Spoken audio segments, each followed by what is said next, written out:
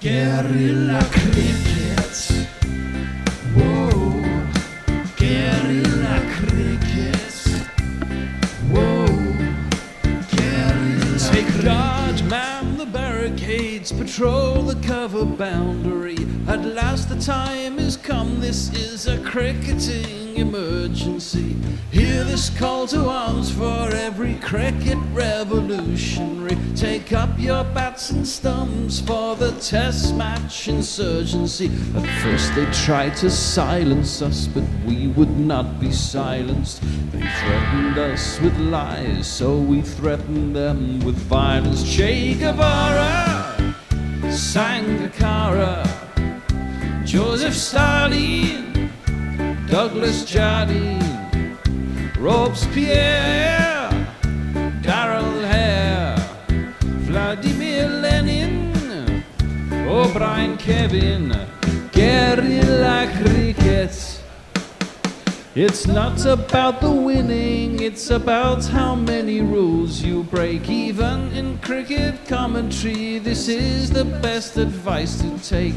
Pick guerrilla cricket, it's the finest choice you'll ever make. There's so much more to cricket than rev counters and a slice of cake. At first they tried to sanitize us and clean up our act, but people like it filthy, and we know that for a fact. Fidel Castro, Lenny Pascoe, Carlos the Jackal, Umar Akmal, Mahatma Gandhi, Grant and Andy, Brendan Behan, Austin Ian, guerrilla cricket.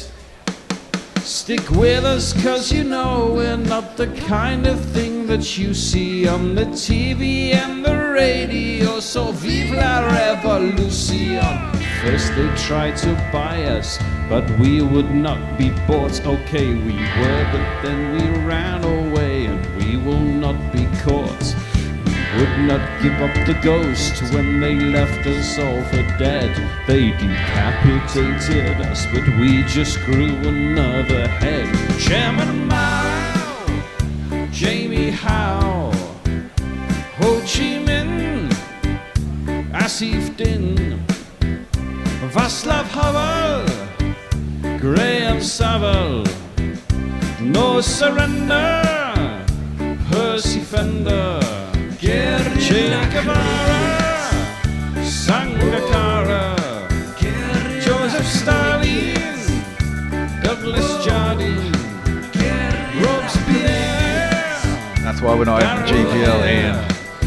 Vladimir Lenin, O'Brien Kevin, guerrilla cricket. 210 more runs will make it the perfect winter for England. For New Zealand, 9 wickets will salvage something from a series in which they have been largely overrun.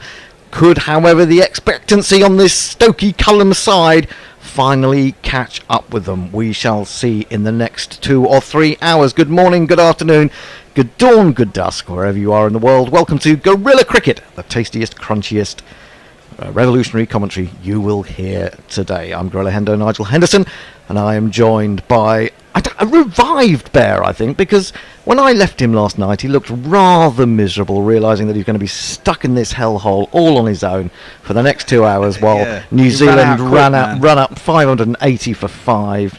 But as we know, strange things occurred, and you must have found a second wind, Bear. A little bit, yeah. I mean, you just thought, oh, well, at least there's, I might not have to be here the whole night today. Yes, exactly. I was looking at the rotors and I saw that I was scheduled for the whole night today, so I thought, oh, yes, well, that's a little bit better, isn't it? And sitting in the messy Jez chair, he's taken over, a new convert to Test cricket. He loves it, he can't get enough of it. It's Andy Ward. How are you, Andy? I'm good, thanks. How do I see you? You don't sound like you're coming off headphones. You sound like you're in a very, very large hall, and you're echoing quite a bit. So where are you? Are you in a large hall?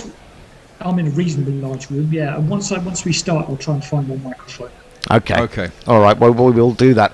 Well, when I went home last night, it was 400 and something for 5, And for the first half an hour, as I sort of lay on my sofa thinking, will I be able to go to sleep, nothing much happened. But then along came Harry Brook. He's the man with the Midas touch, as Shirley Bassey once sang in a James Bond theme. What did you make of it all, Andy? I saw highlights this morning. First of all, Harry Brook seemed to be bowling absolute filth. yeah. Was that a reasonable assessment? It was quite a reasonable assessment. He's bowling off the wrong foot at 65 miles an hour. But it was moderately straight filth, wasn't Yeah, it? I mean, it was moderately straightish. Because we actually talked about this earlier in the evening, and we were saying who are they going to bring on as a joke bowler? And then we got sent by one of our tweeters some footage of said Harry Brook bowling in a Vitality Blast game, and it looked terrible. So when he was finally brought on, we thought, oh my God, he really is scraping the bottom of the barrel. But he's actually got 9 first-class wickets as well, would you believe? A whole 9. Well, which wicket was worse yesterday, Williamson or Bracewell? Bracewell. Yeah, Bracewell. Williams was a little unlucky, wasn't he? Bracewell. I mean, I kind of got confused by that. I don't know about you, because I thought the rule about the bat bouncing up had been overturned. Well, he never got it down. That was the thing, wasn't it? And I was thinking, what's Alison Mitchell getting so excited about on the television? And I thought, oh yeah, that was a bit silly, wasn't it?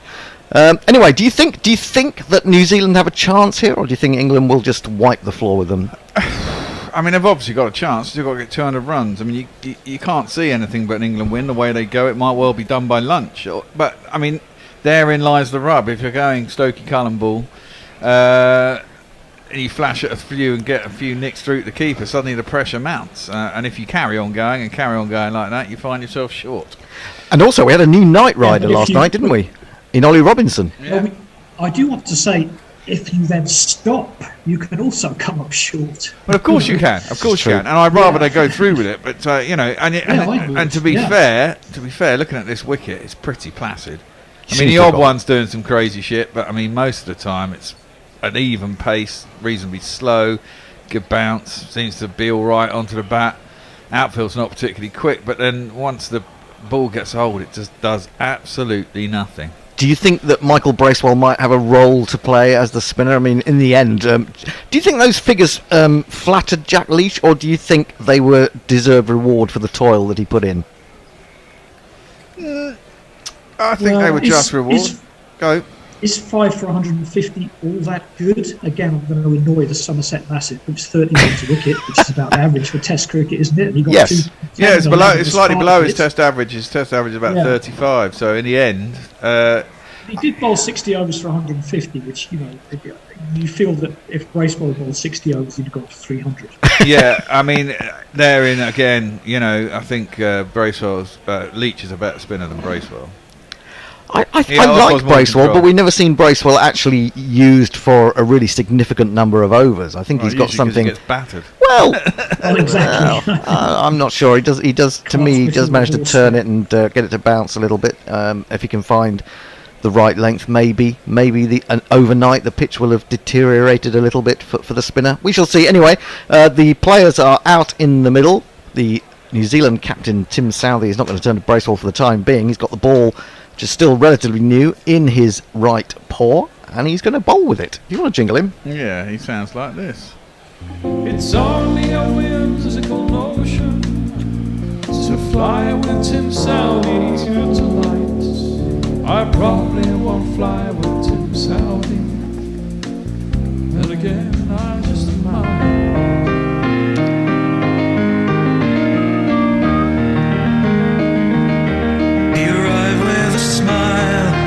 Going places. He's looking good now. He's in with the aces. He was up at First ball of the morning is defended down into the ground from round the wicket. Ben Duckett is the man facing, as the jingle will tell you. And I thought Duckett batted pretty well last night. Yeah, I thought he looked quite at ease. He did seem to be, unlike poor old Crawley, Zach. Yeah. What will we do about Zach? What's he got to do? He's got to go back and score masses of runs for Kent before the Ashes, hasn't he? He didn't do that last year. And he still No, he didn't. Down aside. No, basically, he's got to hold on to that envelope that's got the mucky pictures in, and he'll be all right. Mucky pictures of who, though? Southey in, bowls onto the legs of Duckett. He clips it. It's fielded at mid-wicket by Nichols, and there is no run. May not have been Nichols, actually. It might have been Will Young. 48 for 1. The target is 258. That traffic is motoring round the roundabout that forms the ground in Wellington, as ever. And it's a sunny morning, but there is some cloud in the sky. Don't know what the weather forecast is. Don't know if anyone can get us that. We haven't got Messi Jez in his weather cave yet. He'll be on later. He's having a little bit of a lie-in, poor old chap. As Southey comes in again. 3 slips, bowls, onto the back foot goes Duckett. Punches up to mid-off, and there is no run. Now, Andy, have you got any tweets ready for us? Yes, a few people this morning. Warren says even more. Dave Wood says the Bear is a better spinner than Blundell. Obviously, been Bracewell. Harsh. Better than both, maybe.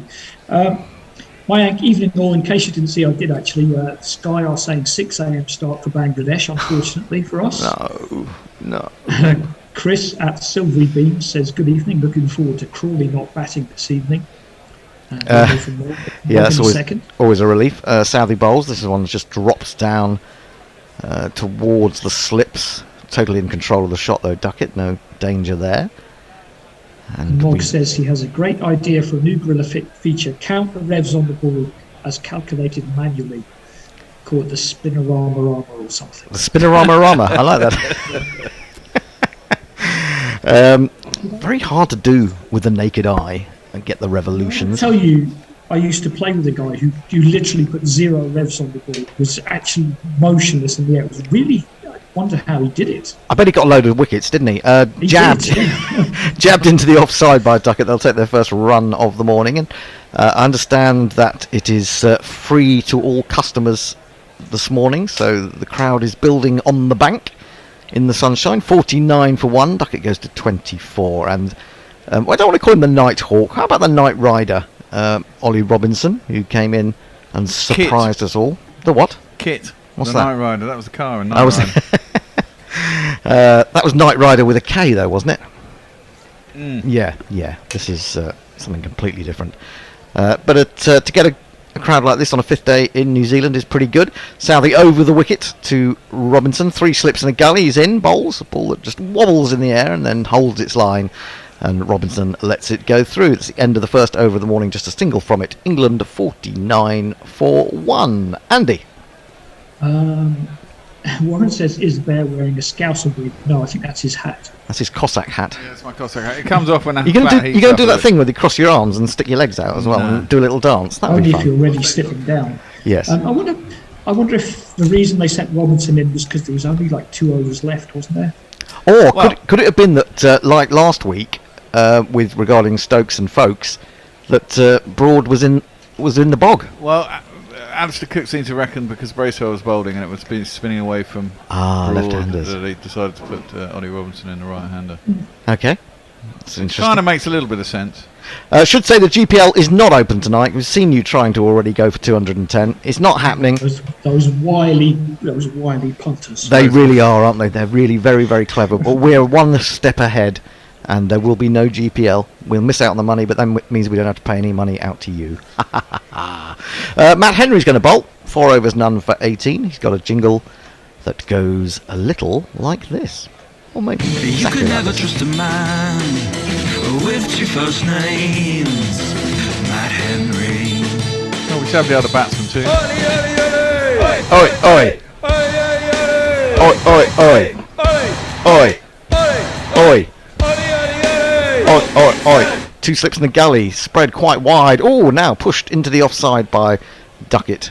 Chopped, really. They're going to come back for a second. Might have to hurry Robinson to get back down to the non-striker's end. He was rather ambling along then, wasn't he? Hesitant to go for the second, really, but Duckett was always committed. Yeah, Duckett certainly was. He's gone to 26 with 2 runs there. I mean, that was interesting. He had enough time to adjust his shot there, didn't he, as well? He was thinking of playing one shot and then seemed to think, no, I'll just poke it out the offside. There's been no real pace in this series in that sense, has there? There's not been a really quick bowler.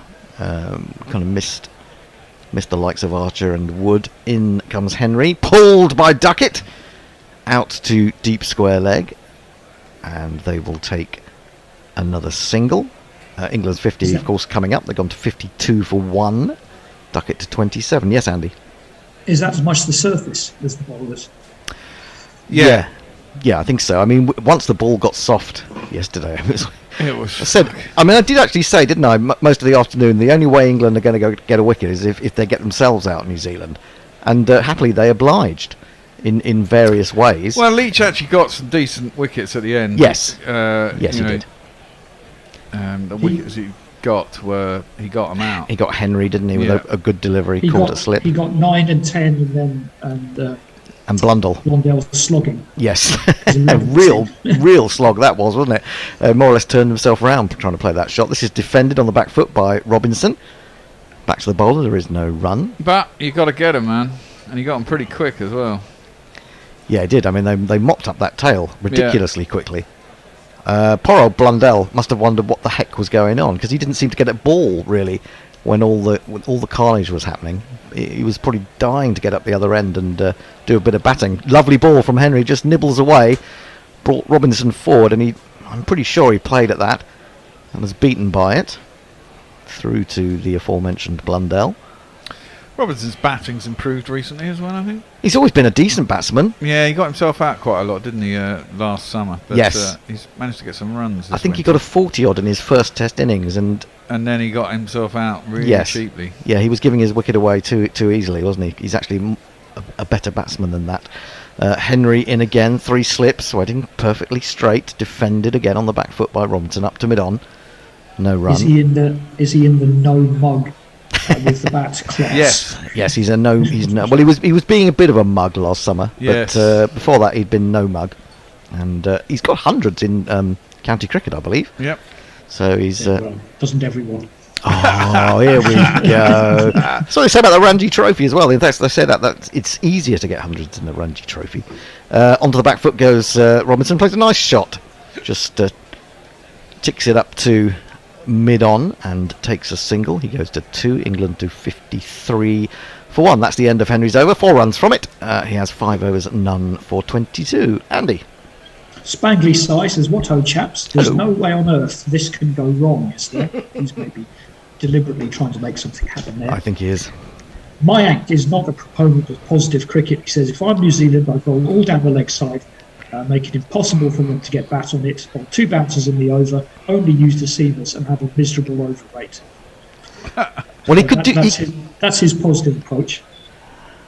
He could do what Zimbabwe did in that game when was that in the mid-90s when David Lloyd was manager, and he got very annoyed about it, didn't he? They kept bowling very, very wide of the stumps. This is defended, kept a bit low from Southey, bowling to the right-handed Robinson, who jabbed down on it. He's got a long way to go down to get down to a ball that only rises less than a foot off the ground. Toe-ended it a little bit, but kept it out nonetheless. And Proteus Vex is also trying to make it happen. He says, "Evening all, England should do this, shouldn't they?" Yeah. You're trying to jinx it, huh? Well, they should do it. And having watched England over the last 9 months, they definitely should do it. Full straightish delivery played in front of the pad by Robinson up to mid-on. There is no run. Yeah, I've learnt my lesson. I mean, basically the final morning Adelaide 2006, I said, well, this game's going nowhere unless England lose a couple of early wickets. And then, of course, it all went horribly, horribly wrong. And I wish I'd never even thought such a thing. So that's a once in 10 years occurrence, though, isn't it? is it? No, I don't know. With England, it can be a little bit more frequent than that. Southey. How give us some more examples. He's got a top edge to that as he tried to pull it. He's going to be caught. He is caught by Bracewell running back from slip. It was similar to the shot that Crawley played very early in his innings yesterday and got away with. Robinson tried to do it this time. It's gone flying up in the air. Bracewell has run back, taken the catch. A little bit tricky over his shoulder, but England have lost their first wicket. It's going wrong. It's all going horribly wrong. The crowd says you're out. It was swinging away, it was wide, it was going wider. And it's pretty ugly, really. Yeah, well, I think he proved that he is still a mug with the bat. Yeah. He goes off 2 from 15. Not much of a night rider from my perspective. And, we'll have Ollie Pope on his way to the middle, I presume. Yeah, he sounds a bit like this. We got a pope, take him good.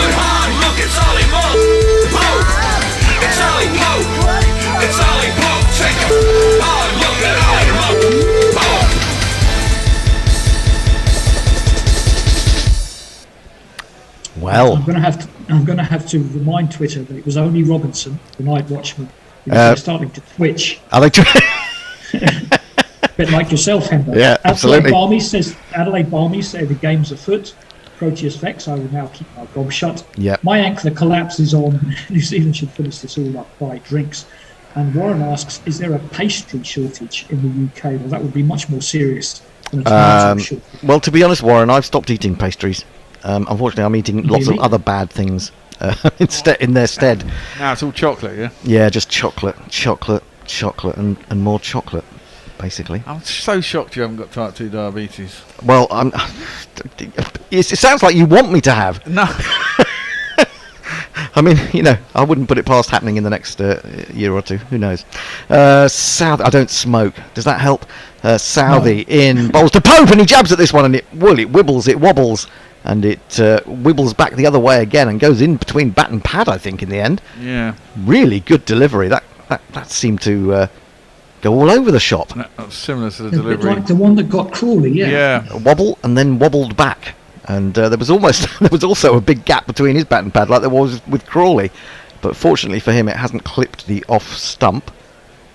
I wonder why Southey hasn't been bowling this ball that often in this series. This one that he starts to go away and then brings back quite a long maybe way. it's quite hard to bowl. Maybe it is. It's strange to happen in the But air. why is it happening today and last night? Curious.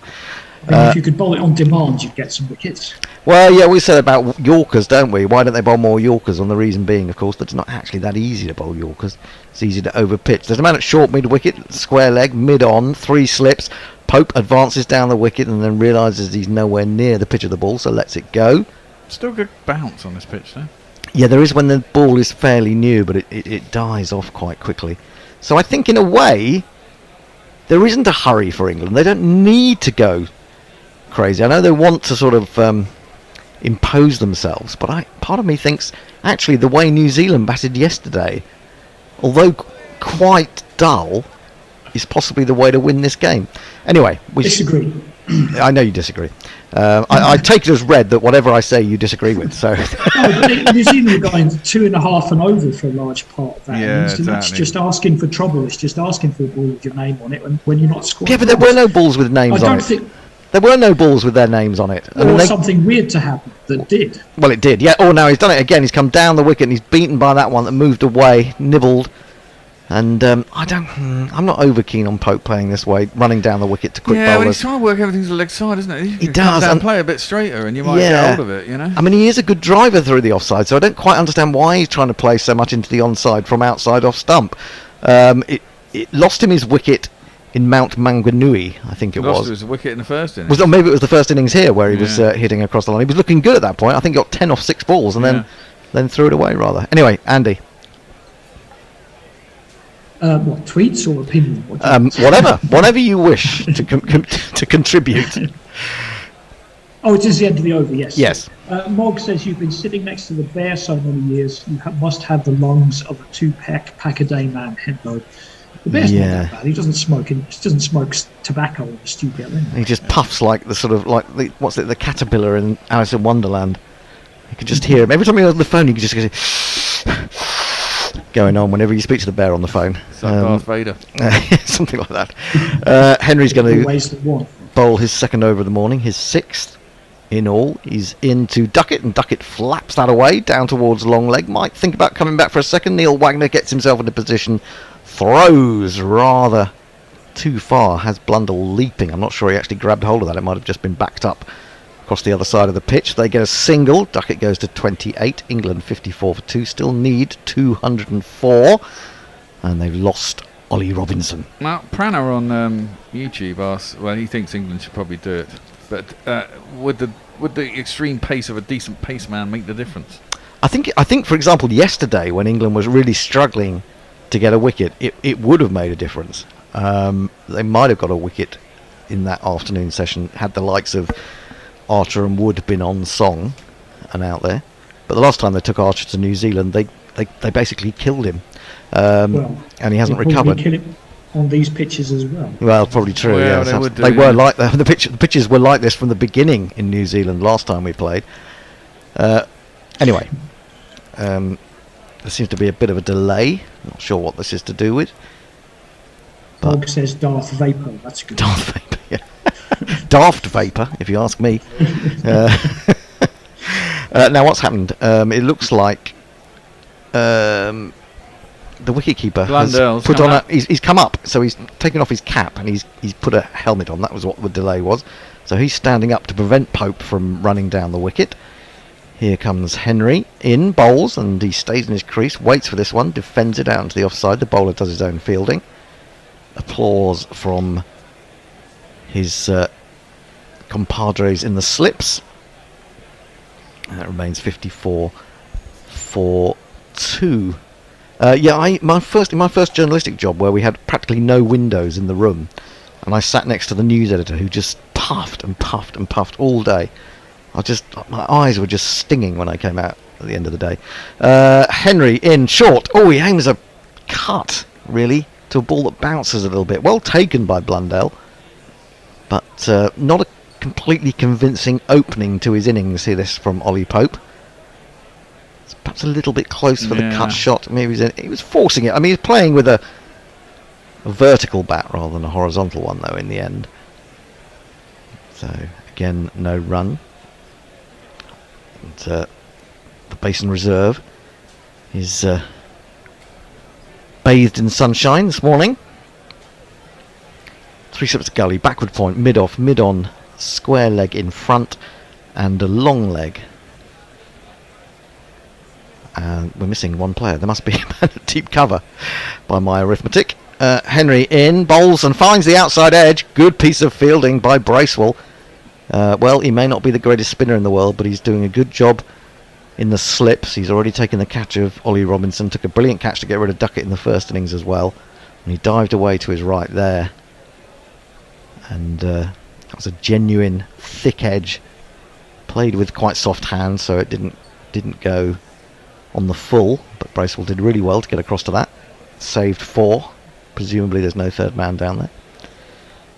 Henry is in again, bowls, and he pushes at this outside the off stump and is beaten by it again. Extra bounce.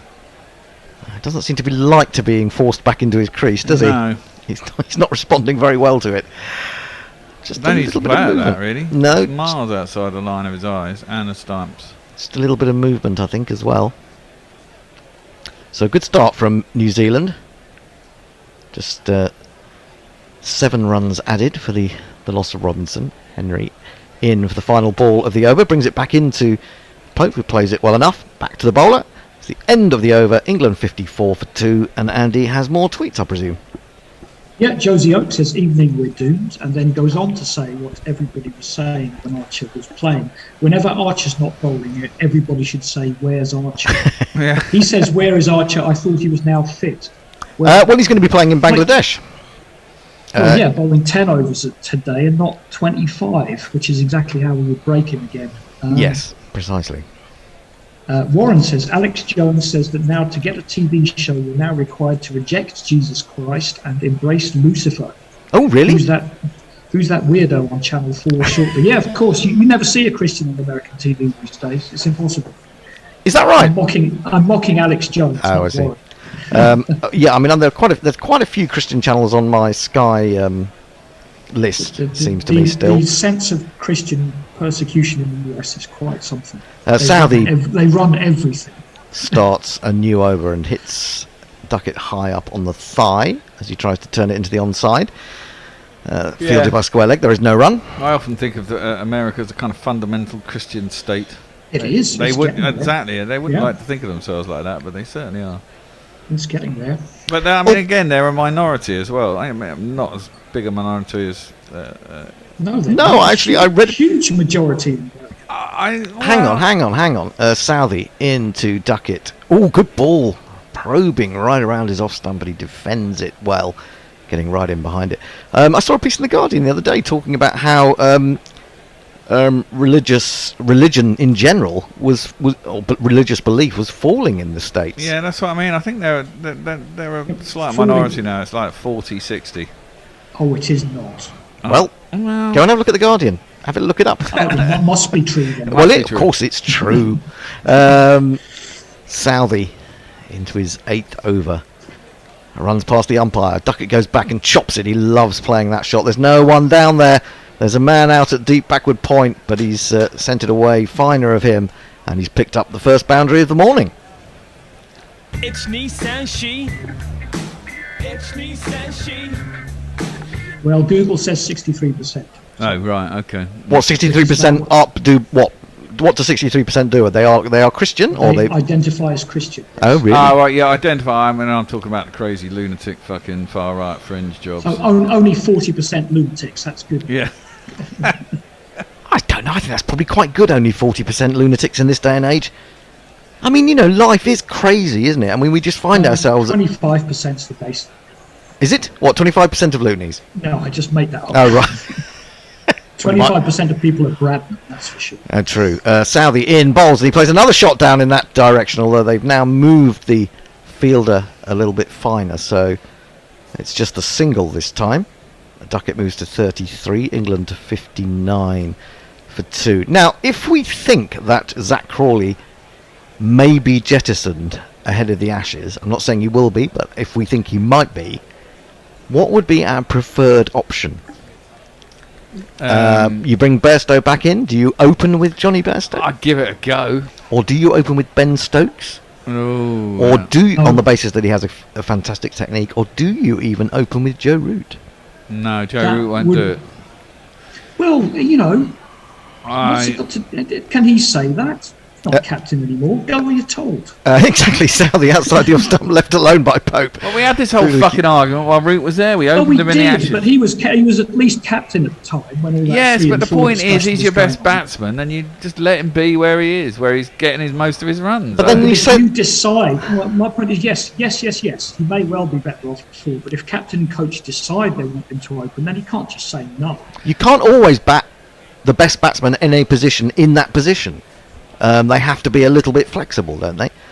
That's what makes the real greats, I would say. I would tend to Pope agree, waits, yeah. Southey bowls full, drives past the man at mid-wicket. The wide mid-on is Neil Wagner. He does the fielding. There is no run. It's the end of the over. England 59 for 2. Pope 10 balls yet to get off the mark. Duckett 33 from 41. England now need another 199. Mog wants to bring in Will Smead to open. Yes, that would be bad form. Josie Oak says, are smokers' eyes impervious to smoke? I don't know, they'd get used to it at least, you would think. And Tim Wall says, what happened to the placid pitch of yesterday? It's still quite placid. Well, I think it's going to be quite placid. I think it's just a little bit of life in it while the ball's reasonably hard still. And So- people have got to get in as well. Pope's only just come in. They've just started the morning. They've only been out there, 25 minutes now. 25 minutes. God, that goes quickly. First 25 minutes. Crawley's a man out for 24. I don't know what I mean, it would be asking Well, a I lot. think you always have to measure it both ways. The fact is there's no obvious replacement or obvious solution. And that going to work in Crawley's favour. Yes. Henry into Duckett. Duckett drives on the up. Really threw his hands into that one. Good follow through, but he doesn't beat the man at mid off. Kane Williamson. There's no run. And I would favour Ben Stokes, but do you put that much? Not going to happen. Do you put that much pressure onto a captain, especially if he has to bowl as well? Well, you want a guy to open in the Ashes when he's never opened in his life, really? He's open. No, not in. Actually, I he don't has care if he's opened in done it twice. I don't care if he's done it twice for Durham. No, it's not, I'm not going to. He's done it for England. He's done it for England. Actually, edged, and Duckett has gone. And so Ben Stokes will be out there pretty soon by the looks of things. And New Zealand are well on top here. England 59 for 3. Big flash and thin edge. And on his way is the Nottinghamshire batsman. Another one bites the dust. I think that is going to be out, Fred. Another one bites the dust. Should have lasered that to the boundary, really. I mean, it was there for it. Yeah, well, do you think, as I say, I think England just should get through this period and let the ball do a little bit, and then gradually impose themselves. I don't think you necessarily need to go from the word go, but this is the way they play, and I'm not going to argue against it too much. Yeah, Ben Stokes opened for England, didn't he? Opened. How many times? Well, I'm trying to think. It was when England wanted to get. Must have been quite a way ahead and wanted to get quick runs. Yeah, again, it's not in the normal. No, not in normal circumstances. But if you look at if you look at his technique, he's probably the most appropriate man to put in there. Well, I think they'll just go with Duckett, and Duckett's in possession. They can't really take him out. He scored decent. Yeah, but we know Duckett's going to be there. Well, but who's going to be with him? Bairstow. Really? They're going to basically go at it like an ODI. I don't see that anything's changed. Crawley scored as many runs as he was before, which isn't very many, but nothing's particularly changed. Well, he's still averaging about 28, isn't he? I mean, to be fair, you're absolutely right. Yeah. I think what they again you've got to discriminate between what you think they should do and what they will do. What they will do, I'm pretty sure will stick. I think they'll stick with him, certainly if he has a good start to the county season. If he's as terrible as he was, does that really matter? Well, I think it does actually. I mean, if he's so bad as he was this time, sort of that time last year, you know, and based on the fact that, well, he got 100, didn't he, in Pakistan, but he hasn't done anything since. Well, the other thing is, if you're on a winning side, don't change a winning side. Well, there is that. Well, Dave Wood says that. He says it's easier to justify sticking with Crawley when you're winning. Chris says Root was practically open for a few years, so what difference? Yes, that's true. Absolutely. Yes. Henry's bowling to Root. Root is the new man at the crease, and we have two men, or we did have two men on Naught, but he's turned that behind square, and he's hurried back for the second. We should jingle up the great man himself. His voice is high-pitched and ginger hair like a picked, but massive runs he has hit, so there's that. Introduce yourself. Joe Root. Introduce yourself. Joe Root. Introduce yourself. Joe Root, actually. It is indeed Joe Root, actually. Tim Moore says they should just draw straws before each innings. Henry into Root. Oh, I thought he'd been beaten by that one for a moment, but he actually played it quite nicely off the back foot. That was just an optical illusion on the TV. Anyway, it's gone towards gully. There is no run. Sorry if I excited anyone for no good reason. And Matt Robinson's come out with the old chestnut, get Wokes opening. Wokes, oh yes. Cupboard again. Yeah. Josh Butler even. I like Wokes, yeah. I don't see Josh Butler open. Not play him as a keeper, obviously. Defended into the offside by Root. Now, do we think that little tickle down the leg side by Williamson yesterday off Brook, do we think that Josh Butler would have caught that? No, we don't. I don't think he would have. And I'm not sure Johnny Bairstow would have either. No, Johnny Bairstow certainly wouldn't have done. Bairstow's worse than Butler, I think. Yeah. Henry then, final ball of a successful over so far. He's in, bowls, Roots onto the back foot, and they don't seem comfortable, England, by having Blundell standing up. And he practices a pull shot, but in the end, all he did was play it defensively into the offside. There is no run. End of the over, 61 for 3. Pope yet to score. Root has 2. Well, the fact that he can stand up while Henry's bowling 130 Ks out of the hands should tell you something about the wicket. Mogg says the Bear might be right. This could be over by lunch. And we are up to date for me to hand over to the next Twitterer at the end of the next over. Yeah, we'll do one more over.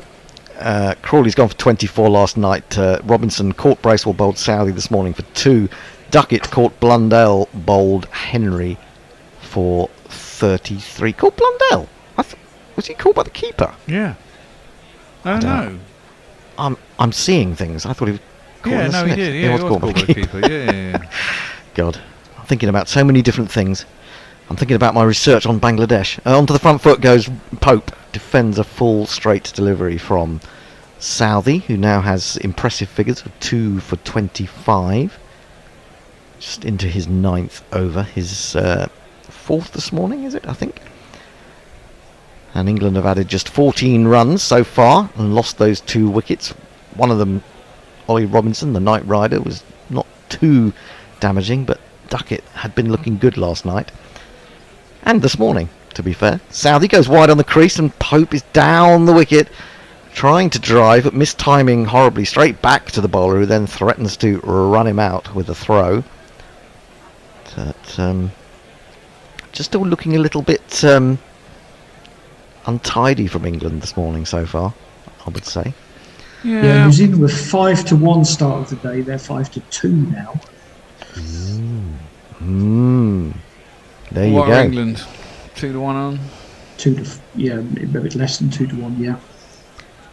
Southey again into Pope. Can he get off the mark here? He's down the wicket. He drives into the onside. It's past the short mid wicket. They're going to come through for a single. They are.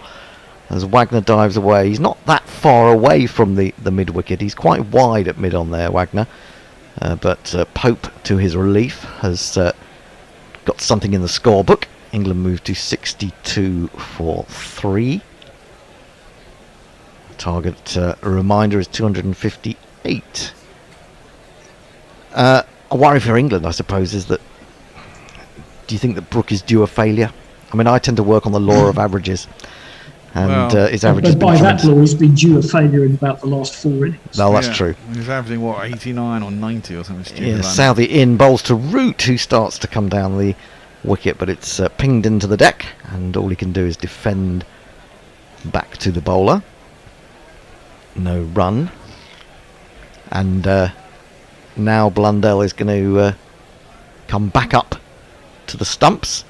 He's seen Root go down the wicket a couple of balls this over. So he's going to take his position there. And Root will have to think again, take his guard again. Right on the batting crease.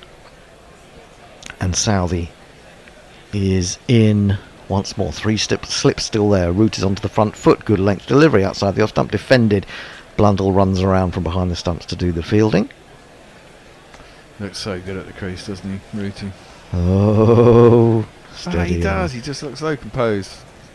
More time than most other people. In fact, I thought that about Kane Williamson yesterday. You just couldn't see how they were going to get Kane Williamson out yesterday. Well, that's why it was a kind of freak dismissal, wasn't it? Yeah. I wonder if he knew that he hit that, and he thought, "Oh my God, I hope they don't appeal." And then, of course, hardly anyone did. It was only it was Brooke, really, wasn't it? Brooke that insisted. Yeah. Full driven. Oh, slightly aerially for a moment, but it's gone to the right hand of Southey, and it's running down towards the boundary. Won't get there. It's chased by Wagner. They'll just get a couple. That is the end of the over, the end of my stint for now. England 64 for 3. The target is 258. Pope has 1. Root has 4. And it's over to the Bear. Welcome to Richard and Riley. How are you both? Hi. Hello. Hi, greetings. Hello. I haven't got any social up and running just yet, but since just to pick up on the Williamson point from yesterday, I just wanted to read out a thing written by Dylan Cleaver, a New Zealand journalist, because I quite liked it. He wrote, when he came to the crease yesterday, Williamson was coming off the back of 3 failures in the series, the third coming from such a flimsy waft at nemesis James Anderson that you could be forgiven for asking if his days of authority were waning. The thing about Williamson, though, is he lets other people worry about those sorts of things. It would never cross his mind to dig deep into the world of introspection. Lovely bit of writing. Well, indeed. Prodded at by Pope. He's going to get away with that, and it looks like he's going to get himself 4 runs. Not necessarily deserved. That was an outside half of the bat. He did play it down into the ground, though. He's probably beaten, and it's 4 runs. 1, 2, 3, 4. Played it with soft enough hands, and it went through between third slip and gully. Yeah, I mean, it's weird being Englishman because I actually feel pretty positive. A year ago, I'd have thought we're doomed here, but you kind of think they'll serenely go on their merry way. There might be a few hiccups, but someone will pull it out of the bag and they'll get over the line. 68 for 3. Henry's coming in to Pope, who attempts to pull that. Not with great timing. He's looked a bit skittish this morning, Pope. Out to Williamson at wide mid on, and there's no run. Of course, the ball's coming up to 20 overs old. You get there's very little as the ball gets older. It starts to get a hell of a lot easier. So England should just play through that. Essentially, they've only lost 2 the openers essentially in the top order. They've lost Ollie Robinson as well, but in normal circumstances, you wouldn't he wouldn't be needed required to make the difference anyway. Pope plays that nicely off his hip down towards the long leg. And they're going to come back for 2. That's good running. Moves on to 70. Just wanted to, if I may, weigh in on the England opener debate that was happening a couple of minutes ago, and just a few names that have come to mind. In terms of looking for an opener in England's style of cricket, Will Jacks has opened and been in the squad before. True. Squared up a little bit there, Pope. They think about a run. They don't think about a run. He gets turned back, and it is no run. A big smile comes across his face.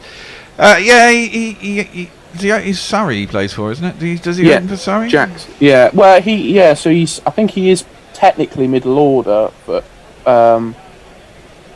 when he plays red ball, but I think in white ball cricket he opens quite a bit. Well, he opens all the time in white ball cricket. What I'm saying. But also another name that I thought potentially opened for Sussex is Phil Salt. Well, has that been pulled? Bottom hand comes off the bat by Pope. Don't think he's got all of it. He hasn't. It's gone out towards deep mid wicket. He might come back for 3 though. They do indeed. Good running. And suddenly Pope's up and running. He's on double figures all of a sudden off 18 deliveries. Still looking skittish, but getting pretty some ugly runs. looking shot. That. Yeah, I just think they'll go best. I just got this funny feeling that if they're going to do anything, because they can't drop Harry Brook now, can they? And if Bairstow gets up and running after he comes back from injury, then considering what he did before he was injured, you'd think they want him back in the side. In which case, someone has to make way, and the obvious make way is Crawley. And in the era of Bazball, as Henry comes into the pads of Root, he plays that sweetly out towards deep square leg. They'll get themselves 2, and that'll be enough. Quite an expensive over there from Matt Henry. He's a white ball opener, and if they're gonna play in the style that they're playing, they might just say to Bairstow, okay, go and play like it's a white ball game and try and take Australia to task at the top. Because that'll discombobulate Australia. If he goes after Hazelwood and Stark and Cummins in the first 10 overs and they don't know what to do then that's the thing about Bazball. It kind of puts the opposition on the back foot, and because they will probably go in, and I guess if Cameron Green's fit, they'll have a 4th bowler. Interesting stat being shown up on screen there. About every 20 years, somebody wins after following on, starting in 1981 at Headingley. Then we had it again at Calcutta, the turn of the century, and we're roughly 20 years on from that. So yeah, but the difference between the first time and and the second time was 80 odd years. But but that would have spoiled the statistic. Yeah, I know. That's why I left it out. Well, damn you.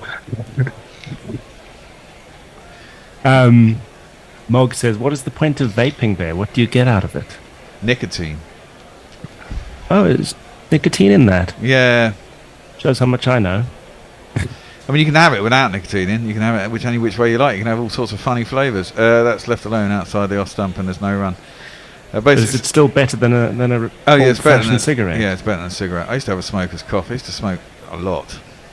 And not only was it getting expensive, I could feel it on my health. And this isn't great, but it's a hell of a lot better than smoking. So nicotine is there, but there's less poison. Yeah, I mean, nicotine is highly addictive. Don't start smoking, kids, is my advice. And what I don't get is, I mean, the tobacco companies are evil, and they're advertising all sorts of flavoured vapes with nicotine into the kids, and it's just like, that's turned around a little bit. Pope outside half the bat goes out to Gully. I've got mixed feelings on the tobacco companies, actually, just because they did come up with some of the nicest looking Formula 1 liveries back in the 80s. So I do have a soft spot for the likes of Marlboro and Camel for that reason, although I've never smoked a cigarette ever. What were you going to say, Riley? No, I was just commenting on Marlboro's the one I always remember with Formula 1. So. Yeah. Iconic. It was iconic, it has to be said. That's clipped down the leg side by Pope. Get himself a single. But then the colours were right, weren't they? Red and white. You can make a lot out of red and white. It's quite an angular design. It was McLaren, wasn't it? Marlboro? Yeah, mostly McLaren. Yeah. For about 15 plus years. Yeah. They carried Marlboro colours. No, 20. 20. But now, you get rid of one big sponsored advertising that's evil, and you get another. Now the betting companies are all over everything, isn't it? I remember the time when we thought software companies were clean, like Google. Well, exactly. I mean, they are the new evil. Southie is in into the pads of Root. He clips it nicely, but straight at mid wicket, and there's no run. Yeah, you kind of think that the days of Facebook and that maybe coming towards a sort of. I mean, they're all sacking staff left, right, and centre. Bring back analog. I don't want to go that far. We wouldn't be able to do this if we didn't have digital, to be fair. That's very true. Send it by wire, Morse code. That's defended by Root square on the offside. I think if you could just have the internet without companies making money off it and without any bad people being allowed access to it, it would be a wonderful thing. It would, wouldn't it just? I mean, that's what we were promised in the beginning, wasn't it? It was going to be the big new world, digital free world sort of thing. Yeah, how democratizing it would be. Anyway, quick bit of social. Josie Oak says, I remember the Headingley test. That's the follow-on success of 1981, just after I did my O-levels. Is it a new over already? Yeah, Southie in, and there's an on Hayden. It might be Kane Williamson, and there's no runners. It's played back to him. No, that was the last ball of the over. Go for it. Oh, I thought we'd already had it. Very well, okay. Tim Wall says, I predict Folks will join Stokesy on 100 for 6, and then they'll coast home to victory at 3 runs and over. I'm happy to change this prediction unpredictably at a moment's notice. and while on the subject of Stokes, David Barrett suggests Stokes to open, forcing him to bat like a grown-up again, with Bairstow at 6. Thoughts? Yeah. I do think he needs something to force him to bat like a grown-up, because his role in the batting order at the moment seems to be get a quick 30, basically just to show the others the spirit with which they should bat, and hope they execute a little bit better. That's a good way of describing it, really. It does feel a bit like that, and he's a better batsman than that. Yeah, totally. He certainly also, in terms of what an opener... I mean, he would dictate play as well, opening at the top through his style of cricket. But also he has the ability to, as we've seen through his many match-winning knocks over the years, to rein himself in where possible. Yeah, I mean, he's got, as Hendo says, he's got a really good technique, as that's defended out to the offside and there's no run. He just needs to batten his head down and you know, when he's batting, concentrate. But maybe his ability to leave the ball for long periods of time is questionable. And that's supposed to be part of what being an opener is all about. Although nowadays, can we say that? Yeah, but you say that, and you go back to that Headingley innings when he was 3 overnight off about 83 balls, when he won that Headingley test in the last Ashes. Yeah, it was that one. But then I think of all the other ones where he's run down the wicket and got out nicking off to something he could have left. Yeah, that's Stokes for you, really. Wagner is around the wicket to Pope, who leaves that one, and Latham doesn't take it cleanly. Sorry, Blundell doesn't take it cleanly. Might hurt a bit, really. But I think it's what you want with Stokes. If you are going to get Stokes to open, would you rather he opens and makes a quick 40 and does get out to a silly shot, or, you know, I personally, I think out of the option of Stokes or Bairstow, because I think it will be Bairstow coming. I think Bairstow's a much better option. But yeah, because I think he that's a great shot. What a shot. Pretty poor ball by Wagner once again. Drops it short, but it really doesn't get up. It's Pope, sorry. It sits in Pope's arc, and he just swats it out to mid-wicket and gets himself 4 runs. And if you kids can't listen, then you bound to see the way you get shot for crossing a boundary. Yeah, that just didn't get up at all, did it? I mean, that was quite easy. Yeah, of course, Bairstow will give you, assuming Duckett stays where he is, will give you a left-right combination at the top. Well, that's also true. Always handy. Wagner in. Oh, squares up Pope. Plays it with soft enough hands, goes into the ground, out to gully, and there's no run. How about Neil Wagner to take 7 after all the trauma he's been through in this series to wrap up series equaliser for New Zealand? Well, I like that storyline. Well, I don't, unsurprisingly. Yeah. But I'm a neutral, you see. I'm allowed to like these things. Yeah, of course you are. although Neil Wagner is South African. But I discovered that his father is also English. No. But yet he's playing for New Zealand. And has a German name. Yeah, Wagner is in, I think it's cut by Pope. Goes no timing down into the gully.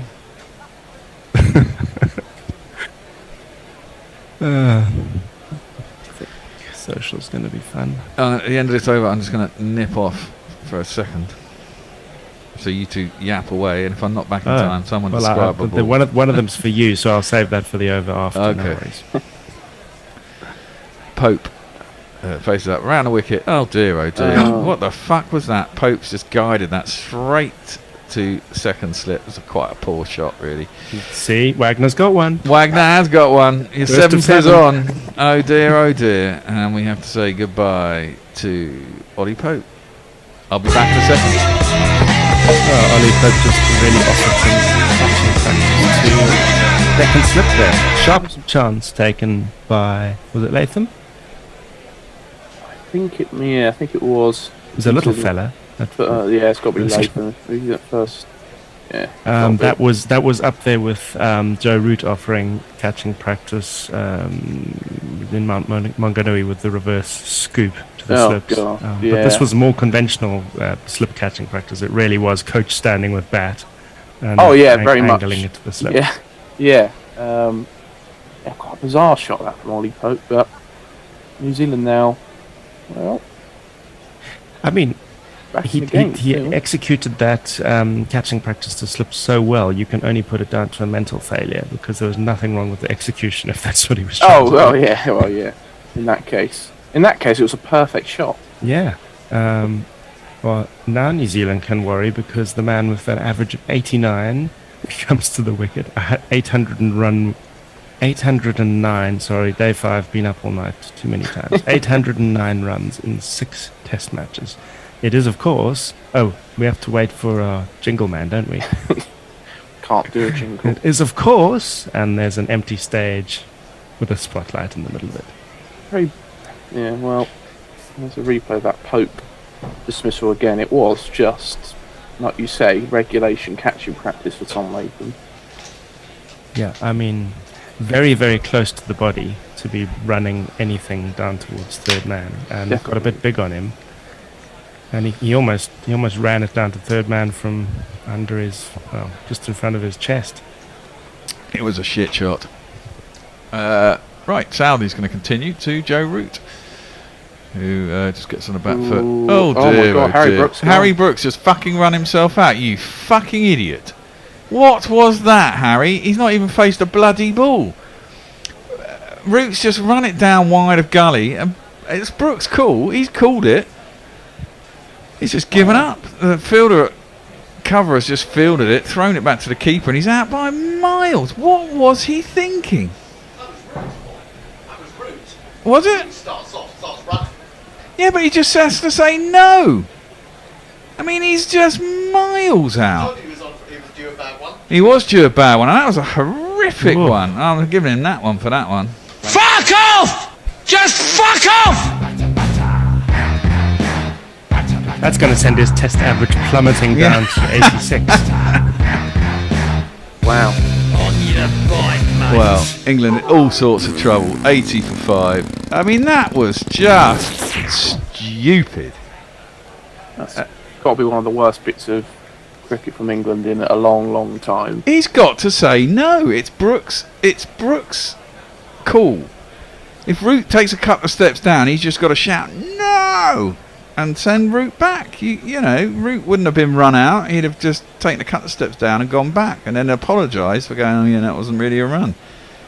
But instead, Root's taken a couple of steps. It's almost like Harry Brooks acquiesced and gone, oh, okay then. And it's like, no, you know, add more to your wicket counts. You got 180 in on the first innings.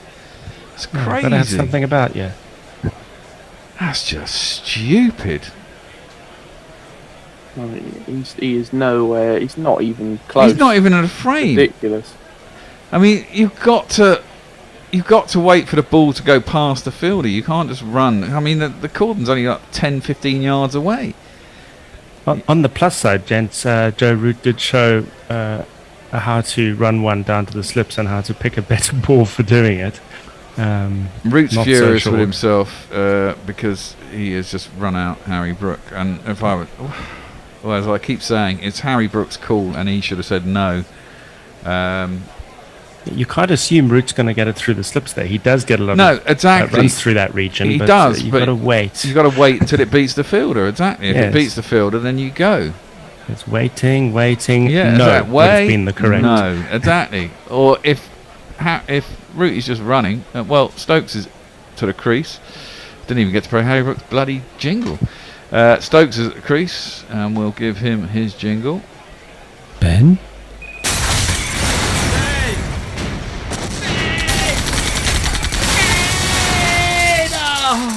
Ben Stokes. And the thing is here, New Zealand's tails be well up, weren't they? Oh, 100%. Yeah, I mean, getting Pope was one thing. I think he played a poor shot, but Exactly. now Brook, one more. I mean, England are already in trouble as it is, but this is. Who have you I got can't left? believe it. You've basically Running. got there's some folks. This partnership and the next one has to get pretty much all of it. You'd have thought. Yeah, Stokes has an opportunity to play a grown-up innings here. Yep, certainly does. They got plenty of time to do it. They got a whole day, and they need what now? 178 runs. So still got an hour and a half till lunch. That one is defended out to the covers, and there's no run. Yes, the stage is set for adult batting. Well, it'd be nice to see. I mean, I still think there's not stupid aggression, but England will be, well, Stokes will be aggressive if he gets himself in, and the score starts ticking along. But the last two shots, I mean, the last two wickets have just been brain fades. They haven't even been stupid aggression. Yeah. I mean, this is the one thing about baseball, isn't it? They kind of silly shots get played. Southey in, that's outside the off stump, and Stokes leaves it to the keeper, and there's no run. Yeah, because baseball's all about enjoying yourself, and possibly it doesn't come with quite the level of concentration No. as nuggety test batting. But hey, it's worked so far. It has worked so far. If they do win this test, it'll be the first time since I found out the date today since 1899 that England would have won all their winter away tests. Which in a two-test series is slightly less impressive. Well, no, because they won in Pakistan. They won 3-0 in Pakistan. Oh, as we're well. counting those as well. Yeah, okay. yeah, winter tests, away tests in the winter. Defended. Doesn't count unless it's in the southern hemisphere. No. Square on the Because offside, it's there's no one. It's Yes. away, basically. It's supposed to be summer in the other. But anyway, I think because wickets keep happening, I'm a bit behind on the old tweets. Proteus Vex says, "Don't panic. We have the Nighthawk to get us out of trouble," which is true. What was the other one I liked? Stokes is turning. Josie Oak says Stokes is turning into a really non-playing captain. That was written for this double dismissal, actually. Well, when you were talking about that earlier, it kind of does remind you a little bit of that, and he's better than that, though. Yeah, Really I wasn't had a to great. laugh. Really wasn't a great batsman. It's, But at times, Stokes' batting has pulled England out of fire a lot of times. So, he's better than just a thrasher. Wagner around the wicket to Root, who lets that through to the keeper, and there's no run. I guess Root's got to stick his head down. He got 10 in the first test. Is, probably one of the best batsmen in the world, and he's got to say, having made that cataclysmic error that I did, I should stay here and get the job done. It's almost, yeah, well, Shannon's Bracewells yesterday, that was pretty brainless. I just don't know what the fuck they were thinking there. we've seen two of the worst run-outs in Test history. in the Yeah, last exactly. 20 Inside overs. edge by That's history. Root onto the pads. He's unhappy about someone behind the bowler's arm. Don't know what Wagner was getting excited about. It's a big, thick inside edge onto the pad.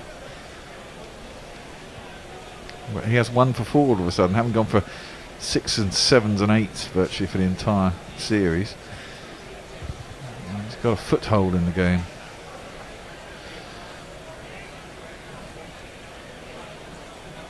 coming round the wicket to Rooty into the pads. Oh, that's such sweet timing. Outfield slow, yeah, it's such sweet timing, but he'll only get 2 for that. Oh, a bit of a slip in the outfield. This outfield is still quite greasy. Soft underfoot, one feels. He gets back for 2. Root has a little giggle. I'm sure Matt Henry would have felt like that if his ankle had gone, but it didn't. It's a lovely shot though from Root, isn't it? I mean, it is a joy to watch when he's playing well. He seems to have so much more time than anyone else. Oh, there he goes. Yeah. Oh, okay. That might be what they were laughing about. Yeah. The run out. Again, this angle for Root is one he will not dislike. Still, it's refreshing to see Wagner pitching the ball up. I didn't see any of his bowling in the first innings there, but yeah, I did see a lot of that short stuff that never ended in Mount Maunganui, which was quite remarkable. Yeah, it's poor there. New Zealand lost the test really in about an hour and a half. Yeah. One morning. Wagner has pulled out of his runner. We'll have one more over after this, I think, and then Riley, you're going to do some ball by ball, and he's going to come back and do some socials, and Hendo is going to rock into my seat. Sounds marvellous. Wagner is coming in again to bowl, and edged through the slips. They haven't got a third slip. They've dispensed with the third slip. Genuine drive by Root, genuine edge, not in control. Did carry to where a third slip would have been, but isn't, and instead makes itself down to the boundary for 4 runs. 2 + 2 is on my man. 2 + 2 is on my man. Why haven't they got a third slip in? Presumably for the angle, isn't it? I think they're trying to get him to clip it somewhere to mid-wicket, or if they think he's going to get an edge, it's going to be a fine-ish edge, because he's playing that shot around there, presumably, and therefore the gully and the two slips. Just not being adventurous enough, Riley. Left alone, last ball of the over, and there is no run. Stokes yet to get off the mark. 86 for 5. So Steve Minot says Gower blaming Root, presumably for the run out, and presumably on BT Sport. Interesting. Yeah, I blame Root. And Easy Ollie says, win or lose, England will learn more from this match than any other in the Bazball era by far, which I think is a good point. Was reading some of the Jack Leach quotes as well about how much he learned from that monumental marathon bowling stint, which was the second longest of his career. Well, yesterday there was one of the games. Was it the first win against New Zealand last summer when we were in a spot of bother, and it was Folkes and Root, wasn't it, who got them through? Both got on the last innings, yeah. Folkes definitely, I remember that. Folkes got about 60, 79 and Root got 100 or something like that, and we were all sorts of trouble. So it's not all about that, and they slowed it down. That's left alone outside the off stump by Stokes, and there's no run. But I mean, Stokes here must, in his own head, he thinks, I'm captain. We've fucked this up till now. It's not too far to go. The pitch is quite placid. If we can just ride it out for a bit longer, I'll get my opportunities, get my iron. He can't be that stupid. He can't be just so single-minded that he's got to thrash it about. You'd hope, and he can't anyway. Come running down the pitch either, because Blundell's up for both Southey and Wagner now. Exactly. Clips that into the leg side. Doesn't beat the man at wicket though, and there is no run.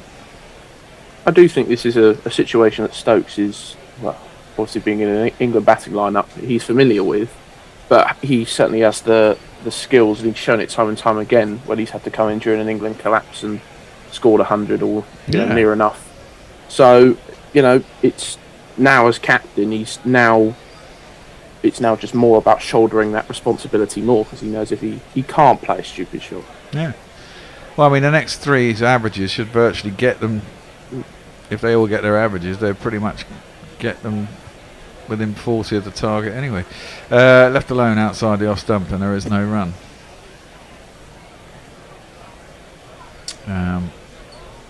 258 is going to look a lot closer once England get into 3 figures, which is 14 runs away.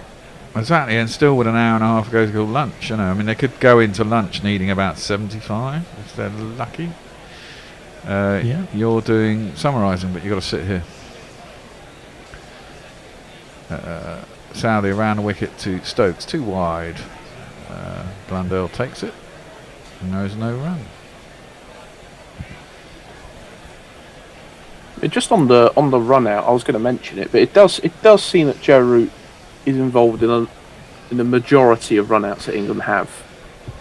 He likes to go. He's quick between the wickets, and he's not a big bludgeoner of the ball, is he? He likes working it around, grabbing a quick single, sticking them here, there, and everywhere. I mean, that's part of his game. Southey in, Stokes right behind that, defends it back to the bowler, and there's no run. And so, yeah, but even so, I mean, ugh. What was your opinion, Hendo? So Brooks said no. Probably should have, but he thought. Yeah, he's going to tell you his thoughts when he comes on air, which will be in one ball's time. As Southey has been bowling since the start this morning, so an hour into his 12th over, doing his skipper's role. 2 for 28, not bad. Comes in to bowl around the wicket to Stokes. He gets right behind it, defends it out to the covers, and there's no run. I'm going to play a little jingle to switch us all around, and I'll see you in a bit. Goodbye. We need your money! Alternative cricket commentary. Bringing you laughs, bringing you jingles, bringing you joy. We are Gorillas. We need your money! Patreon.com/Gorilla Cricket.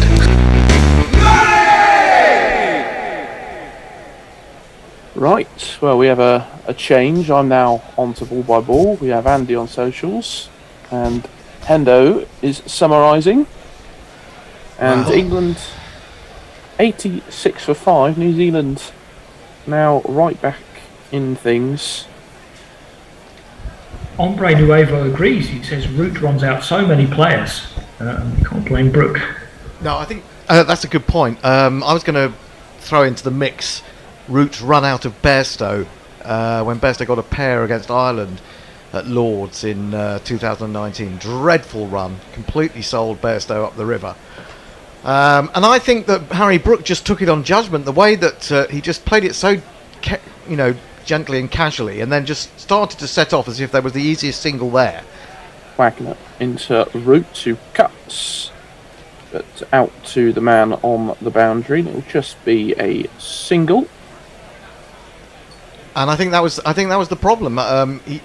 Obviously Harry Brook should have said no, but he trusted Root so much that the whole thing of the man at the non-striker's end, seeing the ball go behind square, having the call, maybe he wasn't concentrating. Maybe there was an element of complacency. I don't know. A lot of things went into that, I think. And maybe, don't forget it's only his first ball out there. Just a little bit surprised, maybe. Certainly his body language as he ran in. But I just thought also, it just sums cricket up so much. I mean, I know I was talking about the law of averages and that Harry Brook was due a bad one. But I didn't think it was going to be quite as bad as that without actually facing a ball. Well, it's the wonderful game of cricket. You can go from averaging 89 and looking on top of the world, and then you're run out without facing a ball. And that run out has put England in a spot of bother as Wagner comes in to Ben Stokes, yet to get off the mark, but does get off the mark this time with a little clip for 1. I also think that New Zealand have stumbled upon it. It shouldn't really have been stumbled upon, but they have found a way of negating Bazball to a certain extent with the desire of England's batsmen to run down the wicket and get at the bowler. Well, there's a bit more to it than that. Well, yeah, I know. Okay, I'm generalising to a certain extent, but the fact is that England are struggling ever since Blundell has stood up. Now, that just makes them pull back a little bit on the accelerator, I suppose. Here is Wagner to Root, and this one is leg side-ish, and Root just clips it. The man on the boundary, and again, Stokes has to get out of the way a bit there, but it's a single. But these two batsmen in particular, they go down the wicket as a form of defence. It's not necessarily a form of attack. In fact, a lot of the time early in the innings, they're doing that to cut down the swing. Well, yes, they are, but I mean, I think it's brought a fault into someone like Ollie Pope's batting, where he's trying to take too many balls out from outside off stump into the onside, and he actually is a good driver through the offside. So I don't quite understand why he's doing that. I don't know. I'm not 100% happy with it. Wagner into Stokes, who just defends this one. There is no run. I mean, Pope's innings in particular was skittish, wasn't it? From the word go, really. Definitely. And I think he's overdoing that thing of running down the wicket and trying to impose himself. I think he needs to have, give yourself an over, maybe. I mean, he's doing it from the second or third ball, even. And, I just think maybe he needs to have a little look at the pace of the pitch and what the bowler's doing with it. Anyway. Here is Wagner to finish the over to Ben Stokes, and Stokes just pushes forward and up to the man, and there is no run. England 89 for 5 at the end of the over. A few tweets. Men with Ven, David Barrett is with us. Brooke gets first platinum duck in donkey's ears. Mixed animal metaphors. You also got the wrong duck. It's a diamond duck. Oh, is it? Big sigh at couldn't be asked one. Yesterday I had the temerity to doubt the call that the game of cricket has broken out. I now see I was very, very wrong, and I apologise. However, as an Australian, I'm enjoying it. Jersey Jingler says this is fine. Root and Stokes the perfect men for the job. Another one saying Bren should play a grown-up innings here. Tom Fay, cricket captain, can we squeeze in some more comical dismissals? Timed out, taking a dump, hit wicket as trousers fall down and box drops onto stumps. Well, stay tuned. Well, hang on. Didn't Joe Root had to sort of manoeuvre his box down his trousers yesterday, wasn't it? When he was fielding at fielding at Gully, I think it was. Anyway, got to change of bowling. I should jingle the new man out. He's having quite a good morning, actually. Michael Bracewell. Even if Michael Bracewell sturdily keeps wicket, knowing how the Kiwis pick teams, he'll be just one of 5. And Michael Bracewell, the new bowler who affected the run out of Harry Brook, of course, was run out himself yesterday, so made up for his dismissal in that, of course, that New Zealand collapse last night. As Bracewell comes into Root, and Root sweeps it. It's a top edge over the slip. I think they'll probably get 2 here. They will get 2, but not the greatest of shots to play first up, I would argue, but there you go. There's that delivery again. Oh no, yeah, a bit of glove. Does that come off the glove or the arm? I think it was just. I think it was the forearm. I think it's just missed the sort of the lower part of the glove. Yeah, I think that not many of the New Zealand players seemed that interested necessarily, so I think they were confident it came off the arm. As you see a field change, Bracewell moves the man round to sort of negate that shot for Root. As he comes in now, Root comes down the track, and wow, what a shot that is! One bounce 4. No, 6 all the way, Lovely shot from Joe Root, and well, all of a sudden, out of nowhere, Root comes down, pushes him over the top. Yeah, it's a good shot. Where would you have been on the Richter scale if Root had got stumped there, Hendo? Sorry? Where would you have been on the Richter scale if Root had got himself stumped there? It would have to turn to fair away down the leg side, I think, wouldn't it?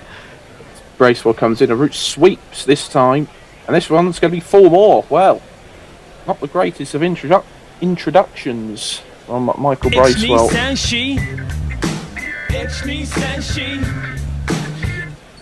It's a decent riposte. I mean, maybe he's so angry with himself. Yeah. Bringing out a bit more anger, a bit more sort of aggression in him. Well, Root going along nicely. Bracewell, not so much, as he comes in again to Root again, just pulls this one round the corner. This one's going to be 4 more. Well, room for plenty of runs in England with Michael Bracewell. 2, 3, 4. during the summer. Yeah, he's going for plenty here. They're certainly not. He's doing his best not to let him settle, isn't he? He's getting at him straight away. And I suppose Root's the man to do that. I mean, he's a man who's in good form. He's got coming off 150 not out in the first innings, and Stokes has got to just sort of support him for the time being. But Williamson and Salvi have come over to tell Bracewell to stop being shit. I'll see if I can find that jingle. Actually, it must be around somewhere. No, I can't see it. It doesn't seem to be around anymore. Didn't you say he was having a good morning, Hendo? Who's having a good morning? Bracewell. He was having a good morning, He yes. was. Until he was called on for his core skill. Oh, short again from Bracewell. This one's pulled by Root. There is a man there, though, this time in his single, so the captain's advice sort of working there. But from nowhere, Root's moved on to 31 from 26 balls. Oh, God, that... Although it struck short leg. Oh, that last ball, that's going to hurt. Right on the hip. Wow. Can't tell who that is at short leg, but whoever it is, it's going to hurt. I remember one of our South African correspondents who played at cricket at a decent level telling us how he bowled 3 balls in a row and the batsman smacked at short leg, and then after the third one, short legs chased him round the field. As Bracewell comes in for the last ball of the over to Ben Stokes this time. This one gets a little bit of bounce. Stokes manages to just avoid that, but actually a good ball in that over from Michael Bracewell. It was Tom Latham, I believe, at short leg who copped. You wouldn't be as scared of Tom Latham chasing you around as a beefy South African. Shows you an interesting point. The wicketkeeper has failed to take the ball several times. He's in danger of breaking a finger. Yeah, it could be at 80 miles an hour. We're perhaps happier when the spinners is on. And Kanagawa Ben, morning. 45 minutes chill time before work with you fellas. Coffee and some beautiful Japanese sunshine and crystal clear blue sky. It does look nice. Did you have we updated on YouTube with Easy Ollie saying win or lose, England will learn more from this match than any other in the Bazball era? Oh, that came from what YouTube? I wonder where that was from. Yeah, that was from earlier. And then we've got Luke Davis saying thought Forthy and Messi Jez's roundup of day 4 was excellent. Really liking that addition to the Gorilla Library deluge of content. Keep up the great work, gents. Wagner continues to root to just 4 defences one, and there is no run. How many did that last over go for? 15? It was 2, 6, 4, 4, so 15, 16... 17. 17, yeah. That was more than a tenth of the runs England needed off that over. I was slightly alarmed about how the last one turned and bounced to the left-hander, though, and when he got it right... More comfortable to the left-hander, yeah. Yeah. Wagner continues to root to just Guy. Oh, well. He guided this one. I'm not sure. It's a fine stop at second slip.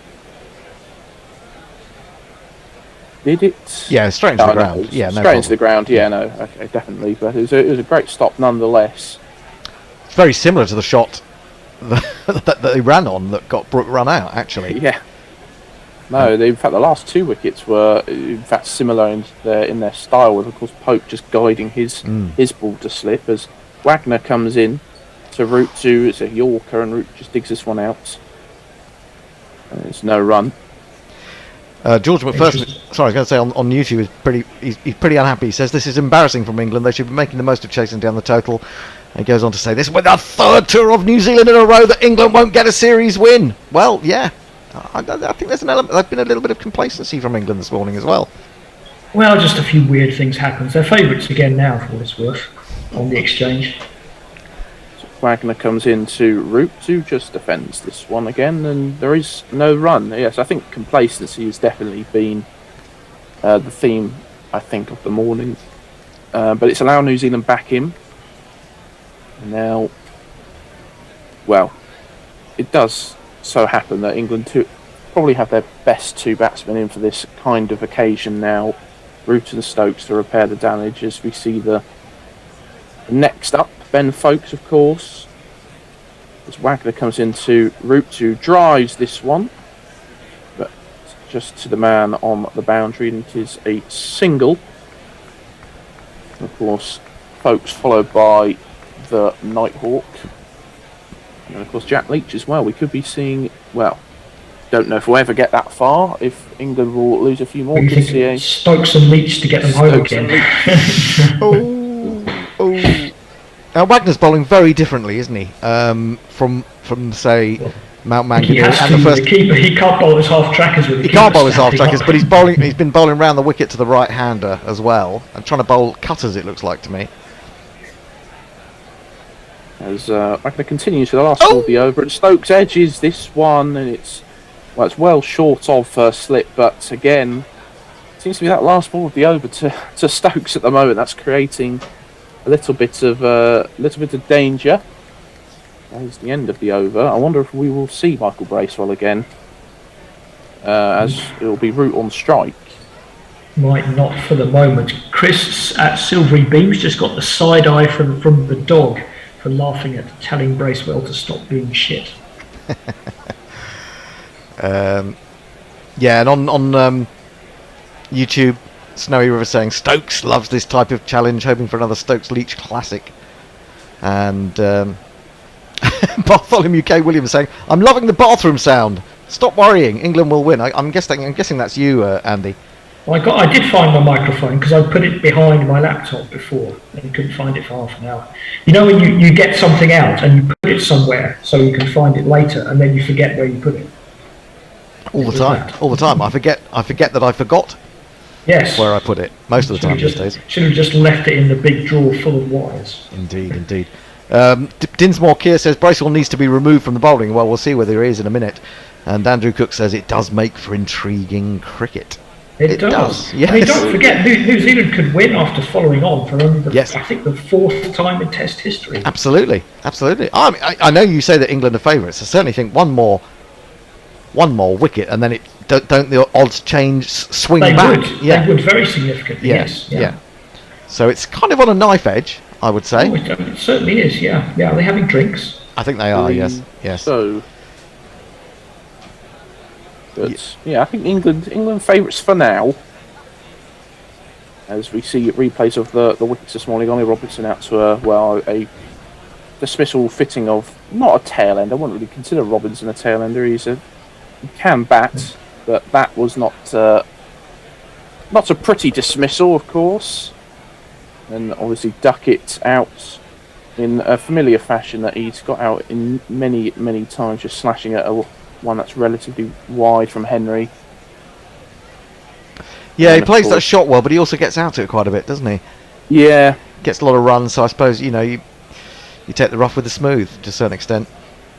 Yeah, sometimes your strength can be your weakness. Yeah, absolutely. Hope's dismissal, guiding it to Latham, as you mentioned on commentary earlier. It was pretty much catching practice for Tom Latham, who took that easily, and then, the dismissal, which will have everyone talking, and still has everyone talking, is the run out of Harry Brook the very next ball.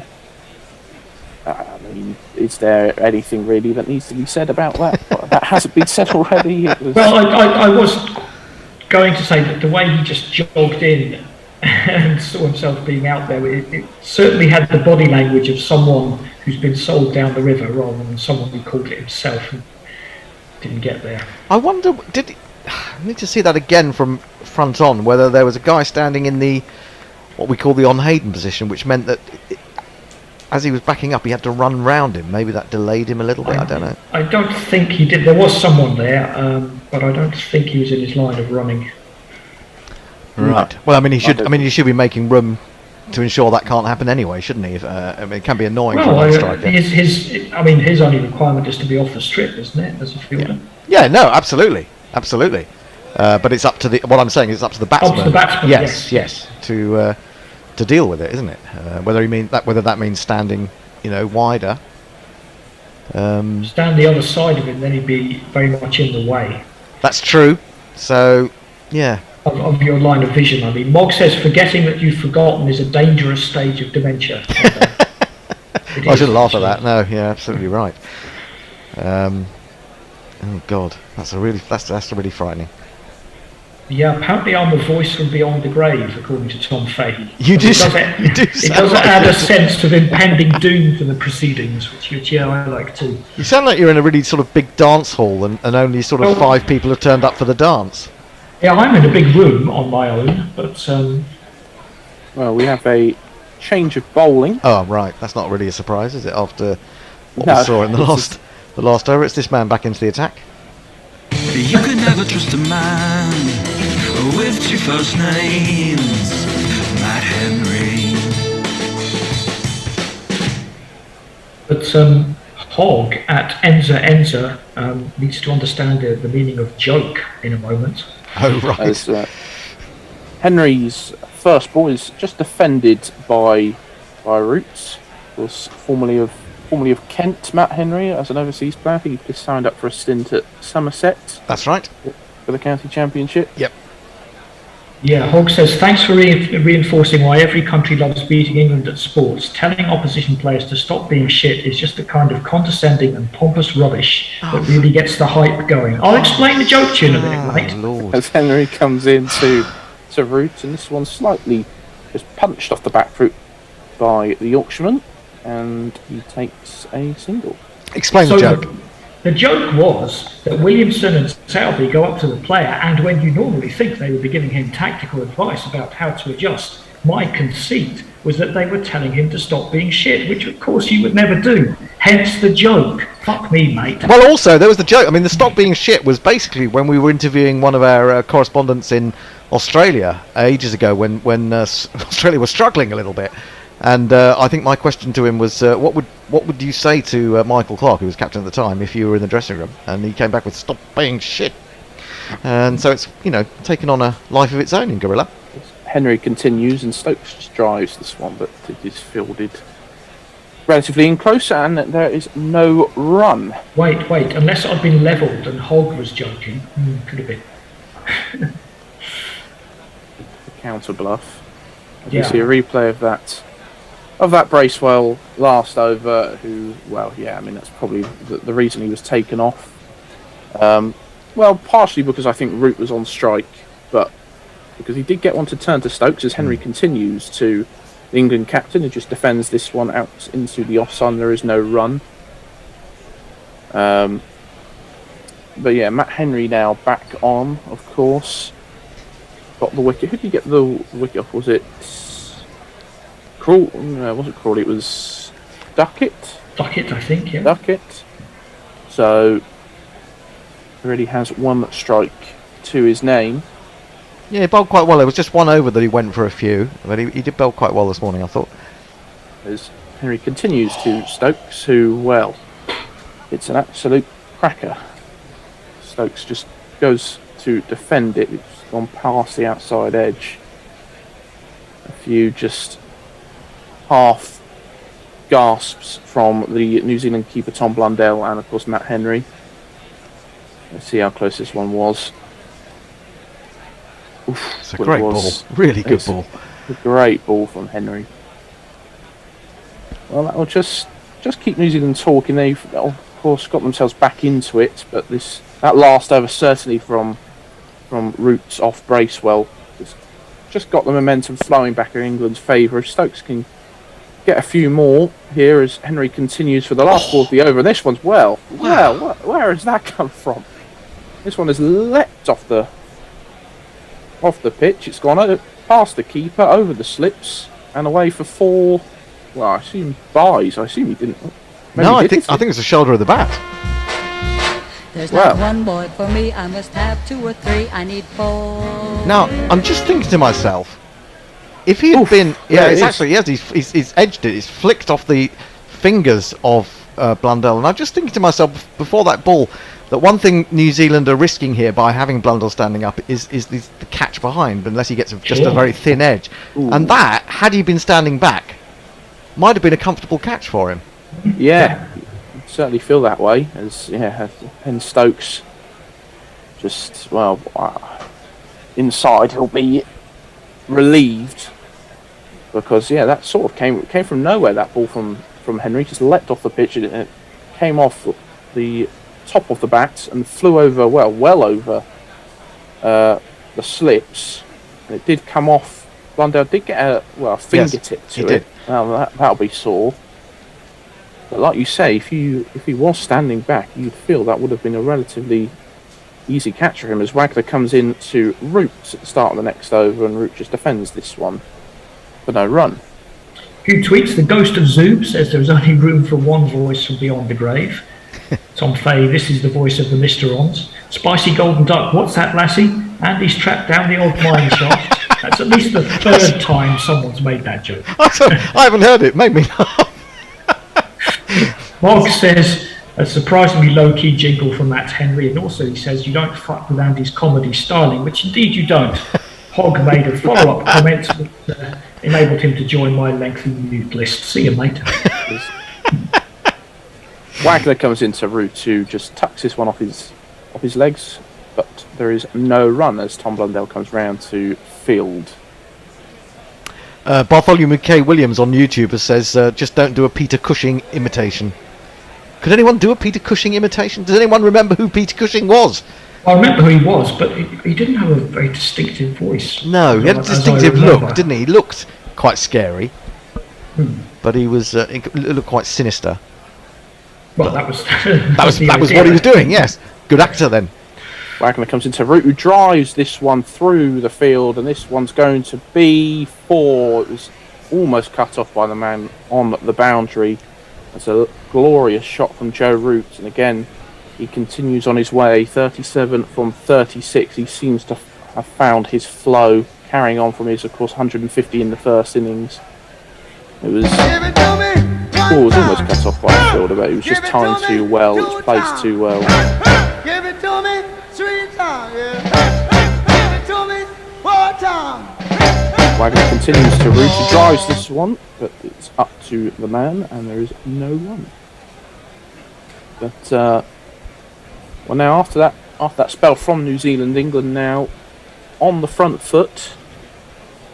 New Zealand now suddenly have to think again, because of course a boundary or 2 and an over, and that target gets ever closer. It does. It gets whittled down. Yeah. So interesting how Root's been super positive run aboard. Stokes has got 5, 4 of which were an edge past the keeper. Exactly that. Yeah, it's sort of a change of roles as Wagner comes into Root, who tucks this one again off his pads, but it's straight to the fielder, and there is no run. I think some of that comes from the fact that he piled up 153 not out in the first innings. I mean, he's obviously feeling pretty comfortable at the crease and sort of in tune with his game, whereas Stokes, as we've said, has played some funny little innings of late, hasn't he? They've all been rather erratic. Yeah, I agreed with whoever was on before, saying he was doing it to show the team what I'm sure that's what he was doing. Yes, yeah. Yes.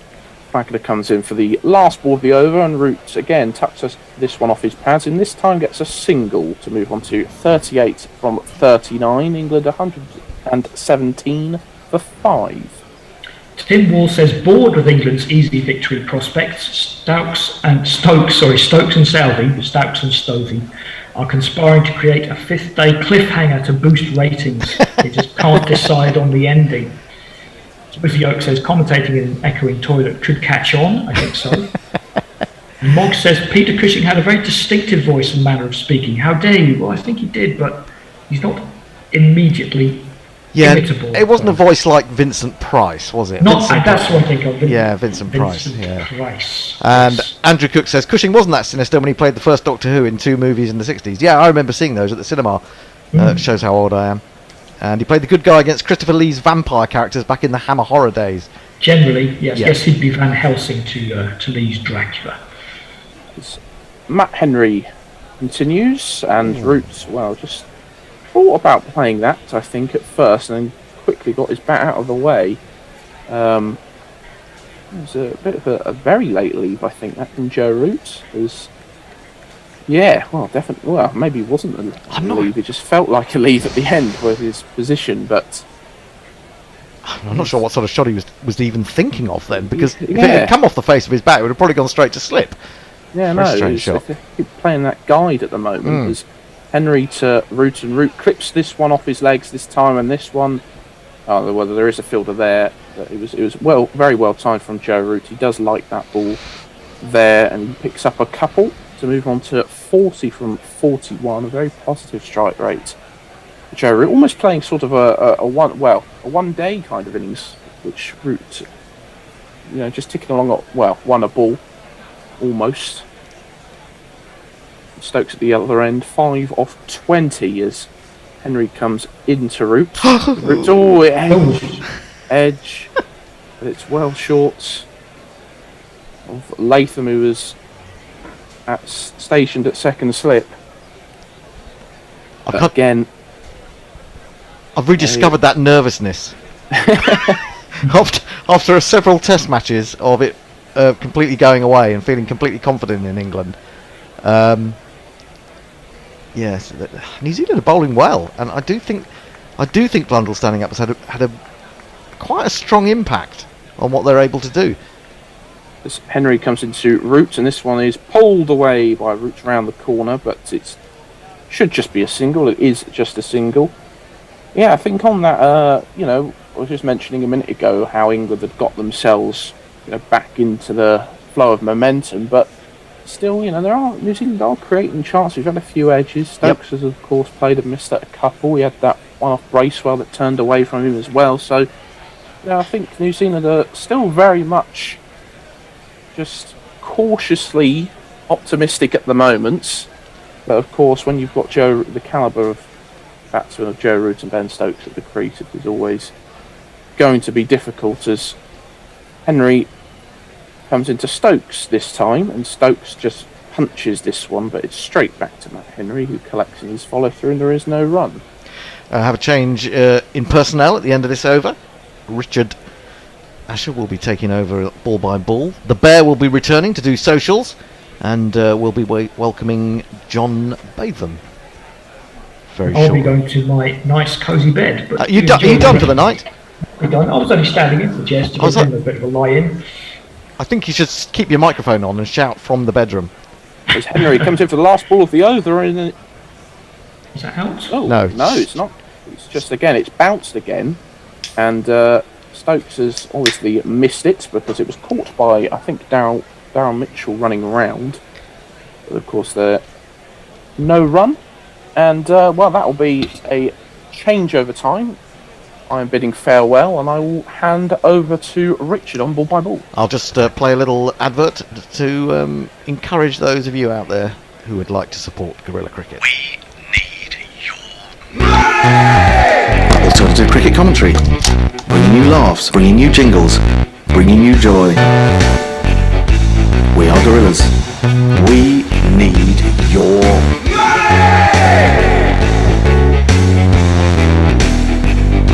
Patreon.com/Guerrilla Cricket. So it's Neil Wagner to continue, and this one is just guided down towards the slips by Joe Root. The fielding is done. He doesn't get it through the gap. There is no run out or run. It's an absolute nightmare for the keepers. I've seen both keepers standing up, but the extra bounce is getting more extra, and when you're standing up to the quicks, awful business. Well, I was going to say, I mean, that's it. It's got to hurt the hand, doesn't it? You get it wrong, get it on the end of a finger or thumb, it's going to hurt like hell.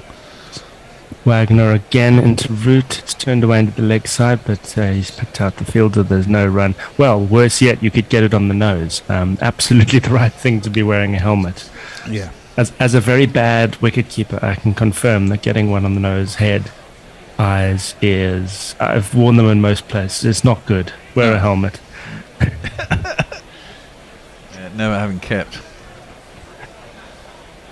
Harder than it looks. Oh, yeah. It's concentration. It's like concentrating like batting, isn't it? Exactly. Wagner to continue to Joe Root, who's waltzed his way to 41, 45.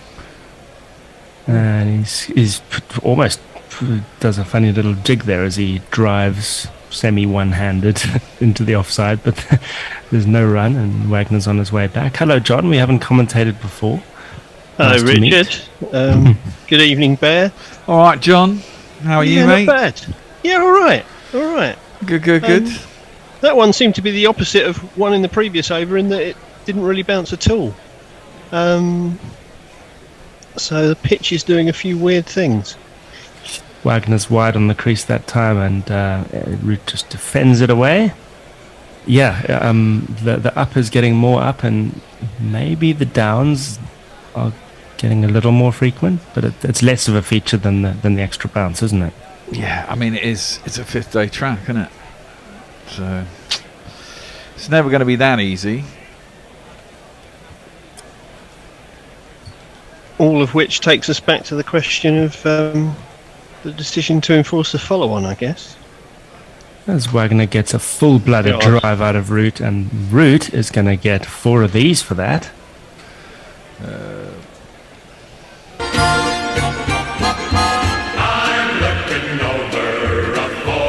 Well, it really is Root's responsibility to take them through after running out Harry Brook, isn't it? I mean, Jesus. Yeah. Not his greatest piece of cricket in an England shirt. No, I still think Harry Brook would have been wise to have been screaming at him no, and should have been watching the ball. He was going to the danger end. As Wagner to complete his over, Root just dinks it down towards point and nicks the strike. Are we looking on social? Oh, it's me, isn't it? It's you, Bear. Yes, It's it is you. me. Right, okay. Well, I don't know where we were up to. Well, we can talk about other things for No, a while. no, I'm here. I've got it in front of me. Good. Peter Cushing had a very distinctive voice and manner of speaking. How dare you? Have you heard that one before? No, I don't think we'd heard that. Josie Oak says, commentating in an echoing toilet could catch on. I think that's... well, Andy's moved into a new flat, and it sounds like it's a very big flat and just him in it. That's all I can say about his echo chamber. Mayank says, is no one going to comment on Hendo's girly gasp when Root edged Henry into the slips? No. Well, now somebody has. Exactly. Yeah, you are apparently, whoever you are. Ravi says, I am now fantasising about a film in which Vincent Price, Peter Cushing and Christopher Lee play competing vampires, and Sean Connery and Christopher Lambert come in shouting, there can be only one, so they behead them immediately. Mixed metaphors there. Hey Bear, do you guys ever hear from the Sherwood these days? No, we don't. Occasionally, if Gorilla's going to do a general election, which generally we try to do when we think Labour might win, then Sherwood will often come in and organise it. It's going to be Matt Henry. Root is looking for his 50, and I think he has found it, running it away down to third man. Lovely shot again. 50 off 50 balls. Long drawn out grinds and flashing cameos, quite accumulation that just grows and grows. Plucky or lucky, inducing reverie. These are a few types of half century. Not sure about too much quiet accumulation in that one, as Root quietly accumulates another single into the covers there. But this has all the hallmarks of a momentum-shifting match-winning innings, doesn't it? Don't speak too early, Richard. Yeah, I think it's a bit early for that. I think England are a long way from this total, with essentially only folks to come. Yeah, but then you think about what their averages are, the state of the wicket. I mean, there is your ball that's bouncing around. The ball is now, 25, 30 overs old. And they're going along at a pace that, there's 50 minutes till lunch. They should get to about 180 by lunch, you'd have thought. As that one is defended away by Stokes. What I find interesting is that in all this situation where we've talked about Bazball and England aggression and the way that Stokes has been playing his cricket in recent times, which is basically coming in and whacking it from ball one, we're now in a situation where he seems to have gone back into the bat very slowly to begin with routine. He has thrown the bat at that. He's thrown the bat at that, but I mean, 5 runs off 20 balls. That's the sort of thing he was doing when he was making his second big ball. scores and. Did someone Anyway, nothing convincing about that. He's got a big fat edge and it's flown over. Was there a hand on that? There was a hand on that. There was a right hand. A right hand at second slip, I think. Yeah, but runs, not much, not enough on it to stop it going for. One of those. Yeah, I think it just flew too quick for the guy, didn't it, really? Henry again round the wicket and Stokes defends it. Well, I think this game is hurtling to a conclusion one way or another. Yes.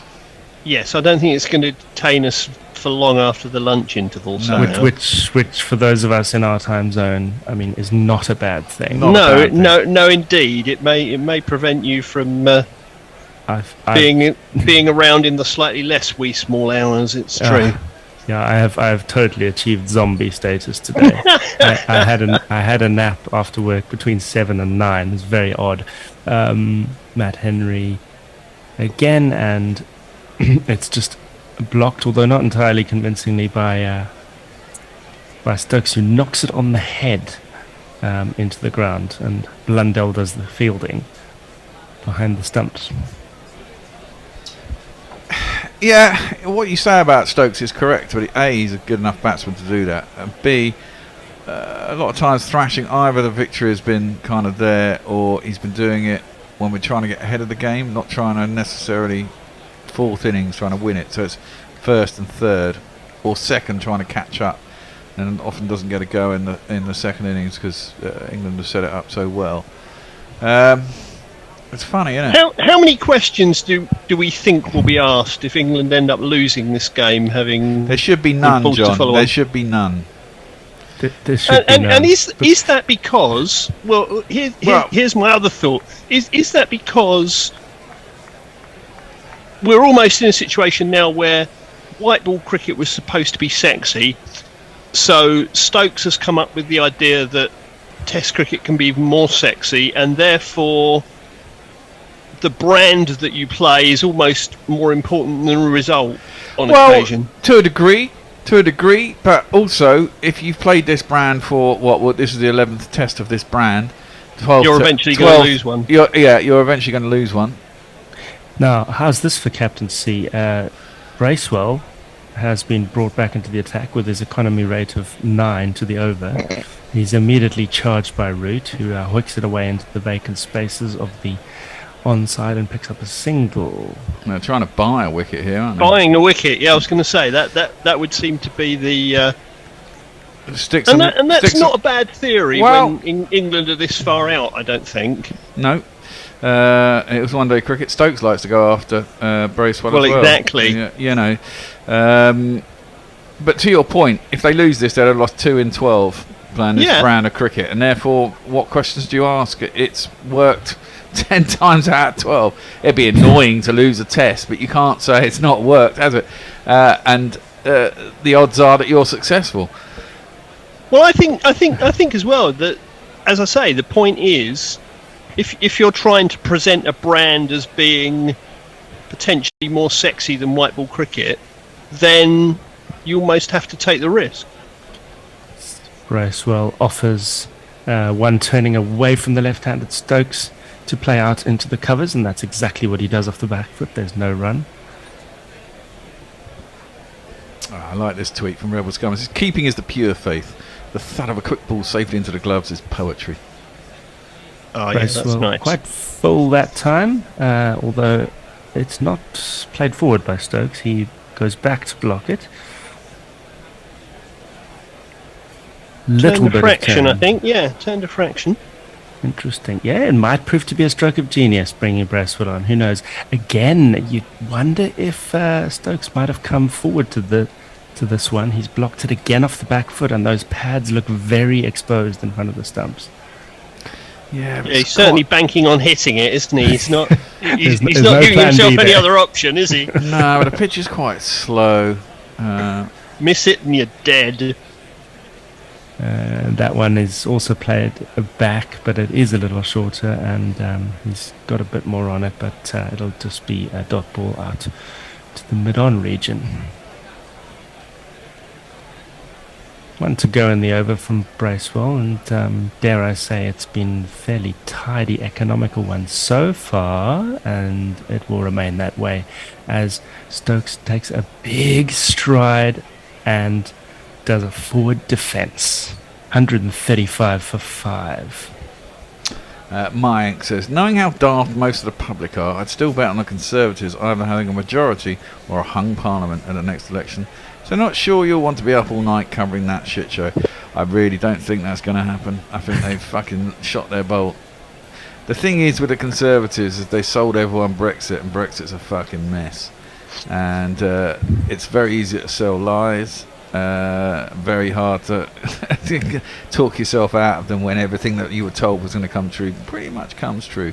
They've got to justify it, and I think they will struggle, and that's the problem is that the bear goes mad on politics. But the problem is, if you sell a bunch of people up north that their problems are all down to the EU, when actually your government's been in power for 13 years and can't fucking sort it out and has screwed everyone over, and the bogeyman has disappeared, you've got no fucker else to blame but yourself, mate.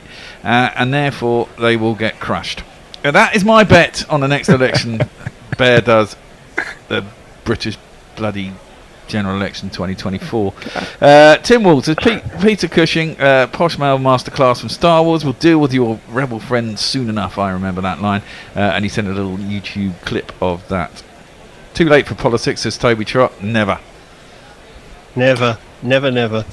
Matt Henry steaming into Joe Root, who just dabs it down to the offside and canters a single. Never too late to cane the rancid Tory party. Yeah. Looks like they're going to get themselves in line over this Brexit vote, doesn't it? There's not going to be too many rebellions. Well, what's this one about? Are we undoing Brexit? The redo of the Northern Ireland Protocol. Oh, that. Yes, the redo of the oven ready deal. Yes. That wasn't oven ready. Exactly. Yeah. So now it'll be Stokes to face up to Henry, who goes around the wicket to the lefty, who blocks it. I was hoping it'd be a vote saying we got it wrong, we're going to go back into Europe, but no, I'm stuck. Not with this Tory party. Yeah. Having Bear and I on together on politics is really dangerous. It's like, well, and Starmer's too scared to even mention it, which I don't think is a bad position actually. Because you really can't be asked. Well, to be honest, if you're the Labour Party at the moment, you can't really say a lot because you don't know how much mess it will be in by the time it's finished. Yeah. Because we could be in an even worse mess than we are right now. So there's not much point in forming a policy for something that might get worse yet.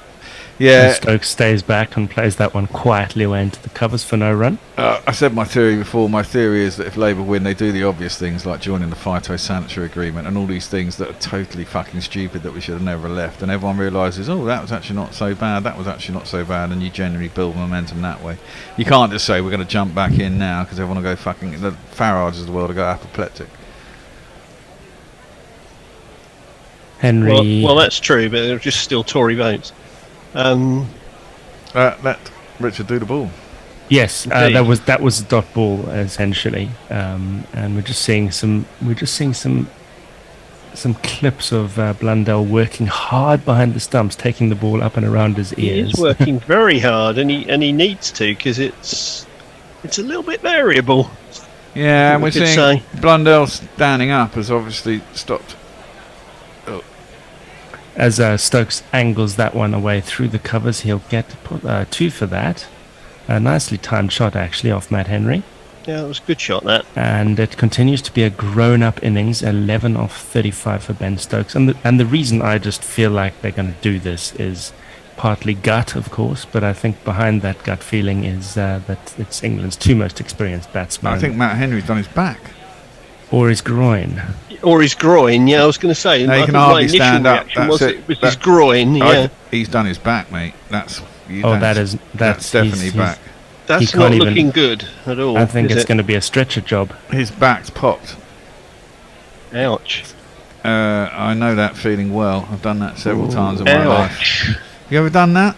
You just bend over. I mean, when my back, it's gone about 3 or 4 times in my life. You just literally bend over, something clicks, and you cannot fucking move. You are literally on all fours. It's just like... Yeah, that doesn't look good at all, does no, it? Yeah, you just see him notice it at the end of his follow-through and try to brush it off and hope it's nothing, but as he starts walking back to his mark, he doesn't get and very realise that it's actually something. Yeah. Yeah, he does not look happy. I don't think you can't bowl after that, mate. No chance. He's doing a bit of the old cobra now, whilst having a press on the lower back from the team physio. You could make it considerably worse, couldn't you? Nah, he'll know what he's doing. I mean, it's generally it's not a slip disc. It's just something that pops in your back. We're just crying out to write captions to the scenes that we're seeing off the feed right now. Yeah. And he does seem to be getting better on some level. He's on his feet now. Nah, he can hardly stand up straight. Look at him. He's holding his back in, his belly out. Get him off the field. Yeah, I think being able to get up is one thing. Being able to run in is quite another. So we're going to have a 1-ball special from Tim Southey to finish this over, or are we going to go for a joker bowler? Nah, Tim Southey was warming up. I'll see if I can get some tweets in while I'm there. Mog says he recalls doing a bunch of jingles for the inevitable Tory lot from an election or two ago, but they didn't lose, and that's never got played. Yeah, I think that was in 2017 when everyone was really hopeful that Jeremy Corbyn would win. 2019 was he was never going to win. Unfortunately, it was always the case.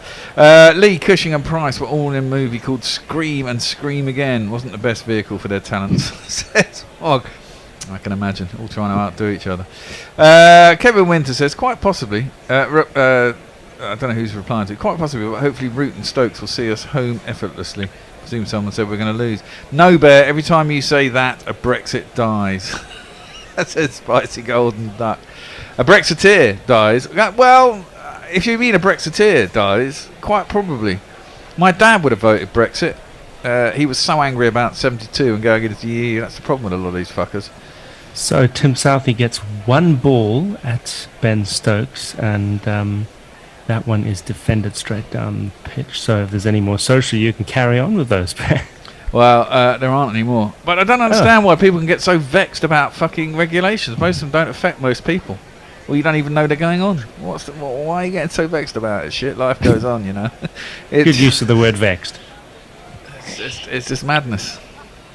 So New Zealand are a bowler down. They are left with Southey, Bracewell, Wagner, and in an emergency, Daryl Mitchell, who hasn't had a bowl yet in this innings. And they're going to have it's certainly not going to help their cause, is it? Really? No, they're going to have to turn to. They are going to have to turn to Mitchell at some point. I mean, well, I suppose there's. Well, no, I don't think Southey and Wagner can bowl all of the time that's left in the game. Wagner does like long spells. I mean, that's his forte as well, isn't it? The long, grind yourself into the dust. I think Wagner will bowl for as long as you ask him to. Yeah, I don't think that's the issue. I think the question for them now is how long do they try and buy a wicket with Bracewell before they bring Mitchell on to try and block an end up. Who went for 6+ and over in the first innings. They're usually pretty reliable, but this is Bazball. Root just pulls that one gently away into the leg side. So Bracewell now continuing from the other end, and he'll get a single for that.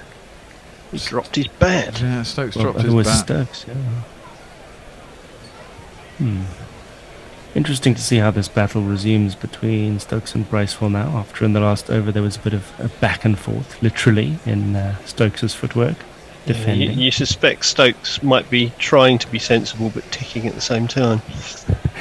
There again, he stays back and luckily gets Willow on it. Right in front of his stumps, there's no run. Yeah, I think this one turned 2. That would probably have missed leg. A bit more drift, I think, rather than turn. And he's slightly forward to that, I would say. Not as committedly forward as he was to the end of the previous over. He's also pushing it through quite quickly as well. Yeah. And he's bowling it a leg. There's not much rough on the leg stump, unfortunately. It's all outside the off stump. He really needs to be concentrating there, I think. That one's heading down, and Stokes just turns it away onto the leg side, but not into a place where there's no fielder. You need to be. He needs to be concentrating on that rough just outside the off stump on a length and trying to drag him forward, give it a bit of air, like that, but straighter. Yeah. Exactly. I mean, I don't know if this is the same end Leach was bowling from, but he was finding some good turn up at one of the ends outside the left-handers off stump, and Bracewell found it on that last ball. It was left alone though. Here he is again. Stokes leaves this one again. It is wider outside the off stump. It does turn a little bit, if not dramatically, and there's no run. That concludes the over 139 for 5. Yeah, I mean Bracewell, as I said, isn't as good a spinner as Leach is. Mayank says, just looking at Bracewell's stats, he averages 42 with the ball in tests, which isn't good. But after 100 first-class matches, he averaged over 45. What the fuck is he doing out there? Well, they're still looking for another Danny Vettori, aren't they? Yeah, they are. Have been for years. I mean, this is the problem. I mean, this is why England have got Leach. You know, if you have conditions where spinners hardly get to bowl in your domestic competitions, I mean they do, but I mean, which is a problem that we have too, isn't it? Well, that's what I'm saying. There is a dearth, and the same to a degree in Australia. You know, I mean, when Lyon goes, who are they going to have after Lyon? You know, they hang on to him for dear life because. There's trouble after. Southie into Root, and it's going to be one out backwards of point. That was the Root dab shot again. It was the Root dab. But to be fair, that is part of the reason why I liked the thing that Leach was saying about Stokes challenging him and bowling him, because if you aren't going to get to bowl in domestic cricket, you are going to have to learn in Test cricket. And therefore you have to stick with someone who you believe has the potential and then let them grow and thrive in international cricket, which is a hard thing to do. That's a serious indictment though, isn't it? By Stokes. No run. That's a serious indictment that you have you have to learn your craft playing Test cricket. Well, it is, but then you're most of the time... County cricket doesn't enable you to do that. Well, yes, because it's a hard place to be a spinner and you're not often needed. You know, at certain times of the year you will be needed, but a lot of other times, you know, if you've got 4 seamers in England, most of the time you're going to bowl them, and occasionally you go to the spinner because the other guys need a rest. That's about it. Southie once more, and Stokes once more watchful. 11 off 43. There's a bit of the Headingley about this innings, in some ways. Right, he's not batting with he's not batting with Jack Leach yet, though. No, I mean I'm just talking about the watchful early bit. Yeah, that people forget, but which played a key role there. He was incredibly slow in that Headingley innings, wasn't he? He got 2 off about the first. Yeah, he was 2 overnight off about 85 40 balls or something. No, it was 80 odd. It was 80 odd. Even deliveries. more balls, yeah. So, you know. This one just driven very gently towards mid-on, and there's no run. Stokes is showing beyond doubt that he can bat sensible and watchful for a period of time, at least for 44 balls. Well, you can guarantee that... forgotten how to do that? Yeah, you can guarantee Stokes doesn't want to lose. He's not prepared to throw it away, I don't think. I think that thought has kicked in. Southie once more, he gets a drive, and once again it's edged by Stokes. It's a thicker edge, and it's along the ground, and a fielder bursts into the frame. I think it was Wagner, and cuts off what looked like was going to be a boundary. Yeah, it was a boundary, wasn't it? Oh, I think that'll be 4. I think they'll look at it and it'll be 4. Let's have a look. No. Well, maybe not. Maybe not. No, he's okay. He's good. He did well. I didn't see him coming in the frame. I was getting rid of the jingle. He just came out of nowhere. No, like I said, it's a last-minute burst onto the scene from Wagner, whose commitment can never be faulted. So that was 3 instead. 3. Yes, it was 3. Yeah, which brings Root back onto strike. And there's going to be 1 ball left in this over from Southie, and Root just drops it down towards gully in Root-esque fashion, and there's no run. 143 for 5. The problem. Time for a change, or do we do 1 more? It's time for change. The problem that New Zealand have as well. As an extra long session, they've got an extra half hour to go, and they're a bowler down, which is not good. Mike Taylor says, I pissed off to France before the Brexit deadline. Fucking hate those. Yes, Bradmaning Tories. Get the wankers out. That's better. It's all right, Mike. Don't worry. You're in with us. You're in with the King crowd. David Ward says, this is why all cricket should be played in India. This tweet is sponsored by the BCCI. Josie Oak says, I remember GC rubbishing Lyon. He wasn't that good at first, but got better. He also only played in matches where he'll take wickets. You see, that's the thing. That's my point. Here's Bracewell. And that's dabbed out on the offside. Square of the wicket, no run. I think I'm meant to be out of here. So you are meant to be out of there. It's me, Hendo, and we'll see you later, if there is a later. Well, there will be a later. Indeed. John is going to do some ball by ball. I am. Hendo, you're supposed to be doing some socials. Here's Bracewell again, and this is cut, but straight to the man at cover. There's no run. It's a fabulous game of cricket, though, this, isn't it? Oh, it is, yeah. Tremendous game. And getting more and more tense by the minute, really. Yep. Here's Bracewell again, and he's right back this time, Stokes, and finds the middle of the bat, plays it back to the bowler. I think there seems to be more consistent spin than there was, even for Jack Leach yesterday. I mean, maybe late on he did get a couple to really turn, but most of the balls that Bracewell is bowling are turning a little bit. Here's Bracewell again, and Stokes props forward and tries to cover any turn and plays it out on the offside. Again, there's no run. It'd be quite fun, wouldn't it, if this England team had to suddenly run over to Bangladesh and play in the one-day series? It's a shame that it's a completely different series, isn't it? A completely different team. Here's Bracewell, and Stokes this time plays it out on the onside, and sort of short mid-on or short mid-wicket comes in and fields, no run. Well, I think we can dispense with Bracewell trying to buy a wicket. This is quite tidy. And Stokes plays that one again along the onside of the pitch, and that's a very rapid maiden from Bracewell. 143 for 5. I'll go to some tweets shortly, but I'm just going to say there was discussion on one of the other WhatsApp groups I'm involved with. World of Cricket, David Brooke runs one. So people from all around the world contributing to. And we're talking about the run out of Harry Brooke, and I was quite surprised to see one guy say that we were always taught that the striker, because the ball is in his eye line, gets the choice to call when the ball goes behind square, because when I was growing up it was completely opposite to that. It was always the non-striker gets the call for anything that goes behind square. But there are times when it is more difficult for the non-striker to see whether there is a potential run, and I think that was what Root thought. He thought he'd got it through and he'd set off, and Brooks took him on his word, really. Here is Southey, and he's pulled away to the man at deep square.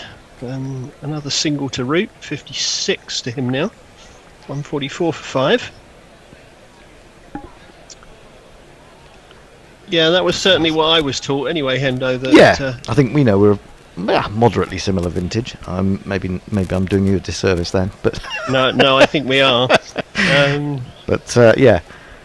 But I think I might be an even more moderately similar vintage than you, Hendo. Oh, really? Oh, okay. Oh, yes. Oh, right. Afraid so.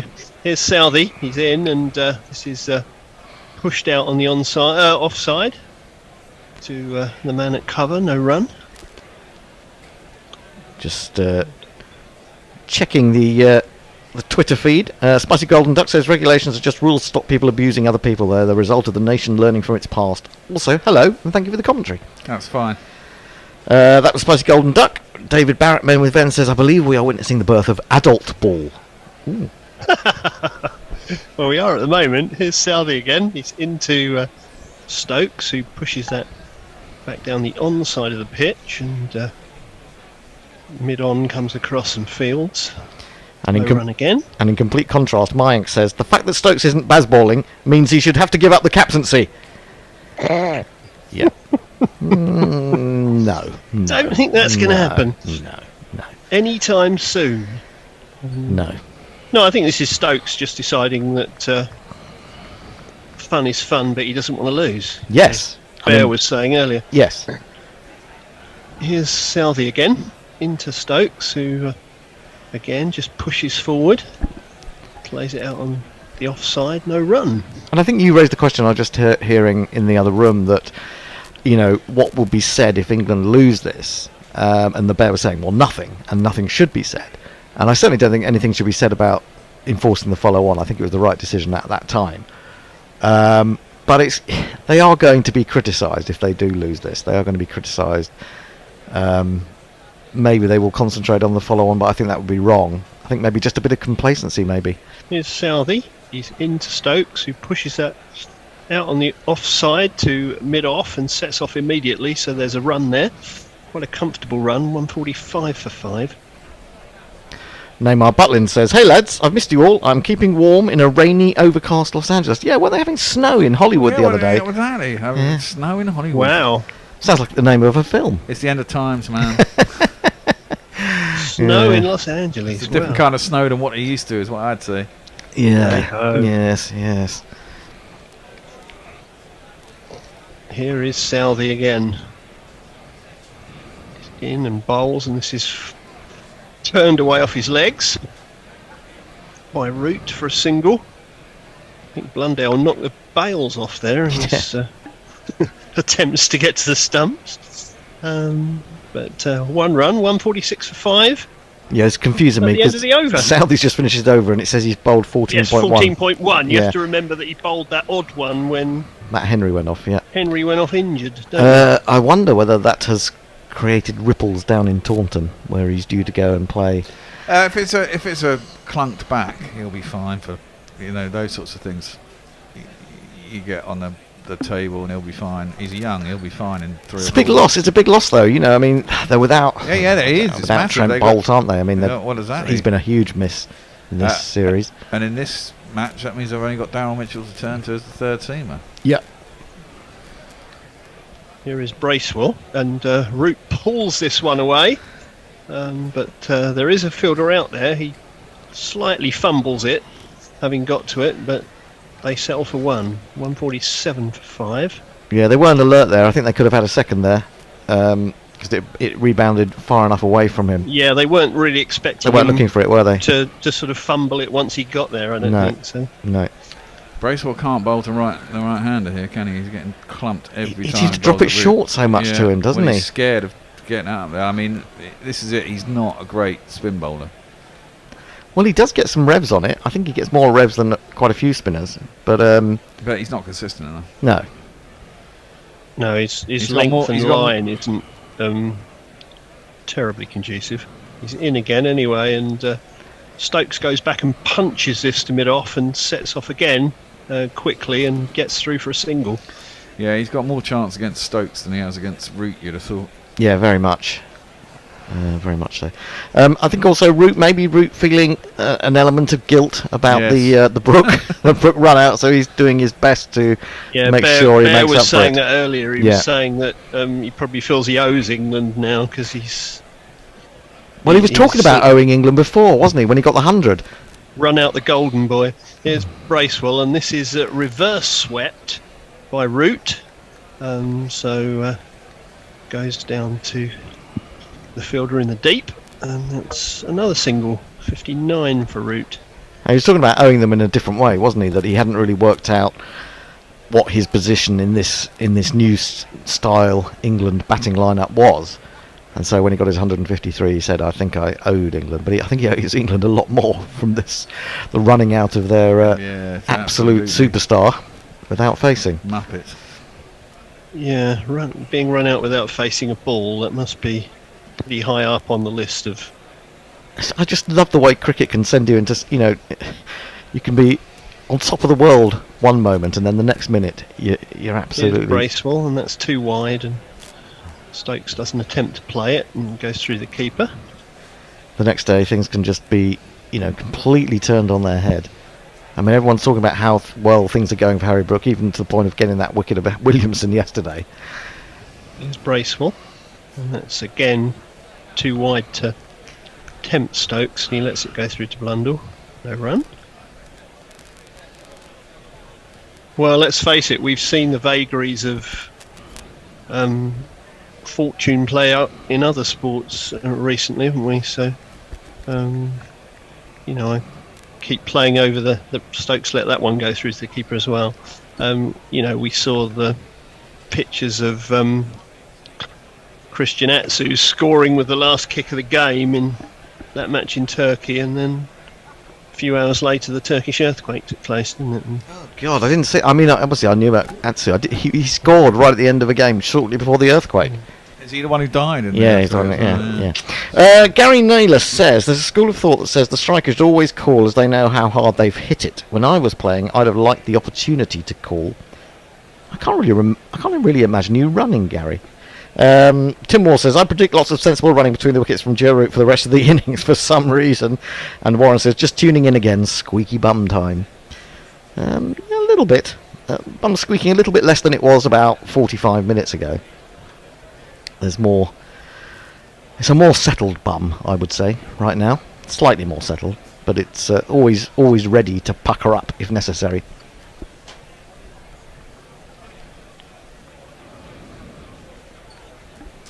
Hello? We seem to have lost John. Hello, John. We seem to have lost John. I'll tell you what's happened there. He's frozen. He's disappeared. Southey's bowled, and it's that little brush stroke that Joe Root likes to play, the one where he's just easing the breadcrumbs off the top of the table, down to third man. 150 up for England, 151 for 5. I'll try and get John back. If you're listening, Mog, we don't have Hassan Mahmood. I'm trying to you're talking about Bangladesh already. I'm trying to multitask as we do this. Well, I want an early finish here tonight because I've got to get to football tonight and then back the following morning for what might be a 6 o'clock start for Bangladesh. Southey into Root. Root leaves alone. Blundell standing up to the stumps as he has been for most of the morning now. Lee takes that. Oh no, we do comfortably enough. Got 2 slips. Darryl Mitchell with his arms folded is the first of those. And Root has moved on to 61 from 62 deliveries, and Stokes has faced almost as many deliveries, 59, and he's on 16. It's Root again. I'd say a second slip and a fourth slip. He's onto the back foot. He tries to use the bottom hand to manoeuvre that into the onside, but hits it straight to mid-wicket where Williamson is in attendance, and there is no run. 40 overs bowled, near enough. So England going along 3.7, 3.8 and over. Stokes having a little chat with one of the New Zealand fielders. Just trying to break his concentration, perhaps. Southey again, 15th over, 2 for 37. Into Root, full, drives. Past the shortish mid-wicket, but the dummy run prevents him from thinking about the single. Kuggelein, who's on as substitute fielder, does the work at mid-on. England need. Sorry about that, chaps. I'm back with you. Wonderful. I got kicked out. 107 to win. In case you wanted to know. I got booted out for some reason. I don't know. It wasn't me. I didn't beat you out. No, if it wasn't you, it was me. It's not you. It's me. It's not you. It's not you. It's me. That old excuse. Anyway, here is Southey in again. And comes forward and plays it out to mid-wicket, no run. And we've got 1 ball left in the Southey over because I see it's gone to 15, but not 15.1. That is right. That is right. So 1 to come. But, Root got himself into a slightly strange position playing that shot. Anyway, here is Southey, 2 for 37 to finish another over. Ooh. He's in and bowls, and Root sort of props forward, thinks about a run, but I think they looked at each other and said, no. I think Root thought, let's not have a second run out against my name. And that's the end of the over, 151 for 5. Balderdash says, so much to chew over, but essentially it's a wonderful test match. It surely is. Messi Jez, who's risen from his sleep. He's risen. I don't make him sound like a vampire, but he's risen from his back cave. Says, things you expect to hear on Guerrilla Cricket, number 332. I can't really imagine Gary running. He says, Hendo projects. Yeah, I don't do much running these days, it has to be said. kind of boring running, isn't it? I don't really understood the addiction that some people have to it. I suppose it's something to do with endorphins, but I think running's all right if you're running with other people. no, I think running in groups is okay. Running on your own is a bit of a snore. Oh, hello! Here's Now Bracewell. what has Stokes done to himself there? Look at this. Oh, hello. That doesn't look good. It's very bad news. Very He bad. sort of went Did he back twist his knee and- again? He does that It's occasionally. his knee again, isn't it? Yeah. I think he needs to have an operation on this at some point. Well, this is the point, isn't it? I mean, yeah, he sort of went to cut it and then sort of fell off the ball a little bit, didn't he? And twisted it, I think. But, yeah, that's not good. I think he gets massive twinges because we saw this in the summer. I thought he was going to go off and then he was fine. I did it also during the run out yesterday when he ran out to Bracewell, or got the throw in. He was limping back, and that was what the camera was focusing on. Oh! Here's Bracewell again, and that one spat. That one spat and went past the edge, didn't it, chaps? It's Fantastic. A long way past. Yeah. Fantastic delivery, though. Blundell couldn't hold it. It's done too much. Yeah, that's a lot of turn. That's a Super Ball. Yeah, good luck hitting that.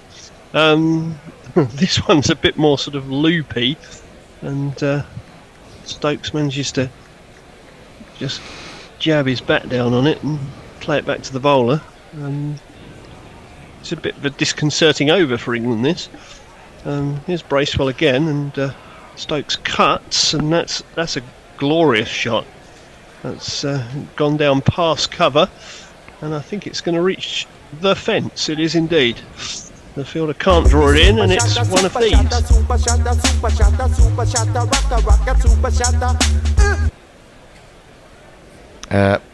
Well, he's supposed to be going to the IPL, isn't he? I mean, I think pull him out of the IPL. It's only 1.6 million. Yeah, he What does he need? He doesn't need it. Pull him out and make sure, wrap him in cotton wool to the Ashes. I mean, because not just because of his all-round cricketing abilities, but the way he's galvanised this England side as a captain is, you know, you'd hate to lose that, wouldn't you? Yeah, it would be expensive with the Aussies in town, that's for sure. Here's Bracewell again. Anyway, he's into Stokes, who lets that one go. Goes through to Blundell, no run. He's still limping around on that, isn't he? It's his left leg. Left knee, isn't it? He already can't bowl now, so if it really starts to impair his batting, if he can't bat and he can't bowl, does he still stand out there as captain? Yes. Well, Brearley got away with it. Yep. It has to be said.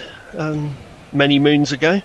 That one was just played out on the onside for no run. 155 for 5 at the end of the over.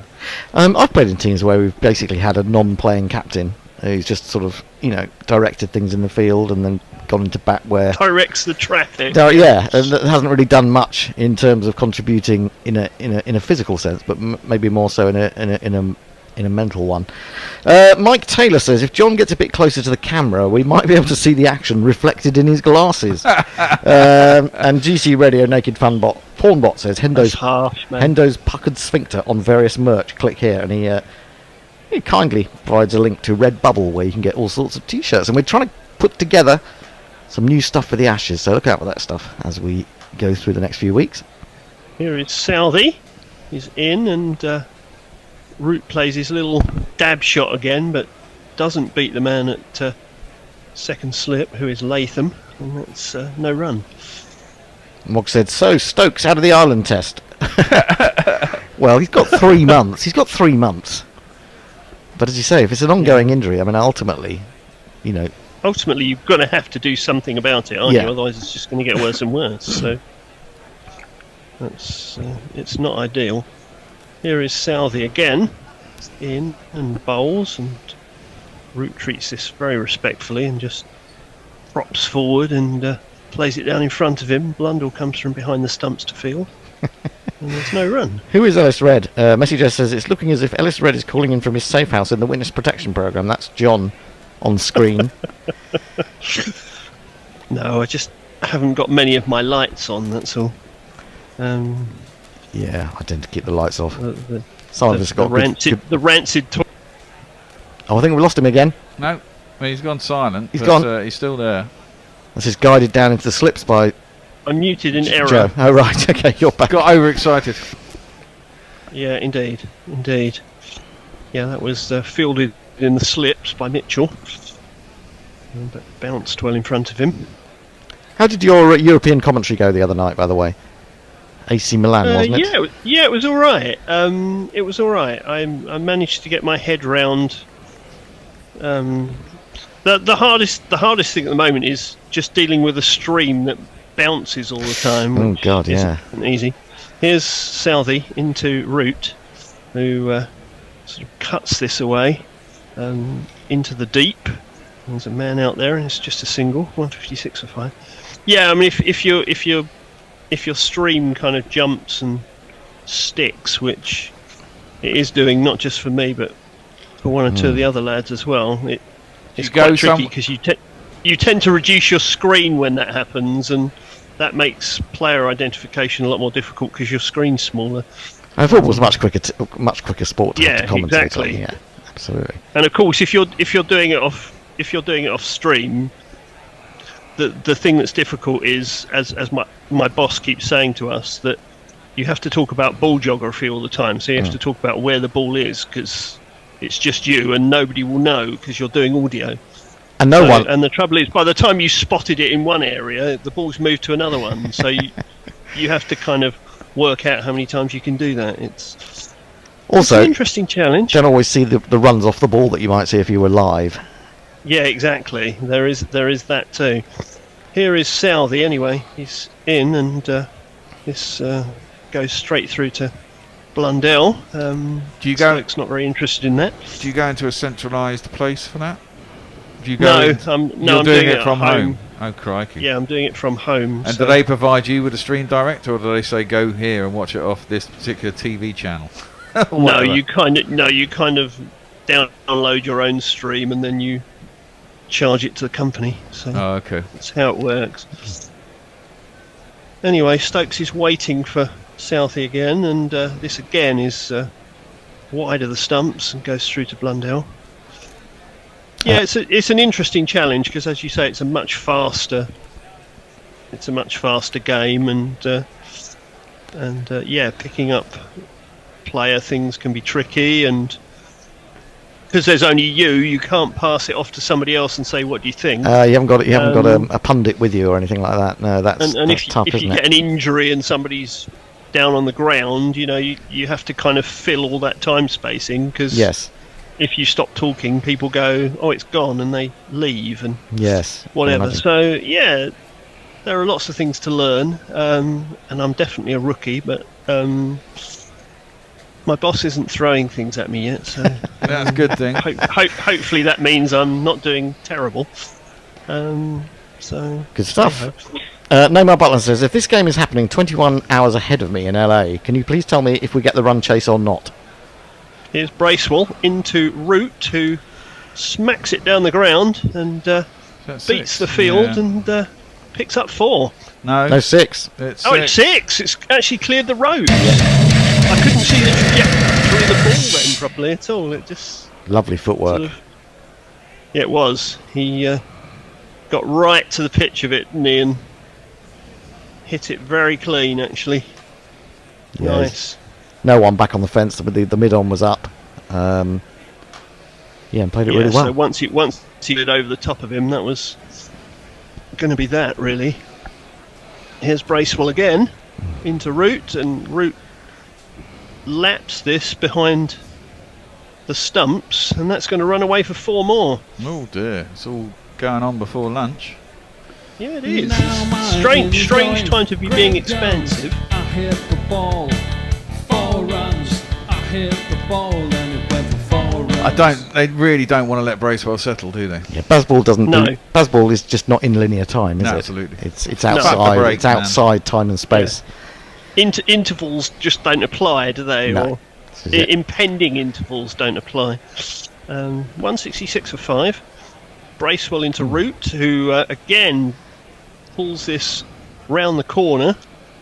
This time he's got it squarer, so there's just one. 167 for 5. Root's gone to 73. He's caught up with the runner ball again with that little spurt. 73 from 73. It's kind of weird, isn't it? Root's playing the sort of runner ball innings, and Stokesy, Yeah, and Stokesy is being being very circumspect. very and- pedestrian. Yeah. Well, I do think Very that's because weird. Root, he's got those runs under his belt from the first innings, Yeah. and he feels a certain amount of confidence in his Yeah, game. he's seeing it well, isn't he? Here's Bracewell to Stokes. Oh, hello. Stokes seems to be getting all the balls that bounce. Well, that's because he's the left-hander. I think there's more rough yeah, out there. and There's there's certainly more rough to play there, with. so It's turning away from the bat. Root's got it all his own way, really. I mean, there's not a lot of turn. That's disconcerted Stokes a bit. I thought he played that well, though, because he dropped the hands Yeah, down. he was withdrawing it. Mm. He dropped the hands well, to be fair. Here's Bracewell again, and that's too wide this time, and Stokes can safely just shoulder arms and let it go through. He seems to have got past the worst of what happened with his knee in the last over, at least for now.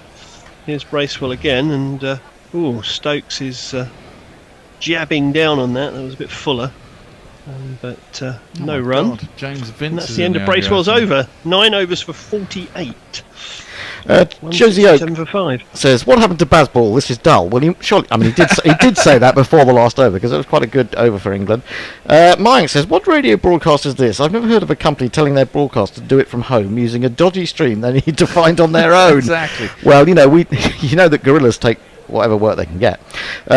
Tom Fay Cricket Crapton says, "We just need some unethical corporate to replace Stokes' body with robotic parts, leaving just his strawberry blonde countenance and the cricket brain as the only organic matter. Stanford Robotics Corp to the rescue." Yeah, that's what we need. Hilarious. Yep. 4 minutes to lunch. Yes, I think this might be the last over before the adjournment, as they say.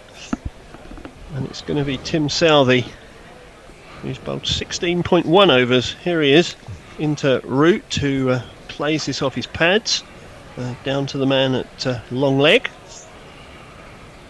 who I think is Wagner, but I'm not absolutely certain. But he's thrown it back in, taking a single. 168 for 5, 90 runs to win. It's not going to be too late a morning for you chaps. No, I don't think it is. No, you would think it's going to be done.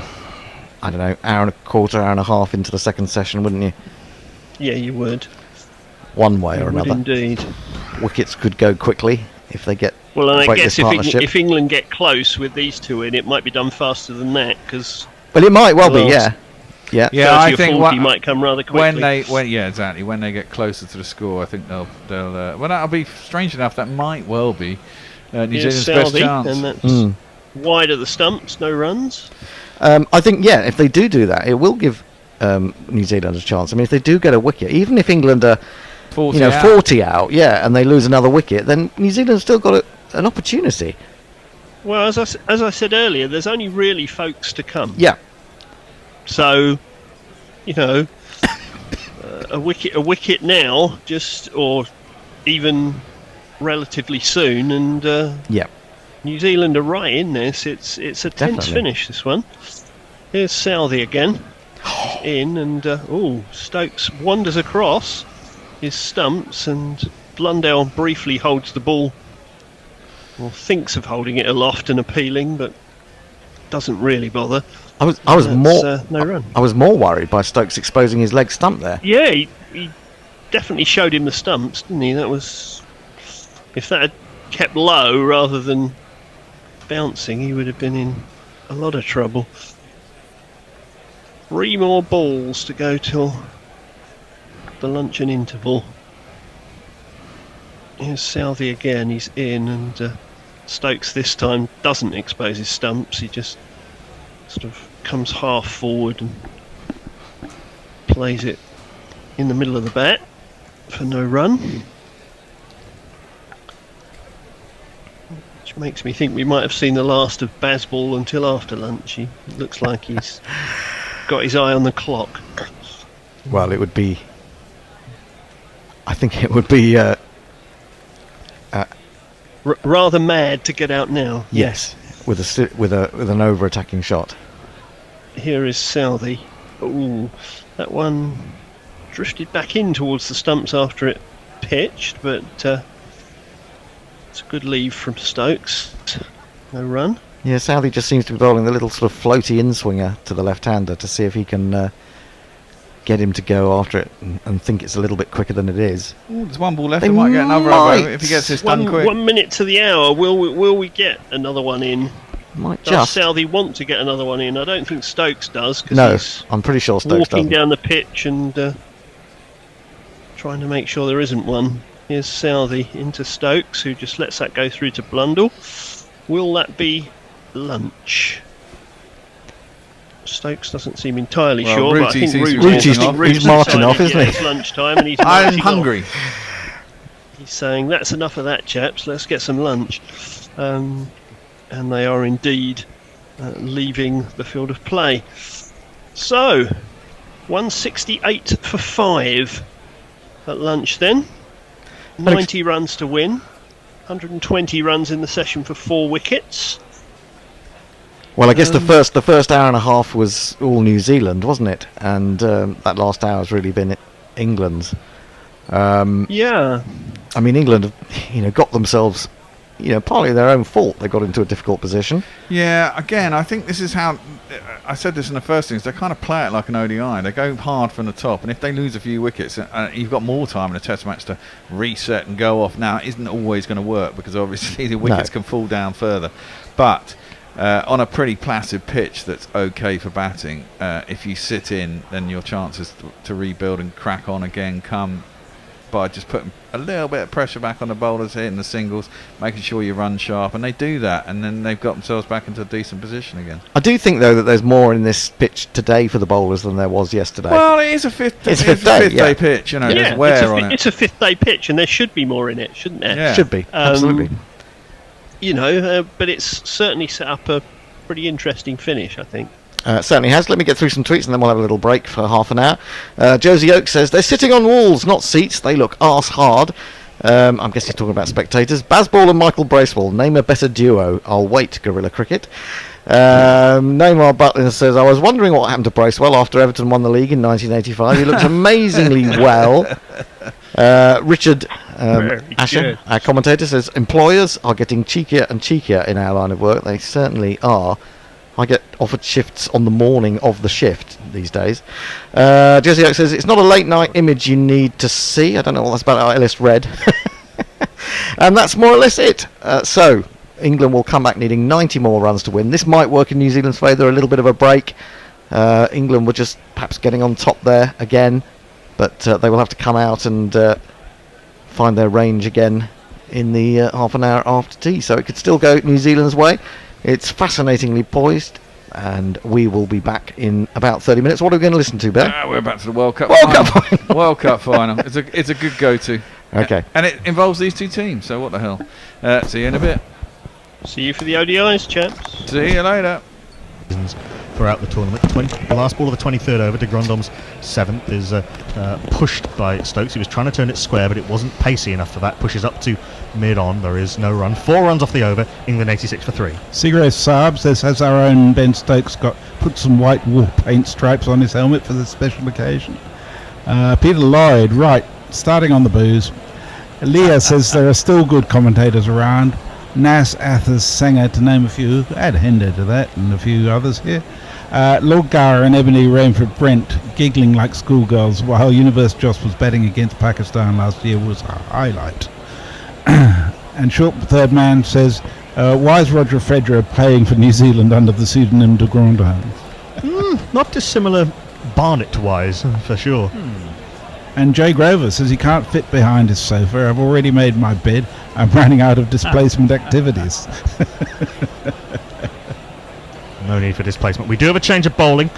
Pace replaced by accurate seam bowling. This man's had an excellent tournament in all regards, including on Twitter. Indeed he has. Where is he? Here he is. Whoops, all up, here comes another slow ball. Jimmy Neesham's bowled another slow ball. 12 wickets at 20.75. He's in, hair are flapping, right arm over the wicket, a short ball, which Morgan climbs into. Oh, that might be the most extraordinary catch coming in off the deep point boundary. Lockie Ferguson is claiming that coming in off the deep point boundary. We're going to have a look. If Ferguson has pulled this off, that is absolutely wonderful. I think that is. Morgan was early on the shot. He was trying to go up and over the point region. I think he was actually trying to go a lot more through cover, or over cover rather, but he got it a little bit square on the bat. And it just held up long enough for Ferguson to come charging in off the deep point boundary and dive full length. The soft signal is out, so we have to have conclusive proof that Lockie Ferguson hasn't pulled off an absolute blinder. I'm pretty sure he's got that. He was sure. That was, it struck me as the ball came through. I thought, no, we're not going for the England thing that they did at the end of rubbish gets wickets, because it wasn't a great ball. Morgan got himself a little bit tucked up, and maybe he just got a little bit too close to him to play the shot he was trying to play. Ferguson read it early, comes to his left, comes forward. He's taken that. Brilliant. Absolutely brilliant from Lockie Ferguson. No doubt. New Zealand's fielding has been dynamite in these knockout stages. We saw the Guptill run out. We saw the Neesham catch. Now we have seen the Lockie Ferguson diving catch, diving full length to dismiss the England captain in the World Cup final.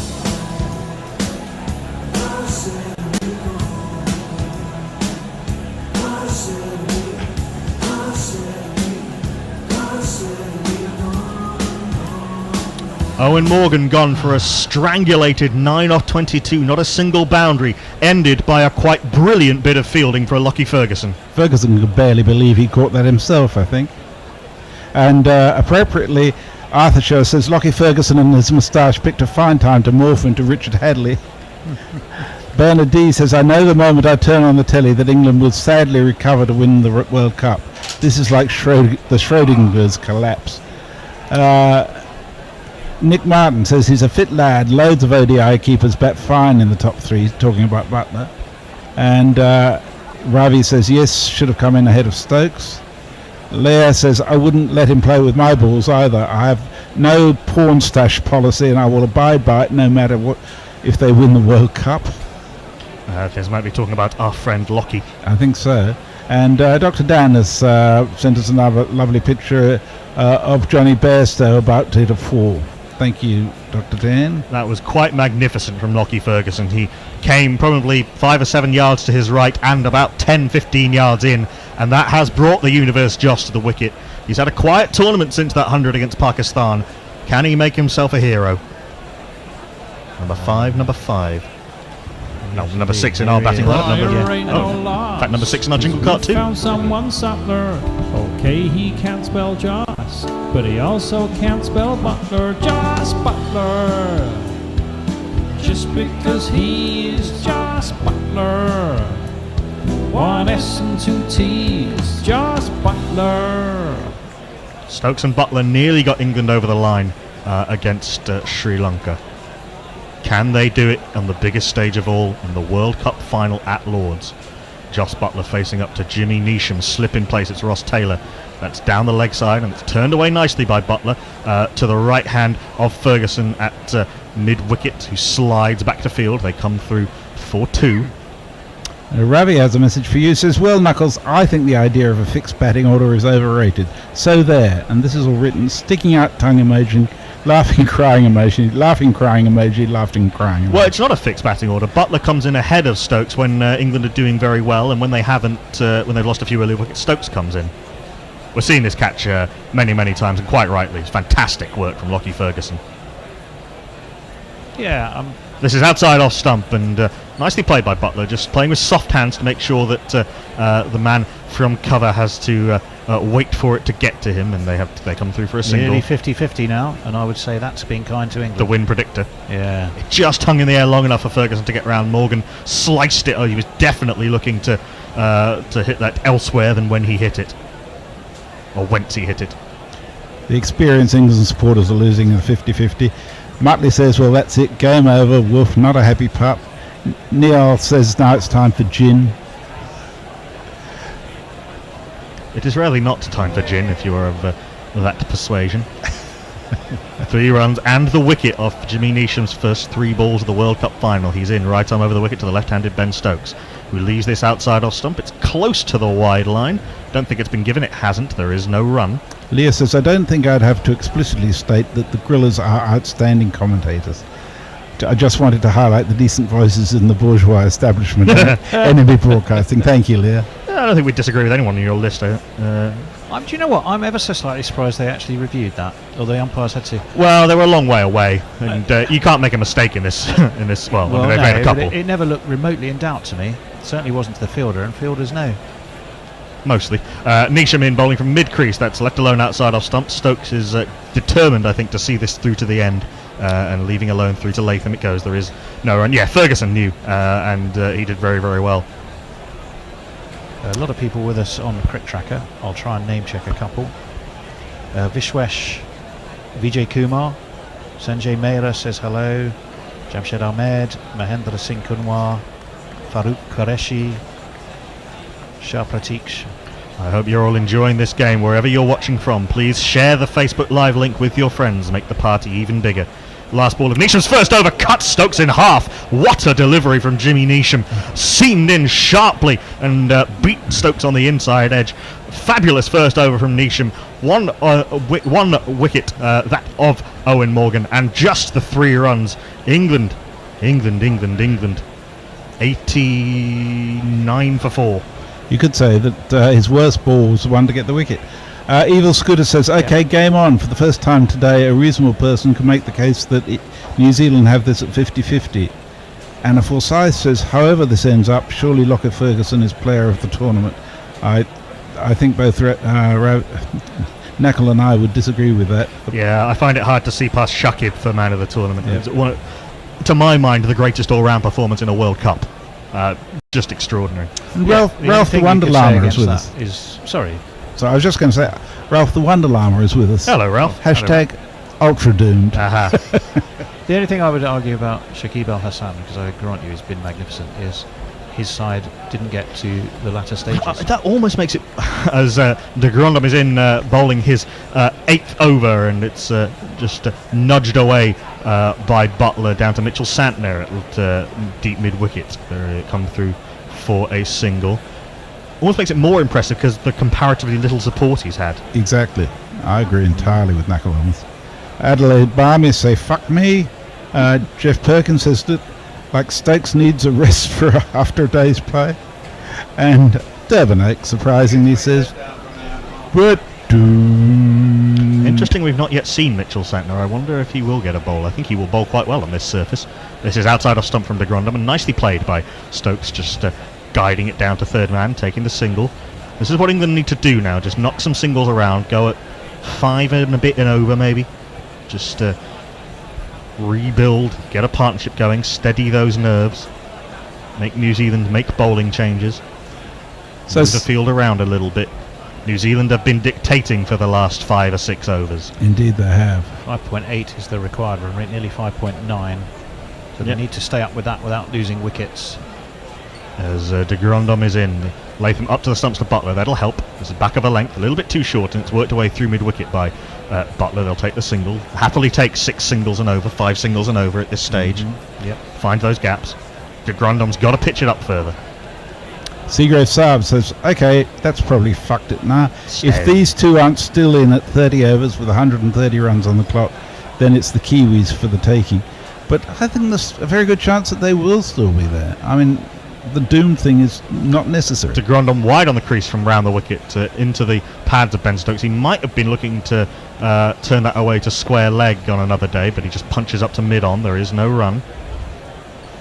And Bobby Roberts with the anguish of the fan. The quality of the catch doesn't detract from the sadness it makes me feel. Yeah, go along with that. No, I can see that. De Grandhomme in again. Stokes playing exaggeratedly straight. Did move a little bit away from Stokes, so perhaps better that he was playing that with a straight bat. It goes to Martin Guptill, always a menace in the short catching positions. He's in there at short extra cover. There is no run. You can't argue that New Zealand have batted magnificently on, I feel it's a track just made for their attack. Bowled magnificently, you mean? Bowled This is outside. This is on leg stump, and Stokes does turn this away through the vacant square leg region. Henry Nichols comes in off the mid-wicket boundary to field. They come through for a single. 4 runs off the over. New Zealand keeping the stranglehold on to an extent. England 93 for 4, halfway through their innings. They need a further 149 off the last 25 overs to win their first ever 50 over Men's World Cup at just a shade under a run a ball. Stephen Metherell says, thank the cricket gods for high-definition television. Brendan Stanton says, New Zealand are playing excellent. What a game. Fantastic commentary, keeping me company travelling to Oslo. Thank you, Brendan. Park says, for fuck's sake, can we at least make a fucking game of it, please? Oh, come on. It's very much a game. It is very, very much a live game. And Mark Dick is, Dyke. Neesham in, full and wide. Stokes has to go down on bended knee, almost bended both knees, and flay this out to the extra cover. It's a very well run too by Stokes and Butler. The throw is very, very good over the top of the stumps from Ferguson, but Stokes was almost level with Latham when the throw came in, so I don't think there's any real need to go upstairs. I think they are doing that. They are. Why are they doing that? I don't know. Even look like Stokes was in danger of colliding with the wicketkeeper. Mark Dyke says, driving to Moose Jaw to see my dad on a baking hot day, listening to Guerrilla Cricket describe the Cricket World Cup final. Doesn't feel weird at all. It was a bit of a plonk rather than a run in from Stokes, as he was worried about the throw coming in, but he was in comfortably. He was. Well run too by Stokes and Butler. These two are very quick between the wickets, and I think that's very much to England's benefit at this stage, as Neesham is in. That's nicely played by Stokes, but a bit of a net shot and comes slightly across the shot and comes off the outside part of the bat up to Kane Williamson at mid-off. Penny for the thoughts that are running through his mind. Indeed. Well, Jeff Perkins has it nailed. He said the Ponds have always had a weakness against a decent moustache. Somewhere Dennis Lilly is smiling. Along with Merv Hughes, who's probably there. Merv Hughes is every there, other in World fact, Cup yeah. game, isn't he? Except physically, where he couldn't be in 2 places at once. Well, yeah, he brought that tour group out, I think, from the last Australia group game, as Neesham in the St John's Wood. Sunshine! Stokes almost plays onto his stumps. It comes into him slightly. Stokes playing with a very soft, very soft hands and a very defensively angled bat, and it just squirts in between his legs out into the leg side. There is no run. Paul Windsor said the most English thing to have ever happened. Well, since the last time it happened. Leonie Hicks says that was a great catch by Ferguson. Definitely think this match is New Zealand's to lose now. And Kiwi Kelly just wanted to say Kia ora. Thank you, Kiwi. They were wonderful donuts. Kia ora, Kiwi Kelly, and all you New Zealand fans. Are you believing? 147 of 147 needed, now 147 of 146. The run rate up over 6 and over for the first time. As Stokes blocks into the offside. There is no run. And Arthur Shaw, who also sent us some wonderful goodies today. On the plus side, at least England aren't going to lose the World Cup to Australia. Hashtag positivity.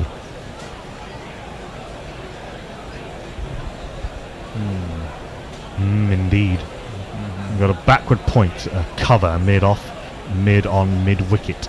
And then back at deep square leg and long leg. I imagine also a man on the point boundary. Stokes comes down the track. Indeed, there is a man out on the point boundary, and he's waved at by Henry Nichols from cover to do some fielding. Stokes comes through for a single out to the cover sweeper. Spicy Golden Duck has a similar view. Thank goodness this is New Zealand spanking us. Imagine if it were India or Australia. And Pirate Badshaw in Dublin. Apparently Ireland is 77 for 3 after 12 overs. Retro sluggishness. I say apparently because live stream is dead. Crowd looked good, which I suppose might be the source of the live stream problem. Last ball of Neesham's second over, nicely driven by Joss Butler, just through the gap. He wants 2. They will get 2. Very good running by Stokes and Butler, despite a very good throw and a very good bit of work from Jamie Neesham trying to pat the ball down onto the stumps at the non-strikers end. They do come through for 2. 5 runs off the over, 5 runs scrambled off the over. England 98 for 4. Des says, need to see Ferguson off, but anyone who has the audacity to play a World Cup final in black trainers has my utmost respect. And Jay Grover, in relation to what I don't know, said, don't care, found lesbian smurfs. Is that an order or a request? I think it's just a confession. Strange one. Indeed. to their own. Christopher Jones, I agree with the listeners' opinion on your commentary, guys. But you're also the only English commentary I can easily find. Didn't search for Weeping Willow Tree or whatever. Steady. Wow. De Grandhomme in, bowling his 9th over. It's nicely taken by Tom Latham, just left alone outside off stump by Stokes. Through to the keeper it goes. There is no run. You feel that if they weren't 4 wickets down, the natural inclination would have been to look to cut that. Yes, I think so. A fair bit of width. I think so. He's not really taken on anything with a angled bat. Everything has been attempted to be played with a vertical bat. This one just stops in the wicket a little bit. Stokes makes the universal symbol for that one, stopped in the wicket a little bit, and it comes slightly aerially, but well short of mid-off. There is no run, mid-on rather. Edgar Allan Poe says, over to you, Joss, I guess. Take nothing away from New Zealand, but this is classic. Indeed it is. Could be. This is outside off stump, and Stokes plays with an angled bat, trying to run this past Neesham at backward point, but doesn't beat him. There is no run. And Adrian Lowe shares that. It says it's so tense I can't even drink. Now that is tension. That is serious tension, yes. It's come to something when Colin de Grandhomme is the man to see off in a World Cup final, as Ian goes wide on the crease with his red socks. Interesting. This is a link delivery worked into the mid-wicket region by Stokes. Again, fails to miss the field. Fielded at mid-wicket, there is no run. Vector Victoria says, if you're Australian, who are you supporting today and who do you want to win? Is their loathing of England stronger than their wanting to see their neighbours get beaten? I'd love to see the Kiwis win. I like to see New Zealand win, except against Australia. This is outside off stump, and again Stokes plays a sort of net shot. It takes an age to arrive to him. He was trying to play that, I think, initially between cover and point, but has to just push it with a vertical bat, and it goes to cover. There is no run. 5 dot balls from Colin de Grandhomme. Stokes 10 off 29 deliveries. Solidity is one thing, but stasis is not going to help England. This is outside off stump, and Stokes has a fiddle at it. Latham can't take cleanly. There was no edge, so it doesn't matter all that much, but a maiden from Colin de Grandhomme in a World Cup final.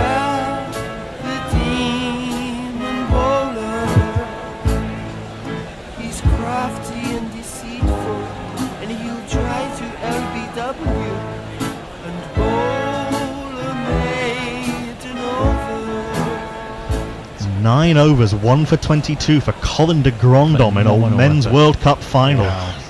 Leah says, I don't get people not liking this game. Would they rather watch a chase that's done and dusted within 14 overs in a World Cup final? Are they mad? What drama we could yet have ahead of us. The run rate 6.26 and over. England 98 for 4 after 27. Neesham is going to continue. It's up to the stumps and bowls down the leg side and worked by Butler away to square leg. Lockie Ferguson, the man who took that wonderful catch just a few overs ago to dismiss Owen Morgan. Brian come through for a single. I'm sorry. Brian 001 says, I hear a few tremors in the guerrilla commentary.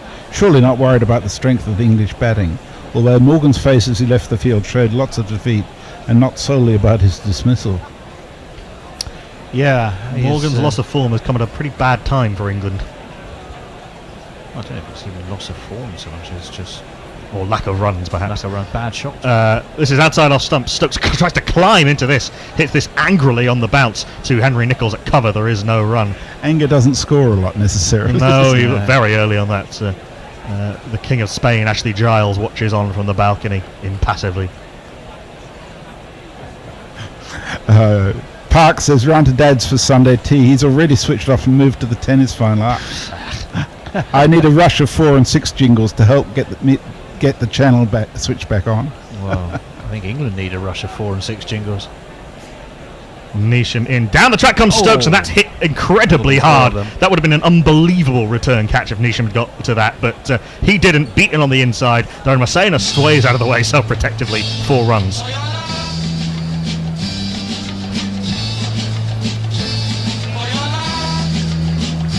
England needs something. They can't just let Neesham bowl at them. Well, that was in direct response to Park's request for jingles off 4s and 6s. Absolutely. Absolutely mullered by Ben Stokes.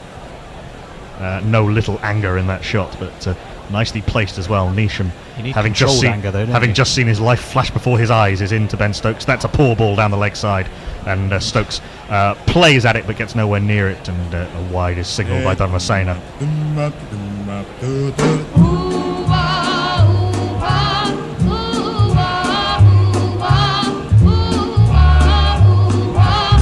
England's 100 came up with that for each 50 off 85 balls. It's been a stodgy old effort from England today. Halfway through the 28th over, 104 for 4, needing 242 to win. Jimmy Neesham, right arm over the wicket, up to the crease and bowls. Stokes comes down the track and it's a good slower ball into the pitch by Neesham. Stokes has to wait for it and then just sort of pivot it round the corner to long leg for a single. Gene Ventnor says, don't usually watch much cricket like this, but can't stand these commentators. I presume you're talking about the TV commentators. And Nick Martin says, as an England supporter, I'd happily have taken us chasing it down in 14 overs. Yes, I suspect if you're a partisan you would, but the cricket has been utterly gripping today. Absolutely.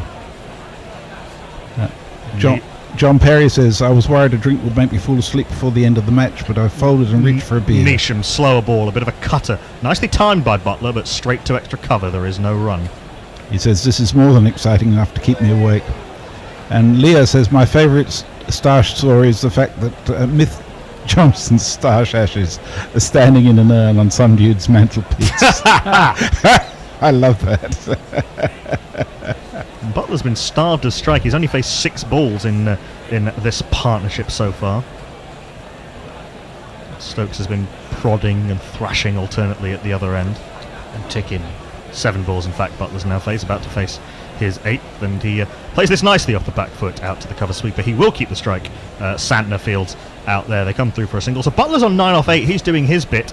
8 runs off the over. That is a useful blockage breaker for England. They're 106 for 4 after 28. And the target's 242. Ravi Nair's running out of options. He said, right, the sofa isn't hide behindable, so I've removed myself from the TV room altogether. You are my link to the game. Like those Greek tragedies where all the rough stuff happens off stage and we get told about it. At least this way I won't see more England wickets. So we need to do it in dactylic hexameter, the Greek chorus style. Just every now and again you just hear some wailing. Well, I'll leave that bit to you, Knuckle.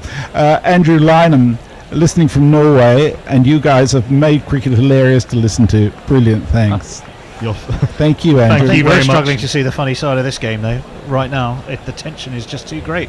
And Zach Kearns, it's 2 a.m. I have a 9 a.m. lecture for uni, but the World Cup final is on, and Fed versus Djokovic is going to 5 sets. Oh boy, what do I do? Will he stay up? De Grandom about to bowl his last over. This one spits off the wicket and hits Butler high on the inside part of the bat. It dribbles away into the leg side. Taylor comes around from mid-wicket to field. They do take a single. Stokes back on strike to prod and block and tick and pace like an angry tiger. He won't finish with a maiden then, CDG. No, but still 2 maidens in his 9 overs. Very impressive. It certainly is. Phenomenal effort. And I must say that the keeping to standing up to him has been excellent. Latham and Butler have both kept well today in tricky keeping conditions with the ball moving all over the place after it has passed the bat. Stokes squared up by that one, trying to work through mid-wicket, squirts off the outside part of the bat. All on the ground though, past de Grandom up to mid-off. There is no run. There is the look of the caged animal to Ben Stokes. Here's a point for discussion. Realistically, says Arthur Shaw, this might be Ian Morgan's last ODI for England. I don't know about that. As de Grandom is in outside off stump. Stokes plays a sort of running, falling away, late push thing off the back foot down to third man. It wasn't quite a late cut. It wasn't elegant enough for that, but they get the single. And Parrot Badshaw's got a stream back. Ireland at 125 for 4 off 16 overs, with Wilson on 46 off 45. Yeah, I did know Paul Stirling got out first ball of the match. There's de Grandom in. Red Sox are flashing outside off stump, and Butler, who looks to be timing the ball a hell of a lot better than Stokes has ever managed, just pushes this one all on the ground to extra cover, who sort of parries this back towards the wicketkeeper. There is no run. Sterlow's just tuning up for Middlesex in the T20 blast. Well, he tuned up nicely with 83 off 36 in the second of those T20s against Zimbabwe. Working his way in the wrong direction, though. Well, he's got a test match to worry about first. This Thursday. Yes, because he'll be playing in the test match, won't he? Oh! What has that missed, and how has it missed it? Seamed sharply into Joss Butler, and might have been an inside corner of the bat. It would have been a phenomenal take from Latham to get anywhere near that. No buys is signalled, so it's just jagged in between bat and pad. Still would have been a very good take by Latham with that amount of movement standing up, and they take the bye. But that's gone an absolute mile from de Grandhomme, outside off stump. Just missed the off bail. Oi, oi, oi, oi, oi. He's in to Butler, who has a thrash at this. Where has that gone? It's plugged. Butler's timed that so badly. Of course, they came through for 2 buys off the previous ball. He's timed that so badly that it's just gone straight up in the air and plugged about 10 yards short of Lockie Ferguson. De Grandhomme can't believe he's not got a second wicket, but what a spell by Colin de Grandhomme. 1 for 25 off his 10 overs, having only taken 5 wickets in the tournament before that. England, 111 for 4 after 29. Have one of these. Yes. Well earned. I could hear Muppet invocations coming from the green room when Stokes hit that shot. Leah says, I can't believe Knuckles actually has an Einstein-took handkerchief in his breast pocket. Well done. And Jeff Perkins says, New Zealand, no question. Happy to see them win this, even if they were playing Australia. That is the best economy rate for a completed spell in the entire tournament. Colin de Grandhomme has done it in the final. Well played, amazing. Sir. So he qualifies as the demon bowler then. We do have a change of bowling. Kane Williamson going back to his gun. How on earth this man didn't get a wicket in his first spell, I do not know, but he's on for his second. How does he speak or play the horn, clean his teeth or even yawn? How does he shout? How does he call? Trent Bolt's mouth is really small and his length is good as he bowls to Joss Butler. A little bit of in movement from a back of the length delivery. What is that kick coming back on? Which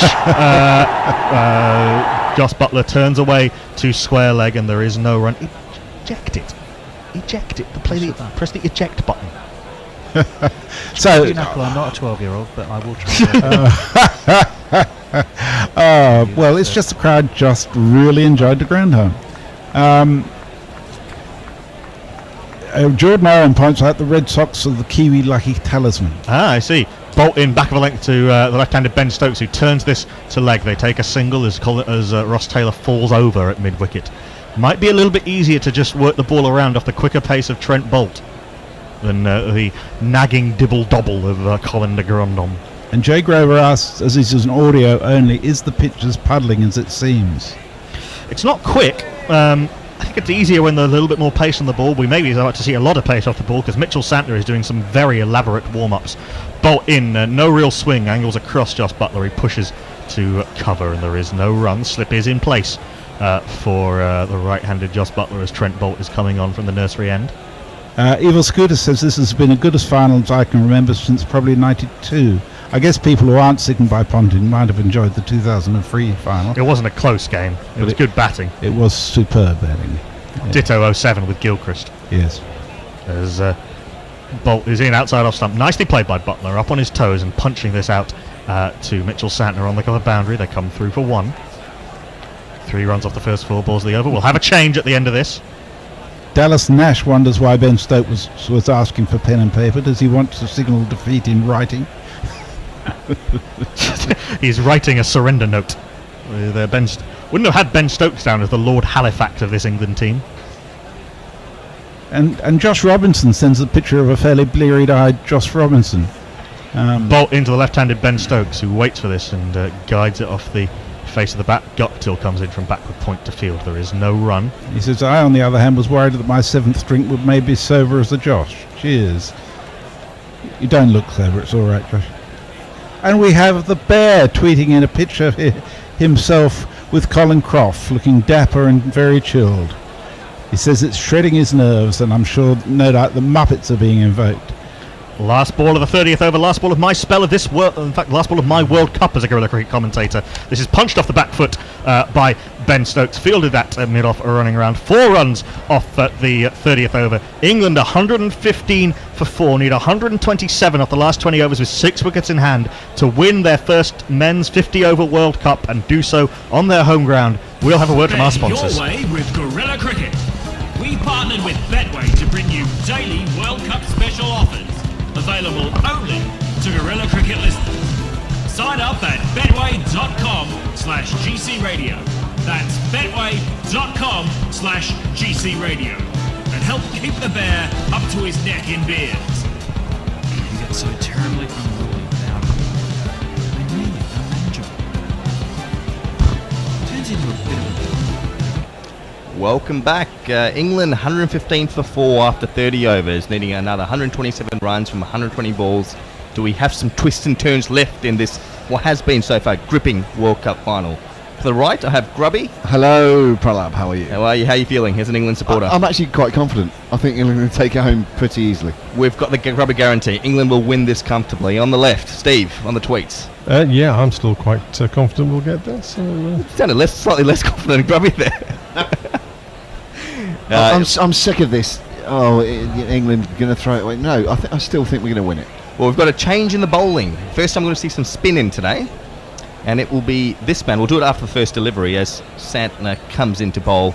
So over the wicket is cut away, beats the outside edge. No run. Santner baby, get some drift into the pads for me. Been an awful good Kiwi. Santner baby, and dart them in quickly tonight. Let's see what we can offer on this pitch.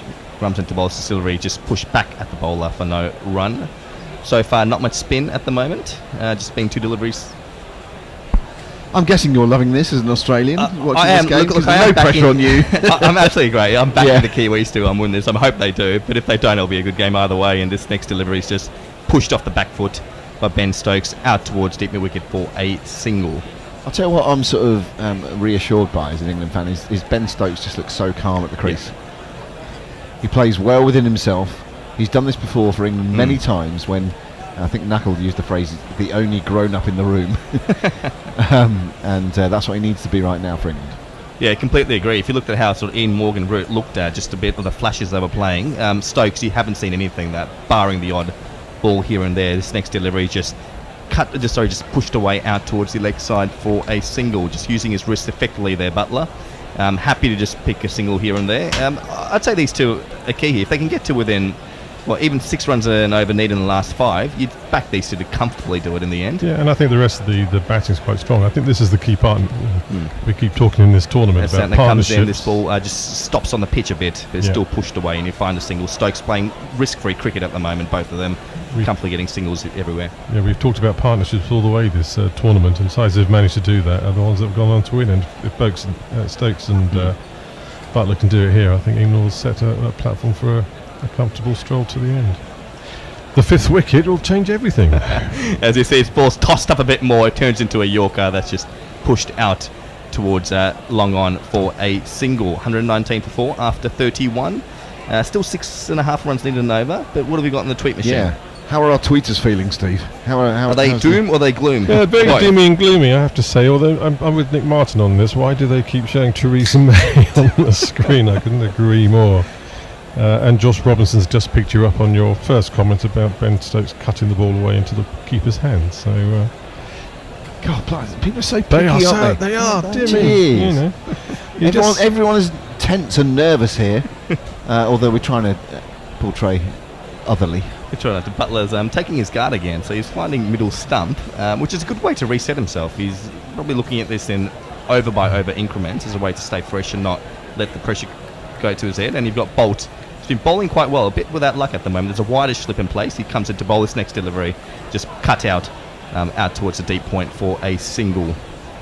But Durbanoki's, what a load of false optimism. We're doomed, tell you.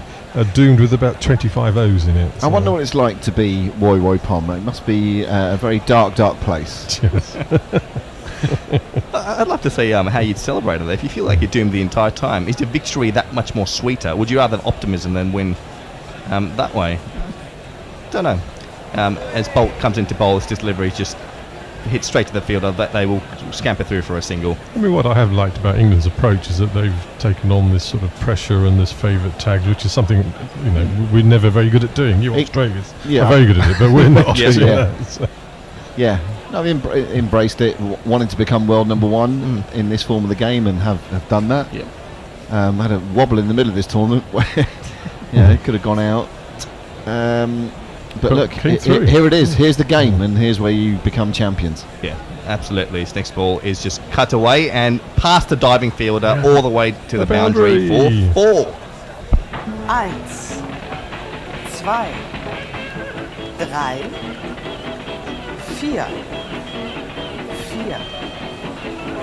4. So the ball just moving it away from the batsman even more, and this is just cut away wide of the diving field, just centimetres away from his finger. He's a big old unit, isn't he? Guptill managed to beat it. Guptill can't repeat his heroics from the India game. You won't count it down as a drop. That would have been a catch. He missed it, but it would have been a catch of the tournament had he got there. He caught air as Butler just pulls it back into his own midriff for no run. Because he also took that catch off Steve Smith, didn't he, in the game a couple of weeks ago, which was an absolute worldie. We have seen some superb catches in this tournament. You know, Ben Stokes' early doors, Sheldon Cottrell on the boundary, Trent Bolt on the boundary against West Indies, Guptill against Australia. It's been you could probably do it an excellent top 5 there, which I'm sure you all will now. Yes, you do. Bolt, he just Butler just moves across the stumps to a 4th stump line and just ends up driving it straight to mid-off. So an interesting choice there, but he's happy to move around given that Bolt is bowling well outside the line of off stump and use this crease a bit more effectively. Mrs. Cluxton saying, enjoying the comment. And we're back, just about in time for lunch. Post-lunch, first ball after lunch is just dropped to the offside by Joe Root, who moves on to 75 off 75. England are 169 for 5 and quite 89 to win. Don't think we're going to go beyond tea, boys. Hello to Gary and hello to Messi, who doesn't like getting up early in the morning. You're quite fucking happy to have a go at us though, when we're all having to get up at 3 in the morning, huh? I don't have a go. I'll actually be very complimentary about you, I might add. And can I say a special thank you to Annie Ward, who did those 2 shifts, so I didn't have to get up. And it was only 10:30 or something your time, so it was win-win. It's true. It's reasonably early here. It's not yet 1 o'clock. Defended by Stokes, and is no run. Look, I hate to be that one, but I think we're looking at a crucial first hour, aren't we? We are looking at. Well, we had a crucial first hour this morning.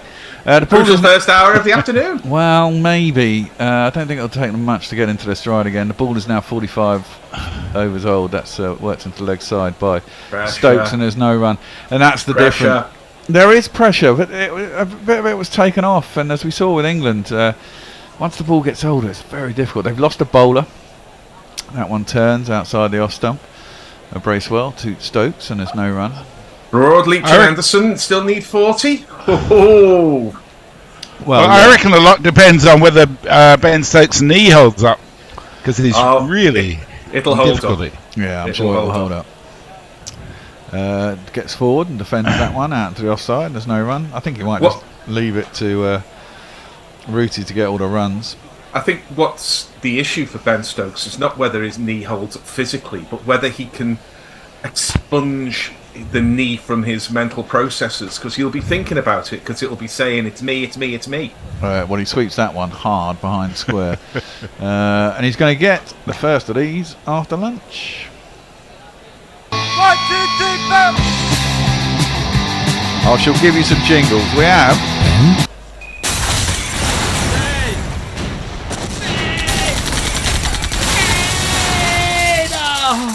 Ben Stokes. And his voice is high pitched and ginger hair like a picked, but massive runs he has hit, so there's that.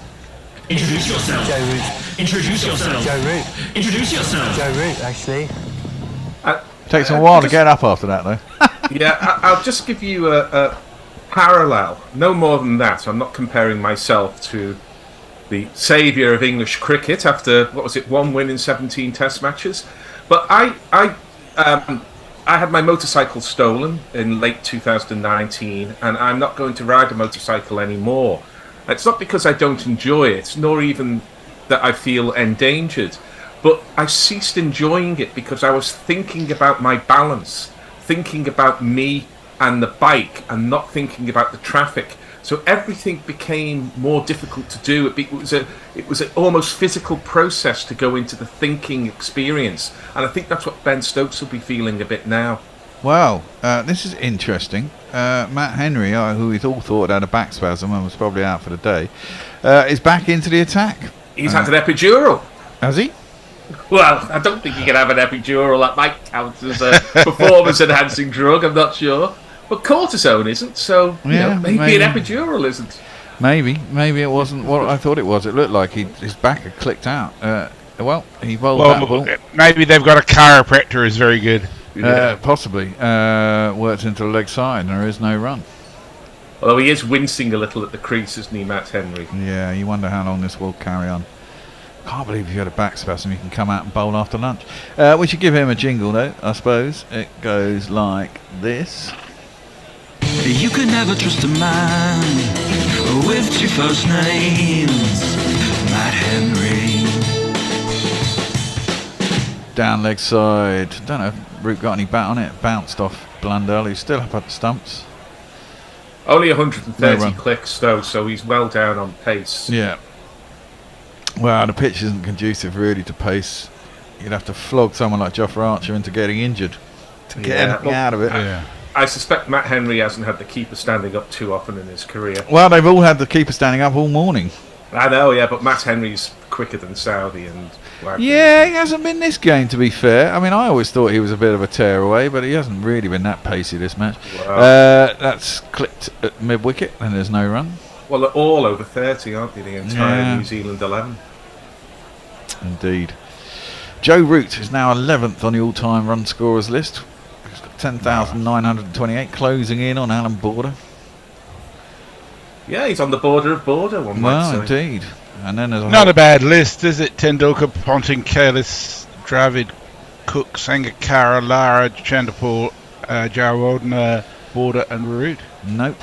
That's nicely driven by Root, but straight up mid-on, and there ain't no run. I suspect the 9 he's ahead in the top 20, ahead of in the top 20 are pretty useful as well, to be honest. Yeah. You'd have thought so. Sachin Tendulkar, nearly 16,000 test runs. Well, he did play 200 test matches. Gonna say, if Joe Root gets to 200 test matches, he should overtake him. You'd have thought. Plays that square on the offside, but can't beat the man at gully. And there is no run. Ends the over. If he scores as many runs in his 30s and 40s as Graham Gooch, he'll have twice as many, I suspect. Exactly. Interesting.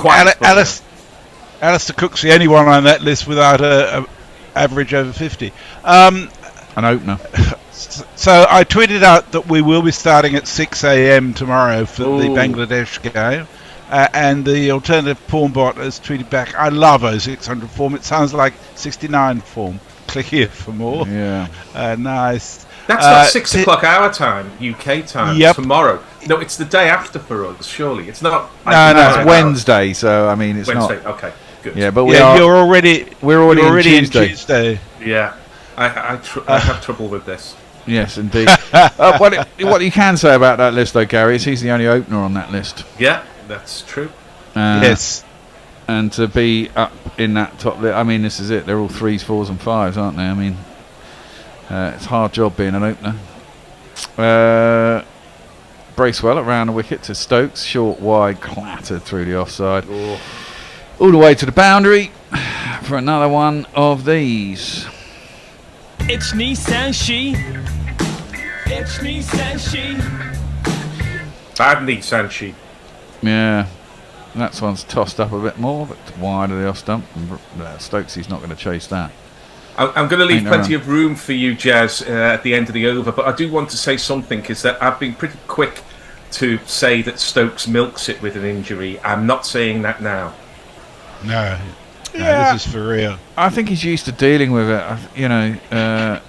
That's left alone outside the off stump. There's no run. He's been clearly nursing this for a very long time. I mean, he was nursing it in Pakistan and still managing to bowl, and we all thought he was going to go off a few times, and he's getting through. I don't know what sort of injury it is, whether he needs an operation. I was saying this the other day. Does he need an operation, or is he just going to let it run? He must need it. Yeah. Well, but we don't. No one knows what it is. Is it cartilage? Is it tendon? Is left that one outside his off stump. There's no run. I mean, we ought to be telling the score quite often here. England need 85 to win. New Zealand need 5 wickets. Yep, 173 for 5. England. It's worth noting they've put on 93 for this wicket already. Yeah, and that's crashed, but straight at the fielder to forward point. cover, and there's no run. Stokes is a measly 24 off 85 deliveries. Rooty, 75 off 81. And Root is really got to get through this for what he did to Harry Brewer. Left alone outside off stump. There's no run. Did you see that, Gary? I didn't. I've heard though. Oh, it was fucking horrific. It was dreadful. I watched it at lunchtime, and Tim Wall says if Joe Root steers England to victory with a second century, will his running out of Harry Book be revealed as a tactical masterstroke to bag the Man of the Match award? And Happy says no doubt in it. Mayank says my OCD really comes out when a bowler bowls part of an over. Henry should come in for one ball and then have Southey finish off the over to get that back to an even number of overs on their stats. It does get a little bit, it does get a little bit confusing. Oh dear, yes. It's funny how I mean, with greatest respect to you, Mayank, how absolutely filled with stats nerd the cricket watching population is. Russ McD says, morning from Korea Gorillas. I was right about it being done by T with my prediction the other day. I just got the day wrong. Well, yeah.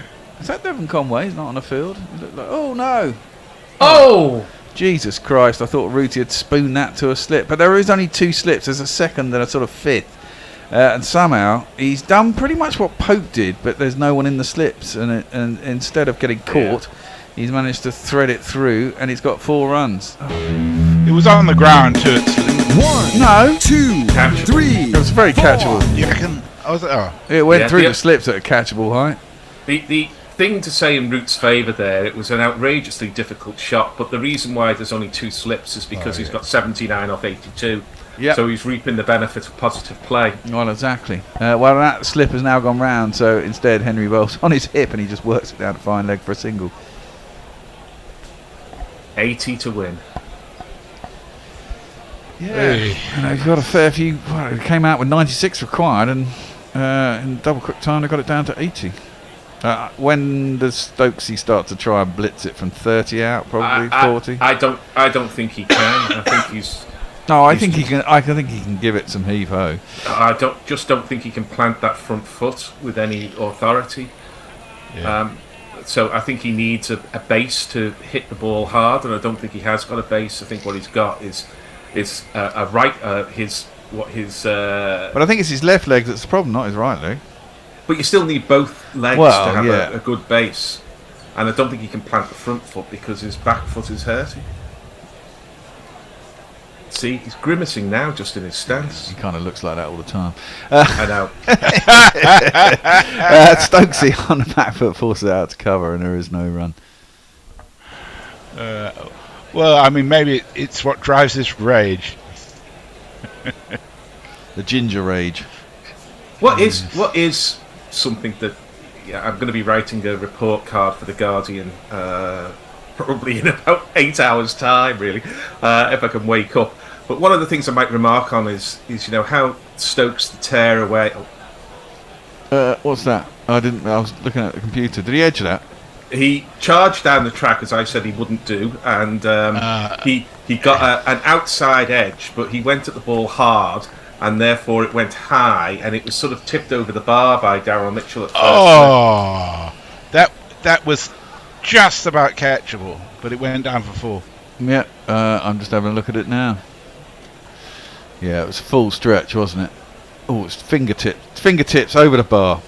4 runs. 1, 2, 3, 4. Kyle Jameson would have caught it in front of his face. Well, yeah. Well, you wonder how different this match would have been if Jameson had been playing. Well, indeed. Stokes on 28, 76 now to win. He scored 20 runs in double quick time. Henry around that's the wicket. the 100 partnership. Is it? Okay. Stokes is defending into the offside zone. What I want to know, I don't want to cause consternation here, but has Root scored hundreds in both innings before? No, there's 11 players in Test cricket who've done it, but Root is not one of them. The one I can remember was a brilliant performance by Alex Stewart in the West Indies in the 90s, where he got 200s in, I think, Bridgetown. Absolutely certain, but it was a tremendous performance. Henry outside the off stump of Stokes, who walks across a little bit, then lets it through to the keeper, and there's no run. Taking the chances. 48 overs gone, 76 to win. England 182 for 5. Over to you, Messi. Okay, Mike says, should be done by drinks. Not really any issues for both of these batters. Well, I think the knees are something of an issue. Mike also says, if Stokes needed an operation, I hope he has private insurance because the NHS is so fucked, it'll take him years to get a surgery. I think he can guarantee that if he needs surgery, he will get it very quickly. Indeed. And Mog says, morning, Misty. Morning, Gary. You again, Bear. Well, I'm a perennial, aren't I? Is this live? It is live. It's over the top of mid-on. I think it's going to be 6. Root has come down the track at Bracewell again. It is 6. He's hit a lot of 6s today. Don't see it just a lovely shot by Root there. I don't think he thinks Bracewell can bowl. No, I don't think so. He chasses down the track, gets to the pitch of the ball, and really just puts his hands through it. And that's enough. You don't get any extra for hitting it 10 rows back, and you can't play the lofted drive any better than that. Nope. Let's give it a jingle. One talk over the line, sweet Jesus. One talk over the line. I think that's the 3rd 6 he's hit off Bracewell. Well, he's obviously playing for an IPL contract. Well, he didn't get one, did he? I can't believe that people don't pick him up. I mean, he's one of the best batsmen in the world, and he can score quickly. I mean, he got a couple of 80s and 40 balls in that fucking thing in the UAE. Bracewell around the wicket to Root this time. Bowls it down leg side though. He smears it out square on the leg side. Probably feels he should have hit that finer and got 4 runs, but he didn't. Bracewell just looks what he is. He's a manufactured bowler. He can get revs on the ball. He's not the worst manufactured spinner in the history of the game. That's a QN. He's just not consistent enough. He doesn't really know where the ball's going to land. No, that's the problem. Especially under pressure. Yeah. Bracewell around the wicket to Stokes, who goes back and defends it down the track. I mean, he's got better chance against Stokes. He's got more to work with rough-wise. Left-hander turning it away from the bat. And he thinks he can bowl to left-handers. I'm not sure he thinks he can bowl to right-handers. Yeah, you could be right about that. That one goes straight on a little bit though. Stokes though, his pitch is not quick, and Stokes has plenty of time to just get on the back foot, punch back to the bowler, and there's no one. It's not a worst pitch. It's not bad. I'm not saying it's bad, but it's not really pacey, is it? No. I mean, it's even. It's a nice pace for the batsman. You're never going to be particularly hurried on it. That's down leg side, full. Stokes trying to work it around the corner, but gets the last time, wicket. Time there was real pace in a pitch was 1971 at the Wacker, wasn't it, Jez? we always say there's no pace in this wicket. I can't recall ever saying there's pace in it. The interesting thing about the Wacker is it was renowned for pace. Just dropped into short leg and there's no run.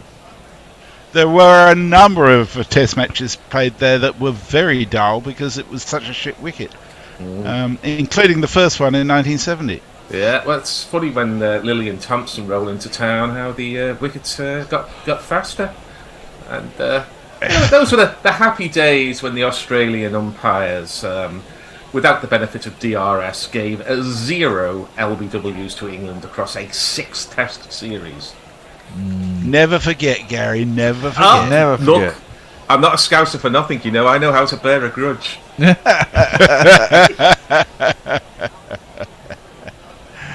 Oh dear. I can tell you that Root has scored consecutive centuries 3 times, but across 2 matches, including against New Zealand in England last year, of course. Yes. No, was it not last year? Was it? But not in the same game, exactly. That's it. 200s in the same game is. Fends that back to the bowler, and there's no run. 69 required. Yeah.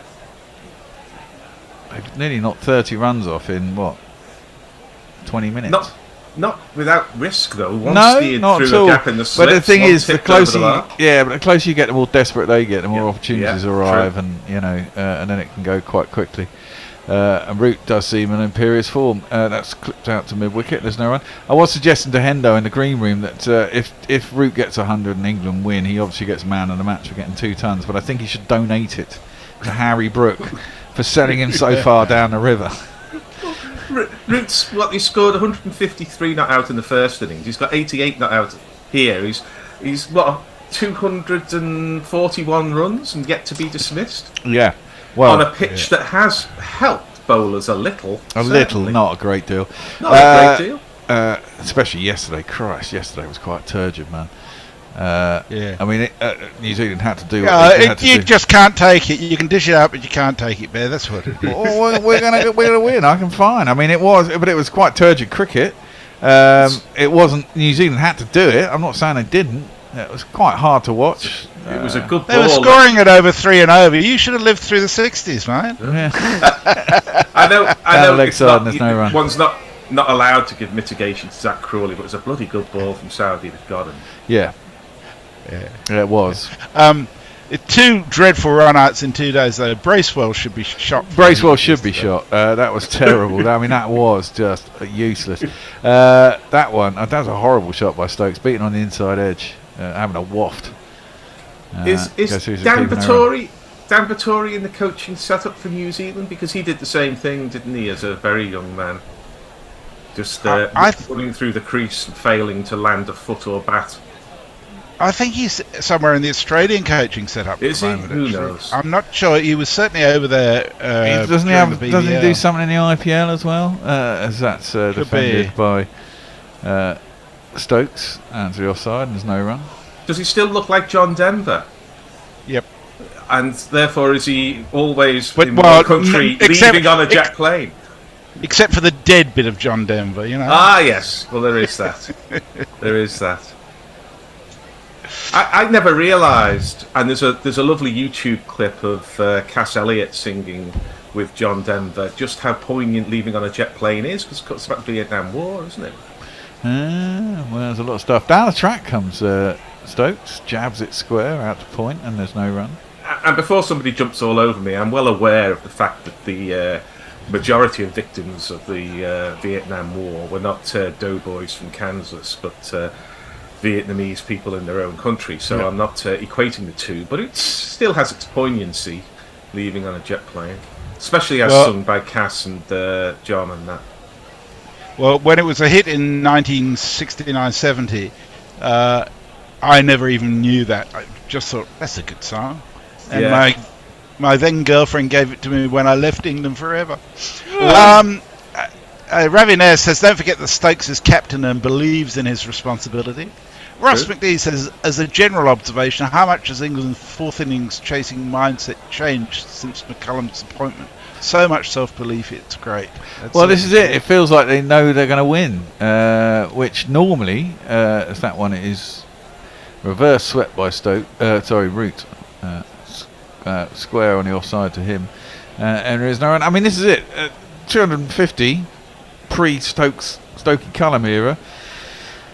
There'd have been a lot of chat about can England make it, blah blah blah blah blah. Now you kind of think, well, 250 nowhere near enough. We'll do that in a couple of sessions. It's just defended out on the offside and there is no run.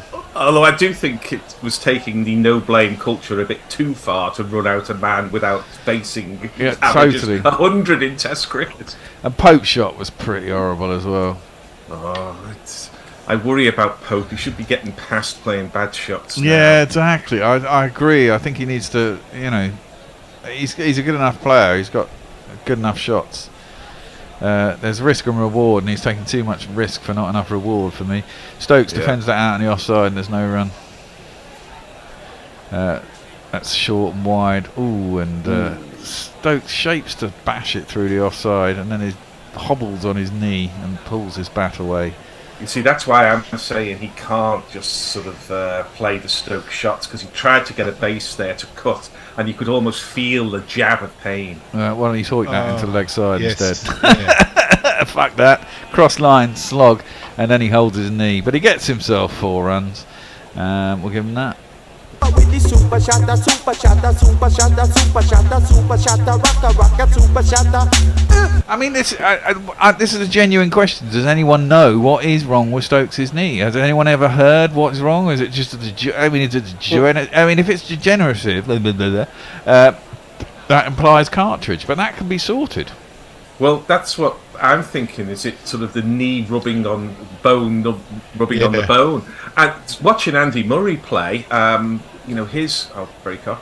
That one's tossed up and left alone by Stokes through the keeper and ain't no run. Ended over. His surgeon's done an incredible job to get Andy Murray back on the tennis court and playing extraordinarily well with tremendous resilience.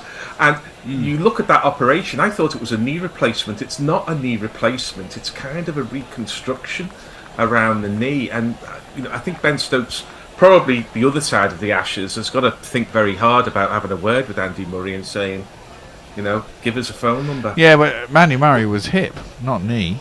Was it? Oh, yeah, it was hip. Hip. Forget all that I've just said. I was wrong. Thank you. He's got a titanium. As you say, Gary, it's a fact until another correction comes along. That's right. What I'll say is I'll say it's about bones articulating with other bones. Yeah, the hip does that, and so does the knee. So that's my get out of jail card. He's got a titanium hip now, hasn't he?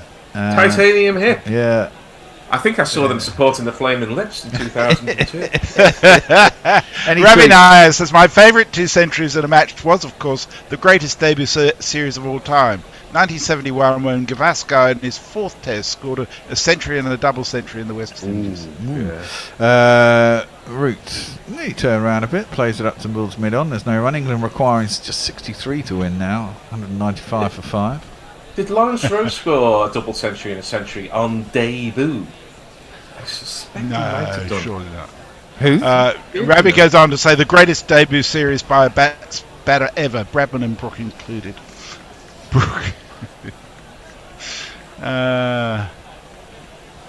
Lawrence Rowe, of course, a great talent who lost his way. I think there was injuries and other stuff. Did he have an eye problem? I think Lawrence Rowe. Tremendously gifted batsman of the mid-70s in that golden period for the West Indies. Reminded me a bit of Carl Hooper, and when Carl Hooper was on song, there was he was great, wasn't he, when he was on song? Oh, no greater sight than he used to give it away so often. You're quite right. 214 and 100 not out he made against New Zealand in Kingston. Yeah. 76, 75? 72. 72? Oh, wow. Yeah. Matt Henry. Should have quit while I was ahead there. Matt Henry comes in to bowl to Root, who is a bit hurried there. Jabs the bat down and it gets enough of it down to long leg, and there's a single. 62 required by England, and 62 sounds like a lot, but how many have we scored since tea? Since lunch. We must have scored 40 odd since lunch. We've only been on for 25 minutes. We required about 96 or 94 when we came out. Well, there's many. Lunch was 168, so 28 since lunch. 28 feels like more than that, but there's many a stumble twixt something and something. It's too late, and I've been watching a really disappointing version of Oklahoma at the Wyndham Theatre tonight. You and your theatre. Left alone, through to the keeper, and there's no run. Oklahoma, what's the famous song in Oklahoma? Well, Oklahoma. Sorry, with the fringe on top. And, oh, what a beautiful morning. Oh, that's the one I'm thinking of. I'm just a girl who can't say no.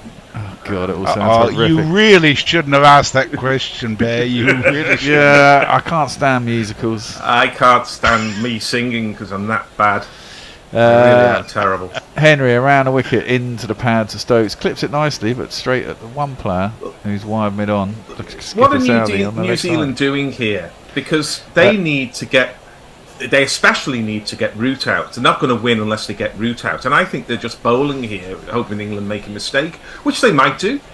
But, I know that they're depleted and Henry's running in on one leg or no back or something, but they really should be doing more than this. Well, they need Stokes in, defends into the offside. There's no run. Well, this is the problem, isn't it? They're letting it drift. They are.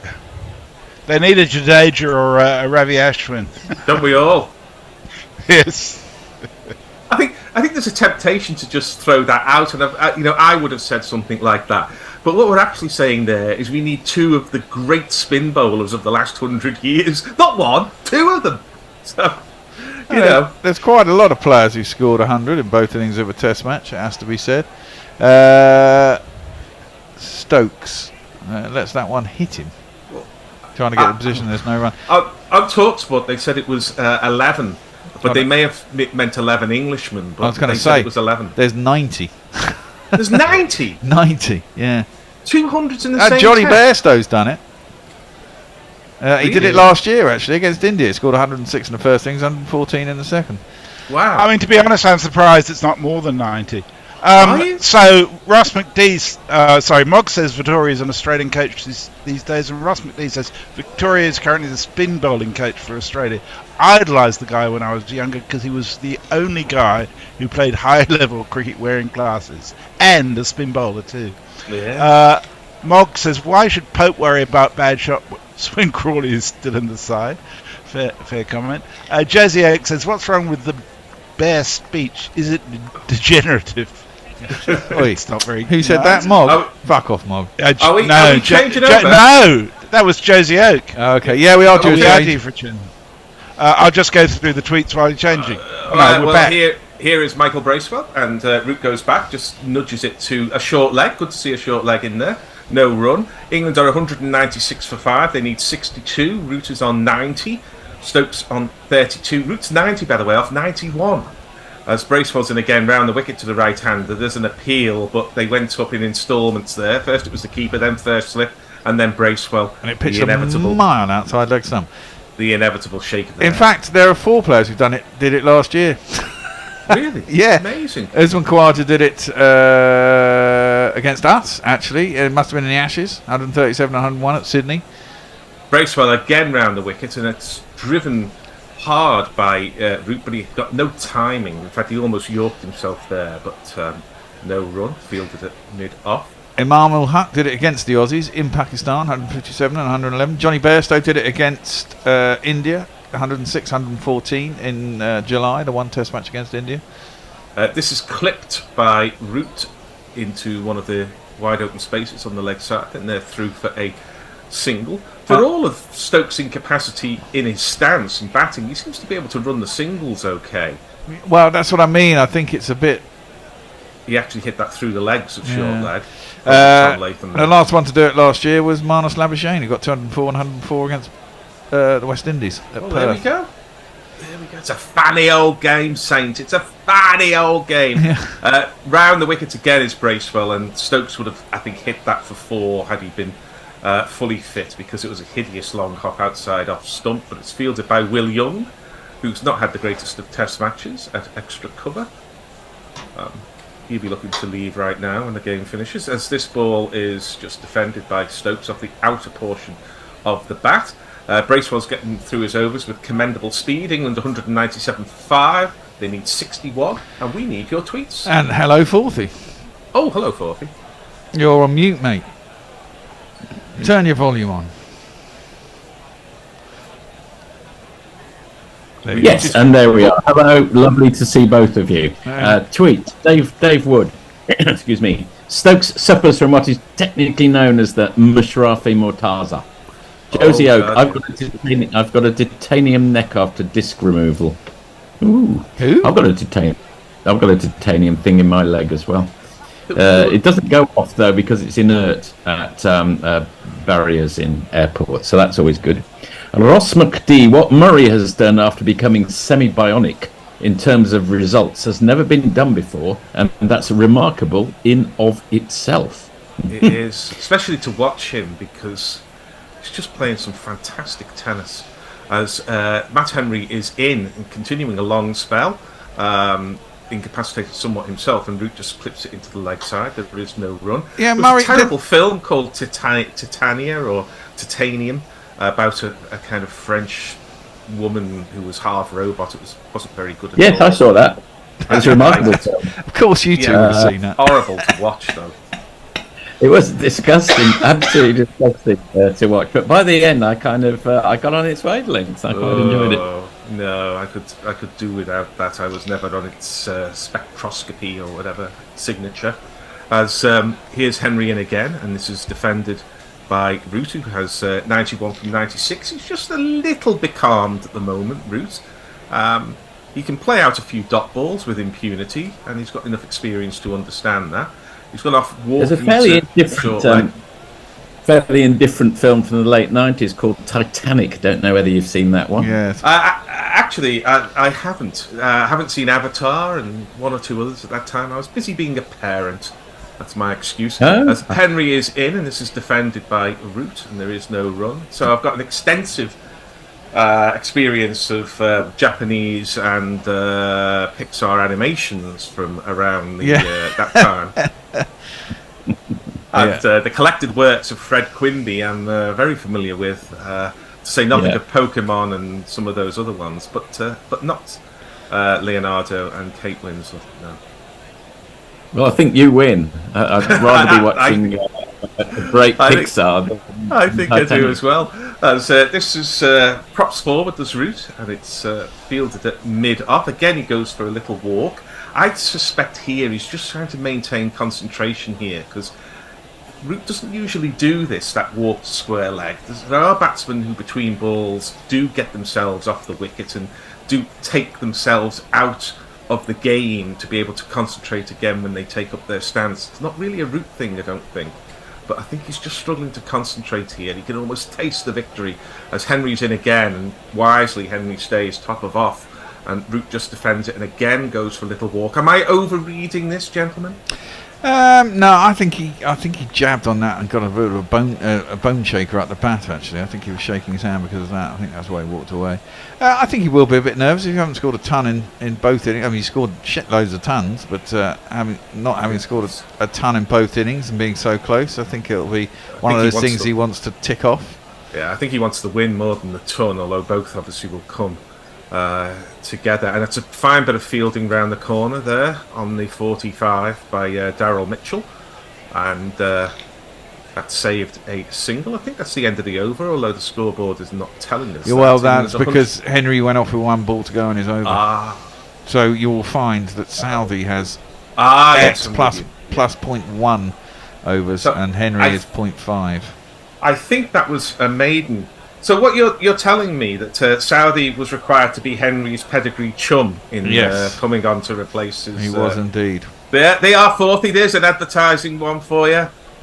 Well, I mean, not every brand automatically... Yeah, I see what you mean. But, you know, the world needs advertising the way it needs other things. I'm afraid I'm with Bill Hicks to a large extent on the... Bill Hicks. I'm not sure we need advertising. Brands need advertising. Well, Tim Moore. Round the wickets defended by Stokes and Root. Paul Collingwood said in an interview that Ben Stokes' knee issue was always there, but he knows how to manage it, the Mirror reports. Oh, yeah. That sounds one for the opposition rather than the reality as this ball is defended. And it is no run. England have had a lot of dot balls here. I think it was John Buchanan who said after, I think it was 17 dot balls, something happens, by which he means a boundary or a wicket. I don't think England are up at 17 dots, but there's been a lot of them for the Bazball era, and Stokes gets himself a single by clipping it into the leg side. A tiny release of pressure. The target is now 60. Stokes goes to 33. Bracewell has none for 67. John Buchanan's one of those characters who's been rather forgotten in history, and I think possibly rightly so. He just happened to be in the right place at the right time. Well, I don't think so. Oh, very much so, man. I mean, look at that fucking bowling attack he had. I mean, they were never going to lose. Well, this ball is pushed into the leg side, and they're through for a single. Plenty of managers, coaches, everything else have had significant resources at their disposal and found a way not to maximise them. For all that's true. Warne had a vendetta against him the whole time because Buchanan wouldn't let him do as he wanted. He got in the way. He sent him on army boot camps. What's the bloody point of that? This ball is pushed into the offside, and there is no run. He said, "What did he say about the coach? It's what somebody else drives, or something like that." It's all right for Warren, isn't it? It's a bit different for everybody else. If you think coaches don't make a difference, I give you Baz McCullum. Well, yeah, that's true. That's true. But I mean, if you're given an amazing side, then you don't really have to do a lot. Well, I'll come to that in a moment. As this ball is clipped to point, there is no run. It's the end of the over. England 199 for 5, and your tweets. Well, there was a favourite son of Everton, wasn't there, Gary? Another Gary who said my granny could manage the Brazilian team. So just saying. Yeah. Ravi Nair. Gary Barry, back to you. Gary clearly doesn't know two things about Lawrence Rowe. He was literally allergic to grass, which was what ruined his career, and he joined the Unforgivables as a result in apartheid South Africa. Well, I did know both of those, but I'd forgotten the first one, so fair enough. What? There was a glitch in your memory bag? Mog, you can fuck right off too, Bear. I am just the messenger. Please don't shoot me. Okay, That's all right. Here's Henry in it yet again. This is defended, and there is no run. Where's Wagner bowling bounces? I apologise, Mog. I maligned you, but someone else is slagging me off. Porthy, if you want to come in with the tweets between balls here, it's better than trying to get him in between Bracewell's deliveries. Oh, yeah, that's a good point. Messi Jez, what are all his knees fucked? Andy Knight, evening, listening with the dog and the Canadian Rockies as backdrop, and he sent a little video of it as well, which is lovely. Here is Henry. This ball is defended, and there is no run. I take it he's a lumberjack and he's okay. I take it, yes. I don't know. He doesn't look like a lumberjack from his little thumbnail portrait. No, he looks like an office worker, but I could be wrong. Blair Tickner looks a bit like a lumberjack. No, it's just a tash and a haircut. Any more, Forthy? Yeah, Mog. For once, I agree with Gary. Titan was a pile of shit. Ah, that's the name of the film. This ball is defended by Root. There is no run. Root has 92 from 104. Not so long ago, I think he had 91 from 90. So he is a little bit calm. Neymar Butlins. I had a disc removed. Now my car stereo plays perfectly. Oh, boom, boom. Excellent. 59 now. Ticking these off the way you do. As Henry is in again, and Root just nurdles that, but some fine fielding and quite close in Jonty Road position by, I think, who is that who's doing the fielding there? I think it might be Tim Saudi. Messi Jez wonders whether Titania opened for Shakespeare's 11. I think very good. Titan was. I'm not very good on Greek mythology. I think Titan was something in the Greek mythology. Yeah. Titania was. Isn't that Clash of the Titans? Queen. Yeah, Clash of the Clash of the Titans. Laurence Olivier in the hammiest performance, even for him, in Clash of the Titans. That was with Harry Hamlin and Judy Bowker, I think. As this ball is pushed into the offside, and it is onside. No run. Onside, yeah. I was distracted by thoughts of Judy Bowker. Well, it's happened to the best of us. Ross McD, favourite Studio Ghibli movie. Have I pronounced that right? Ghibli. Oh, sorry, Ghibli. Try telling someone an animation is just for kids after watching Grave of the Fireflies. Oh, Grave of the Fireflies. Took me 3 goes to get to the end. I was too upset twice, had to turn it off. Yeah, it's a non-Miyazaki Ghibli film, and it's harrowing. As this ball is clipped round the corner, and this time he does get past Darryl Mitchell, who is on the 45, and goes down to Neil Wagner at long leg. I don't know why Wagner isn't bowling. If you've got that card, if you don't play it now, you never will. England need 58. 200 up. 200 for 5. Well, he's been kind of muted. That's Henry's. That's the end of the over. Go.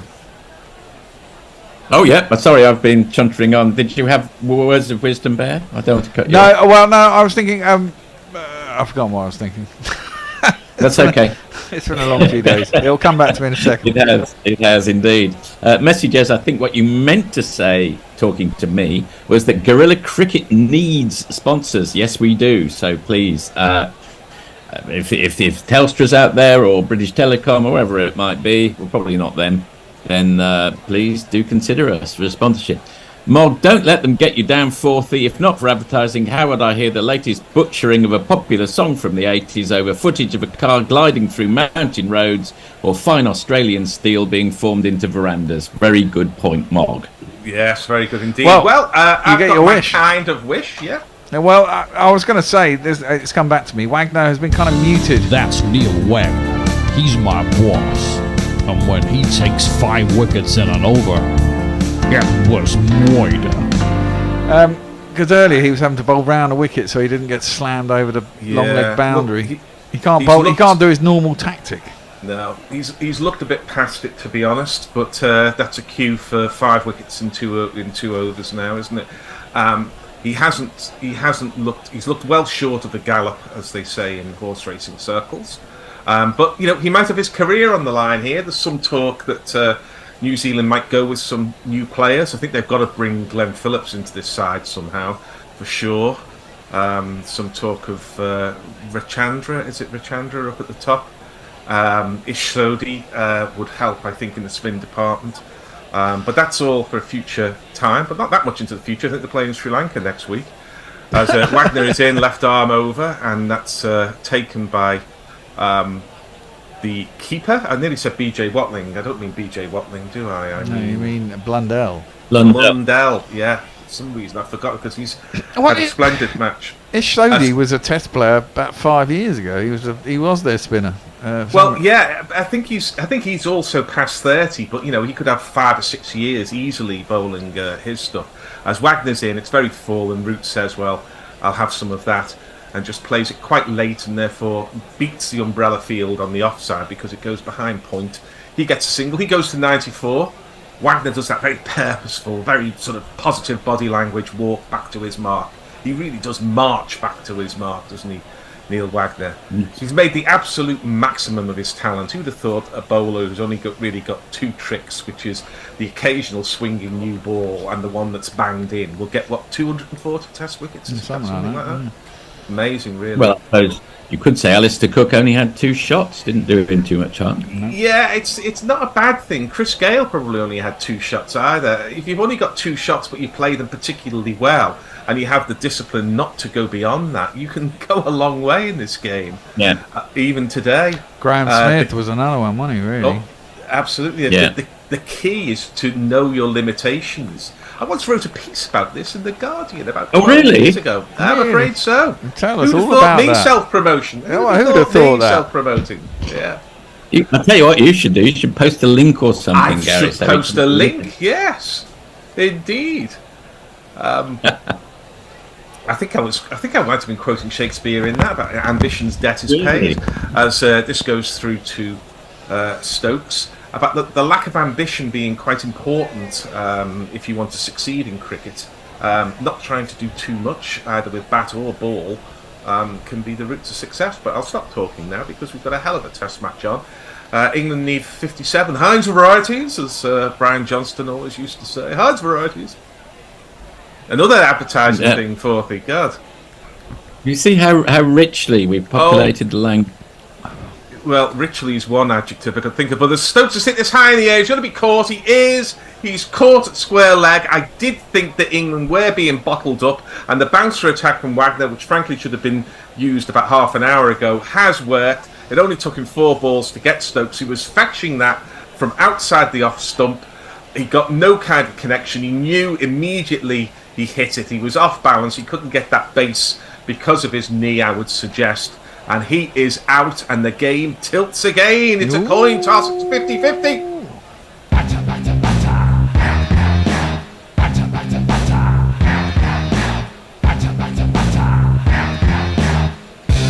On your bike, mate. Well, Bear, 50-50? Yeah, about that, you'd say. Folks has got to take it through with Root, you'd have thought, or at least get within 10 or 15, maybe. You need a decent number 8, and we've got one, because he's actually a number 7. So England have got to make use of that. Yeah, we have the man coming in will be he's better than just Butler. And his name's Ben Folks. He can keep a wicket at least 9 times as well. Ben Folks, you're the best. Problem is, of course, tweets. So I was going to say, are the tweets coming in for criticising Ben Stokes for that shot? Well, not quite yet, but I'm sure they will. Hang on, let's just have a quick look. No, I've just got Mog saying that Judy Bowker were mint. and Dave Wood saying Burgess Meredith was the best thing about Clash of the Titans. So it'll take a minute or two. Dame Maggie Smith was very good in Clash of the Titans, keeping a straight face on Mount Olympus. She did very well, delivering some of that dialogue with a straight face. Yeah, Unleash the Kraken. I think they had to say things like that. Yeah, they did indeed. I went and saw that at the cinema. It was pretty cool. I saw it at the cinema. I think I might have been working in the cinema at that time. My mother's cinema. Were you an usher? Now it's going to be interesting. Yeah, I did that. And the ice creams. Because Wagner is going to get to bounce at a brand new man who's just come in, which is never a pleasant thing when you've just come in.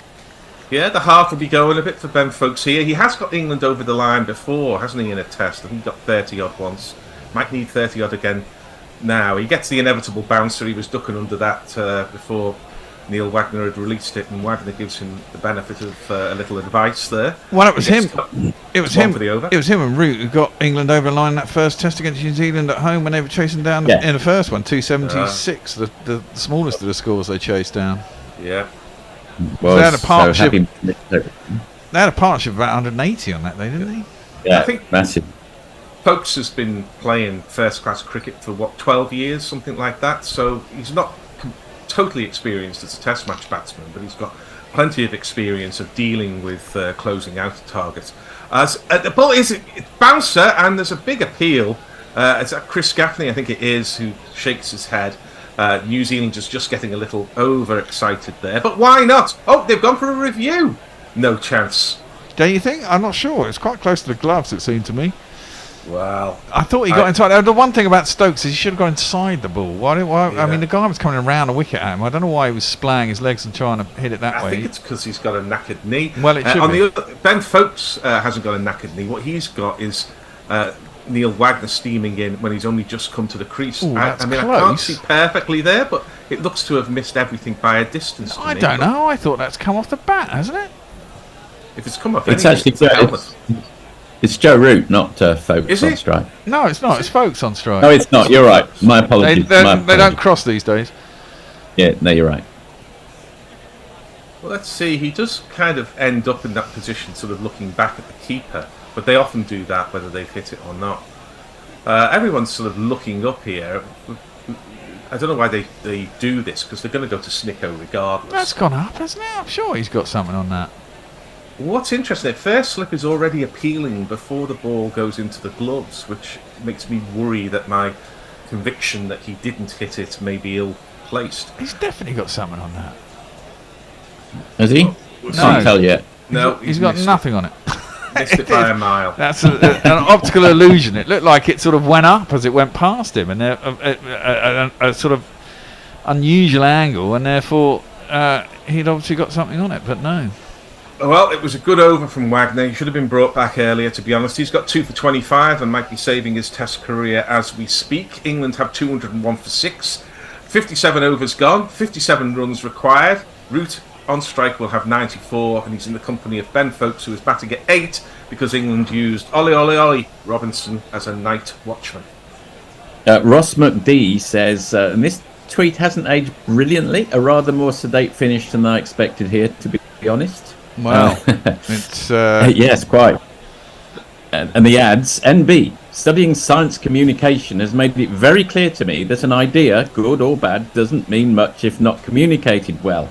These are strong words, Ross. Well done. So yes, advertising and marketing is important. I just stress that Ross is onto something there. As this is Matt Henry's in, and that's what a wicket does, because that was a long half volley, and Root just tapped it back to mid-on where he would have been driving that before. Matt Henry, he's done something to upset his captain. I mean, he's been bowling now for what is it, nearly an hour. Big job to do that when you've been off the field with a back spasm, as Root takes guard again. He's on 94. Maybe if he stops bowling, it seizes up.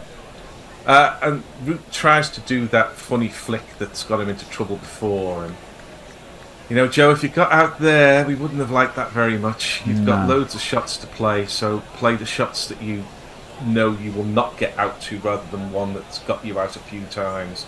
To be fair, there he sort of withdrew the bat from his attempt. Exactly. I think he was trying to get buys, wasn't he? Playing for buys. Well, he's already run somebody out. He doesn't want to do it again off buys. He plays an orthodox shot here, just nudges it wide of point. Or there's no point, so he just goes through for a single. Science communication. My understanding of mathematics, which wasn't bad when I was a schoolboy, deteriorated quite a lot when I tried to study it at university and found it was too bloody hard, has been improved immensely by some brilliant videos they have on YouTube with animation, you know, 3 blue, 1 brown, or whatever it is, called 1 brown, 3 blue, whatever the title of that YouTube channel, where they animate issues to do with calculus and group theory and stuff like this. And the quality of communication, if I'd been taught like that when I was at school, I would have passed A-level maths when I was 12. Yeah, it's a good point. No, I had a textbook called Physics is Fun, and it was anything but. Yeah. Both my sons have once completed a degree in physics, the other is completing it. As this ball is defended, there is no run. I didn't encourage them to do it. I said, in fact, do the reverse. You'll have much more fun doing something where you get the chance to write and express yourself rather than physics. But my younger boy at least has some geophysics, so he gets to write essays about how he's going to save the planet. He'll have to get a move on. Yeah. Oh yeah, he's intending to. He has the MSc already lined up for next year. As Ben Folks is on strike and just lets that go through to the keeper. I think it's just got the 2 slips in for Folks, and that may be more comment on the pace of the pitch than the state of the game. But if I were Saudi, I'd be all round Folks now, telling him he's under pressure, that the game's on the line here, the series is on the line, his career's on the line. Johnny Bairstow is lined up to take his place. And there's just 2 slips in the gully. I'd have a short leg, I'd have a silly point, I'd have a leg slip. And if 2 fours go through, then fair enough. You're getting him to play a shot when clearly he doesn't want to. But that's not the way captains go these days. They don't seem to look at the scoreboard or look at the match situation. 2 slips in the gully is what we'll have, and 2 slips in the gully is what he does have. And that's fielded at short extra. There is no run. England 202 for 6. They need 56. We'll have one more over, I think, and then we'll have a change. Go on. Oh yes, Tim Moore, more serious for Ben Stokes. A knee replacement op would lead to a new nickname, Titania, Queen of the Fairies, from A Midsummer Night's Dream. This is interesting for you, Gary. Ravi has what's the word? Hashtagged you at the end of this, so I'll read it with the hashtag in. Gary and I love Ghibli. Grave of the Fireflies is the saddest film I've ever watched. I will never watch it again, but I will always love Gary Naylor 999. Oh, well, that's very kind. We're both. See what I mean? We're both fans. Well, you're suggesting that he will always love you. Yeah. Which Well, is nice. that's lovely. And I saw a brilliant production of stage production of My Neighbor Totoro, which was on at the Barbican. Produced by Nippon TV and the RSC. As Root goes back, he hits this in the air. He's going to be caught. He's going to be caught. He is caught. Oh dear. Heavens above! What are you doing, Root? In the previous over, he tried the reverse ramp. This time, he's gone back to a ball he could have cut anywhere. Wagner, I was calling for him. This is why he makes things happen, even on at the end of his career, which is what he is. He bounced Root never got into line. It was a top edge. He was in no position to play that shot. It went straight up in the air. And Michael Bracewell, we were giving him loads before for his bowling, but he's caught that at mid-wicket. New Zealand, big favourites.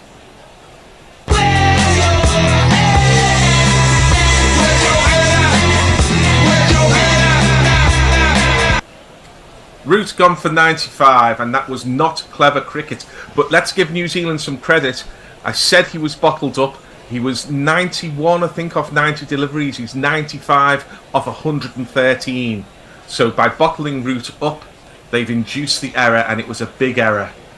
And he didn't get his 2 tons in 2 innings. That's poor. No. That is poor.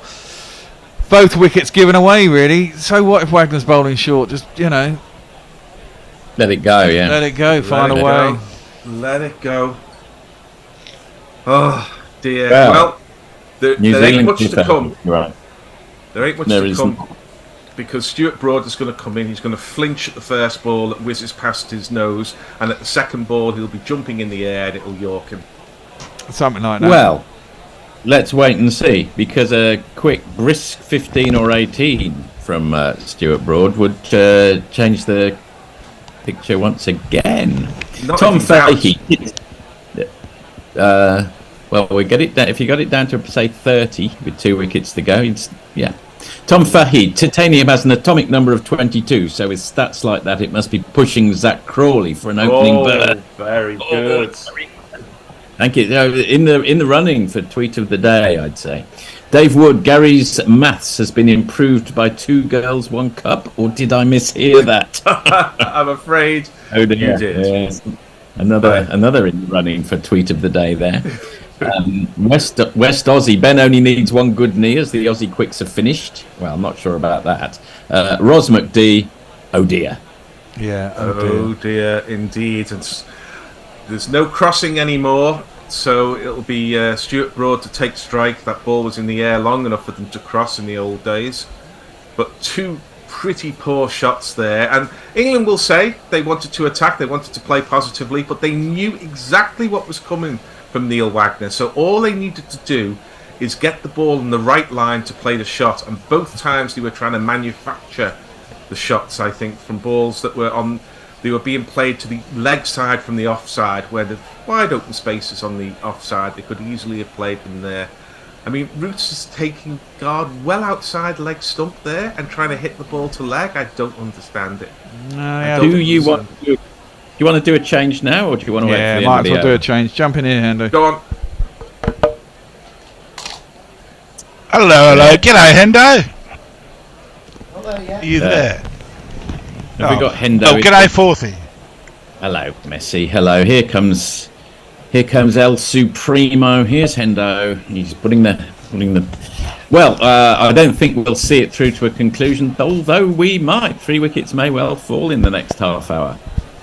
And Wagner. Oh no, we're seeing a replay of Stokes get out. I said Wagner, but such is not the case. We're having a look at the 2 dismissals. 2 men in and looking as if they were going to get England over the line. I'm not going to say they threw their wickets away, because aggressive intent to a degree has got them to where they were, but they were certainly misjudged shots.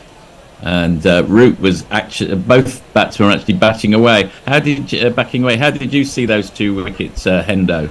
Dumb. Dumb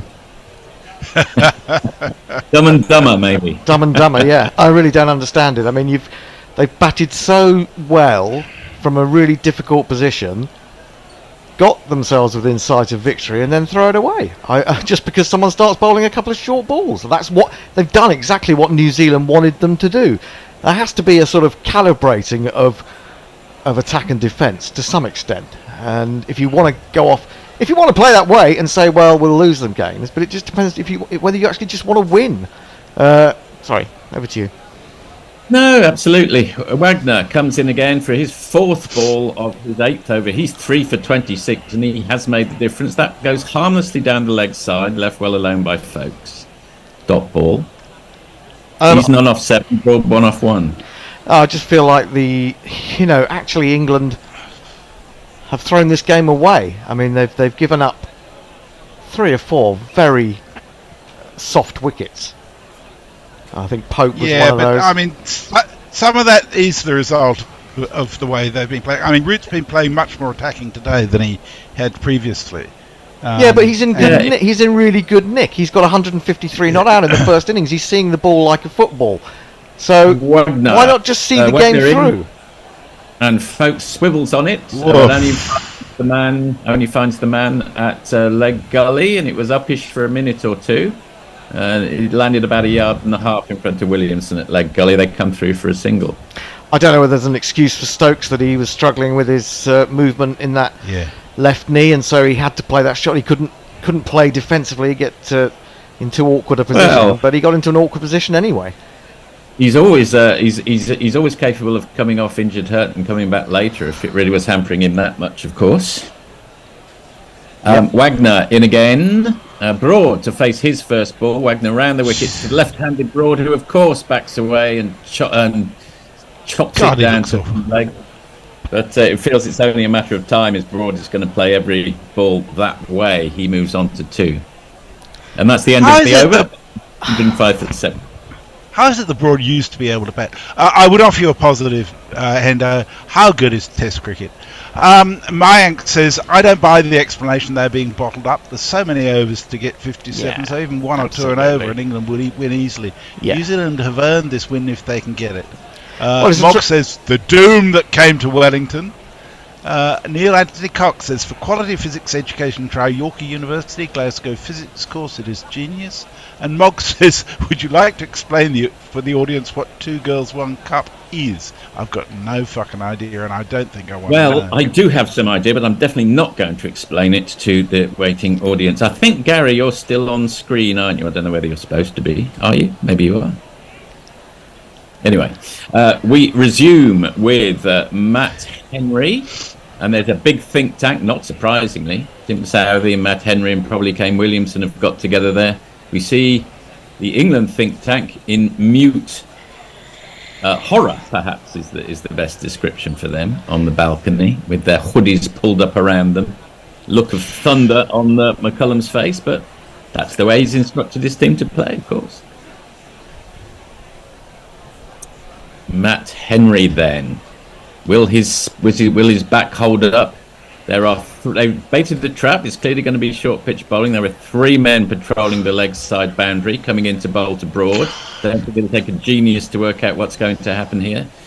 In comes Henry, pitches it in short. Broad backs away and it flies over the head. Not sure we got any bat on that one. Down for yes, he did. Broad moves on to 6 with a fortuitous boundary.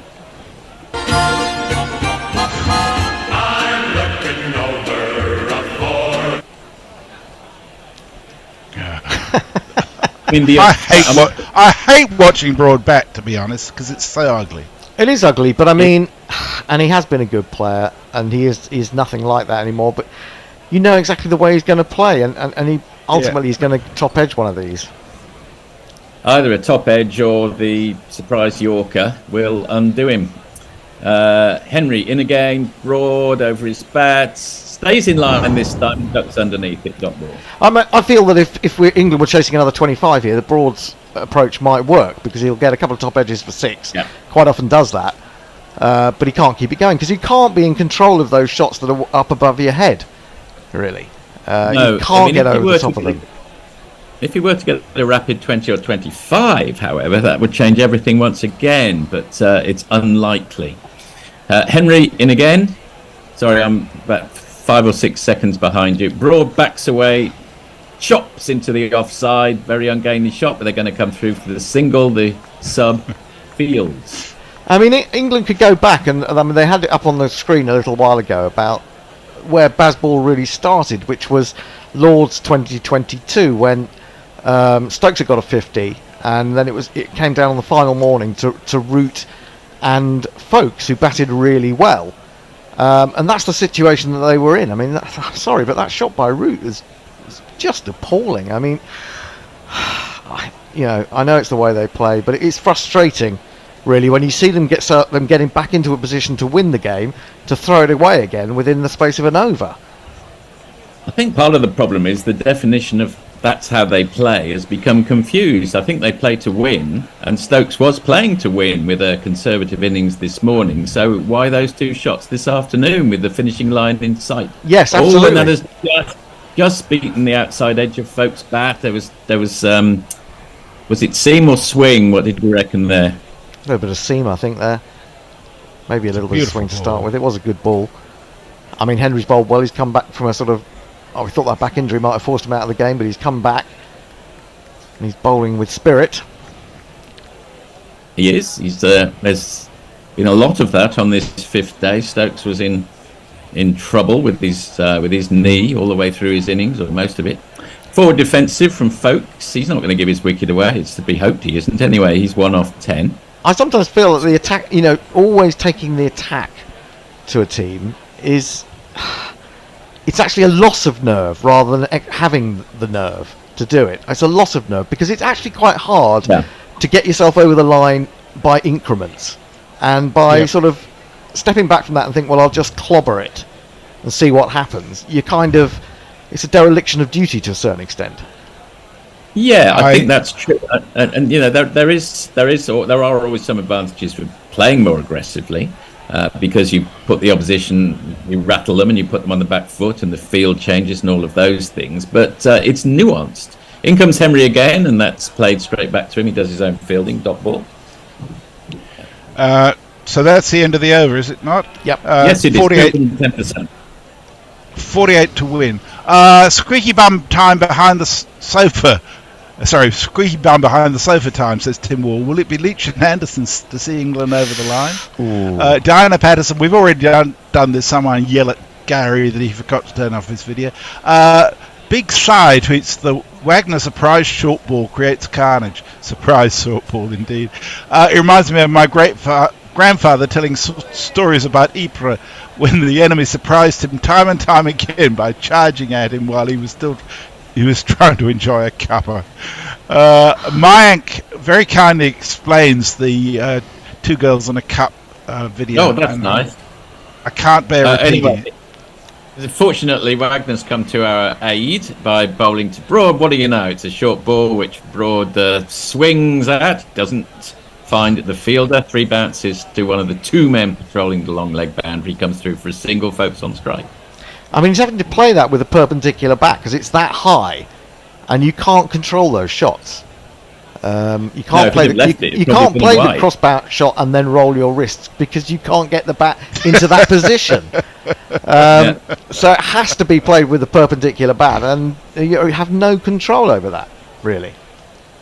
But we don't know what goes on. It's only going to go up, isn't it? It's only going to go up. It's not going to come down. It's not going to go down to ground. He might mistime it and it'll drop short of the fielders, but... Yeah, I mean, we can't know for sure what goes on inside Broad's head, and he's been courageous enough to talk about his mental demons, but...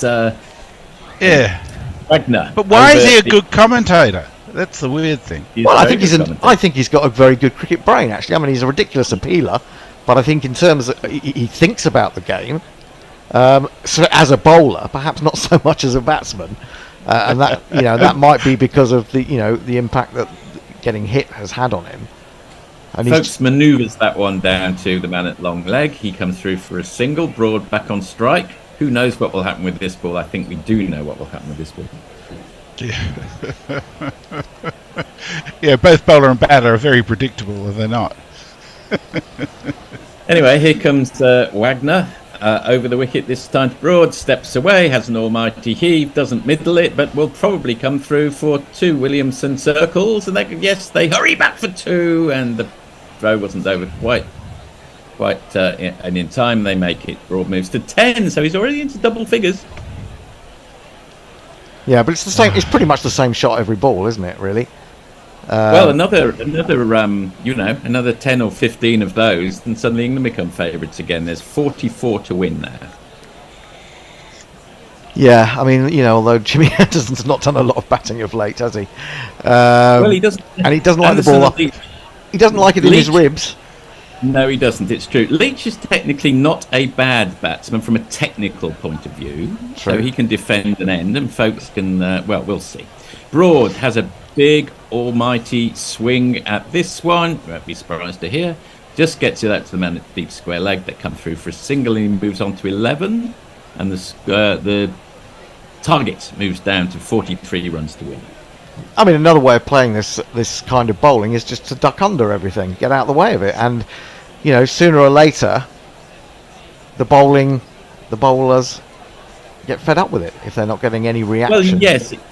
It's true, except that Folkes is not going to swing at anything. He's just going to play the sensible role. If Broad does the same, then the scoreboard will just get stuck, and sooner or later you'll think something will happen. So kind of see with Anderson and Leach, who will defend to come in. Maybe it makes sense for Broad on this occasion to do what he's doing out there. Playing devil's advocate for a moment, in comes Wagner over the wicket, tempts Folkes with the short ball. He's not to be tempted, dot ball. But for a team that professes to do exactly the opposite of what their opponents want them to do, in the last 15 minutes they've done exactly what their opponents wanted them to do. Well, except the Broad's got 11 runs from 8 deliveries. Yeah, but I'm talking about the wickets of Stokes and Root. Yeah. True. Well, wickets do fall in Test matches, but of course. But yes, with the finishing line in sight, you might have thought on this one occasion discretion might have been the better part of valor. That one is dug in short, and it is hooked by Folkes on this occasion, but straight to the man on the bounce, Williamson at leg gully. No run. That's the end of the over. England 215 for 7, needing 43 runs to win. I would bring you tweets, but they've come back. It's okay. Ravi says Hendo's been wrong in every pessimistic prediction for the last year. When will he ever learn? What's there to learn, Ravi? Tell me what the fuck there is to learn. You've got yourself into a position to win the game. No, but every time I say anything, Ravi jumps on it, and I'm fucking sick of it, Ravi. You can have your viewpoint, but I'm sick of every time I make a point about winning the game, which is basically what it's about. That you need to take the piss out of it. Fair enough. That's up to you. You do what you want. Mayank commenting on the photo of John Batham says 100% this guy was in a Bond film from the late 90s, being that crazy hacker in a basement, chugging energy drinks frantically while breaking into MI6. Matt Henry comes in. Sorry, Messi. Broad steps away. He ramps it down to the man at third man. He is out. Broad is out for 11. And then the 215 for 8. Just 2 wickets to go and 43 runs still needed. Oh, dear. Well, that had not just the air of inevitability about it, but the air of inevitability about it. It was always going to happen. 11 runs are not enough at this stage. And we've lost Hendo temporarily. Well, how do you see it from here, Messi? Well, I don't know. I mean, I understand Hendo's angst, but I also know that England have won a number of matches by taking this approach, where previously they would have blundered their way to a loss. So, yeah, I think it's exciting. And, this test match finishes today. There's 2 more starting tomorrow, as well as the ODI that we're covering. Cricket's fantastic. And Indo tweets just 2 hashtags. Hashtag Stuart Broad batting, hashtag Bazball. Yeah, that's about it. And the Jersey Jingler says, Messers, you have to embrace the chaos of Broad's batting. It's not exactly cricket, but it's lots of fun to watch. I can't argue with that, Richard. I really can't. Indeed not. Well, look, this match is not over yet. There are still 2 wickets to be got. There's just 43 runs to be had. And we've got 2 sensible batsmen in Folkes and Leach. Limited, but sensible at the crease. Hendo rather looks as if you approved right there. Broad ramping it down to the man at third man, and he is out. Just 11 to his name. Well, I mean, if at the end of the day you're going to say, well, we don't care. Each test match is each test match. But if someone pointed out this morning about we're not going to win, and again we're not going to win a series in New Zealand, and this is exactly it, and this is the reason, because they have lost all sense of proportion in how to bat, and they've done exactly what New Zealand want, which I thought was what Bazball was supposed to be against, doing exactly as your opponent wants. It's brainless cricket, brainless. Yeah, it has been brainless, but what's interesting now is there are 43 runs still to be had, and we've got 2 very sensible batsmen at the crease in Folkes and Leach. Limited, but sensible. Leach ducks under that first ball that he receives of Henry's new over, and that's a dot. There's only 43 to get, the 2 wickets in hand, so this will still be interesting. Tom Fay Cricket says, is Sober Bazball Brendan Ball? Baseball is the long-haired biker you don't want your daughter dating, while Sprint and Ball calls you sir and wears sensible cardigans. Indeed, yes. And that one is another dot ball from Henry to Leach. Leach is not going to give his wicket away in a hurry, that's for sure, and neither will Folkes. Something caught your eye there, Messi? Mog says, Naidu, one guy, one jar, and one guy, one ice pick. No, thank you, Mog. Oh dear. Henry in again, short pitch ball into the ribs of Leach, who defends very well. Technically a good batsman, Leach. A bit limited in his attacking mindset, but that's okay. Let's just dig in for a while, England, eh? Having a look at his Test match career, he's got an average of 13, and that won't be good enough today, but he does have that 92 he once scored against Ireland, of course. Settles over the crease, two men hovering either side of him, and that he ducks, but it's actually quite wide of off stump there, dot ball. David Stump suggests that isn't the explanation that since Broad was hit on the head, he's skittish with the bat. Not sure. My dog is still traumatised by the Hoover, but just about manages to keep it together. Like a dog with a Hoover, Broad batting. Yes. Oh dear. But they knew exactly how to bowl against Broad, and that's the point. He's given it away by all this stuff about I've been hit and now I'm terrified of the ball. He's kind of he's made a rod for his own back in that respect, hasn't he? By kind of revealing that he will just swipe at anything you put up around his nostrils. It was not the obvious tactic, not the sort of thing an Australian would ever say, but I mean, commended by some for his honesty with his mental demons, but it's an unlikely move from a sportsman, it's true. Okay, so what have we got now? Oh, okay. Confusing. Oh, right, okay. I've still got at least one ball, maybe two of Henry's over to go. They've just brought Williamson in under the helmet. Two short legs. That's the two silly points and silly points silly mid off, isn't it? Yeah, two short in on the offside and one on the onside. Henry, and that just flies past the edge of Folkes' bat. This is good bowling from Henry, in fact. Is that the end of the effort? I get confused by these 0.5s now. Yes, it is. England 215 for 8 at the end of the 60 seconds, still 43 runs in arrears. Josie Oakes, not surprising, he says we're doomed. And a Hendo rant for good measure. Thank you, Hendo. We miss them when they're not around. I got to say. Well,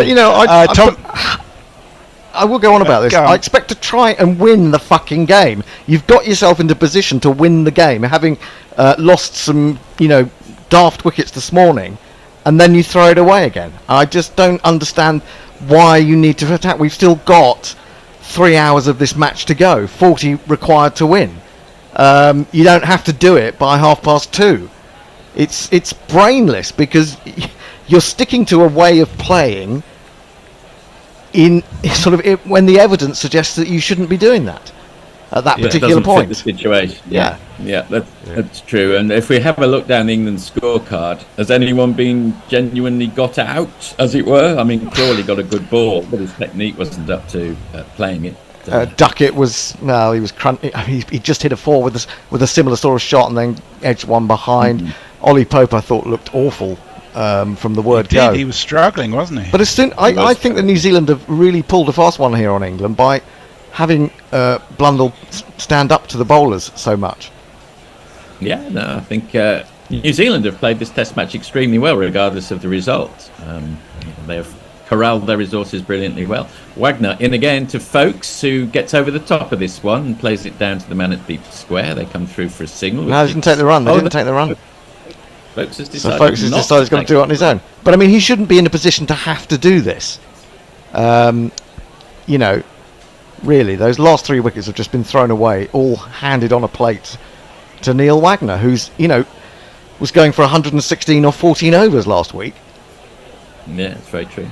Well, cometh the hour. If Folkes can get the team over the line here, it will put his credentials in a very good position for the coming summer in England, with Bairstow threatening to come back. Well, if anyone's thinking of dropping Folkes, then they need their heads examined. Absolutely. He's by far the best wicketkeeper, and people can say, well, wicketkeepers, they need to be able to bat and blah blah blah. One, he's proved he can bat. He's already got 200s in Test cricket, but also, I really doubt whether any of the other wicketkeepers would have taken that catch off Williamson yesterday. Yeah. Well, has he not got a better average, certainly, than Joss Buttler now? Yes, yes, he has. Yes. It's 44. We missed the dot ball there, and that one is swiped down to the man at long leg, but they again eschew the single, even though it was off the third ball. Well, you see now, if Folkes is going to play this way and he's going to ignore the singles until the last ball or fifth ball of the over, why on earth weren't other batsmen doing that before? Why on earth weren't other batsmen just taking the singles to get England over the line with 40 or 50 needed? Well, it's a mystery wrapped in an enigma. Wagner comes in again and bowls to Folkes, who plays the same shot, but this time straight to deep square, but this time will take the single, exposing Leach to the last two balls of Wagner's over. Leach yet to get off the mark. Memories of his one run at Headingley in 2019, of course. It won't be quite such an epic performance this time, with only 42 to get, but Leach has proved that he's got the ticker for these occasions. As Hendo says, he shouldn't necessarily be exposed to it in this situation, but there he is. Well, you see now, he's either going to have to play pull shots himself, or he's going to be risking physical injury, isn't he? Because they're going to be bowling nothing but short balls at him. And so why should he be exposed to that as the number 10?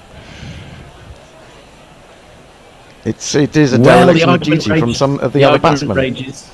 The argument rages. I think that certainly the limitations of whatever strategy was being deployed have been met today. This is a match that I think could not easily, but could have been won today, until a little flurry of, as Hendo would say, brainlessness after the tea break. It was there in England's gift. Still 42 runs to get, still 2 wickets in hand. As Wagner comes in, 3 men hovering in front of him. Oh, he just fends it off successfully, just short of the man at leg gully. Dot ball.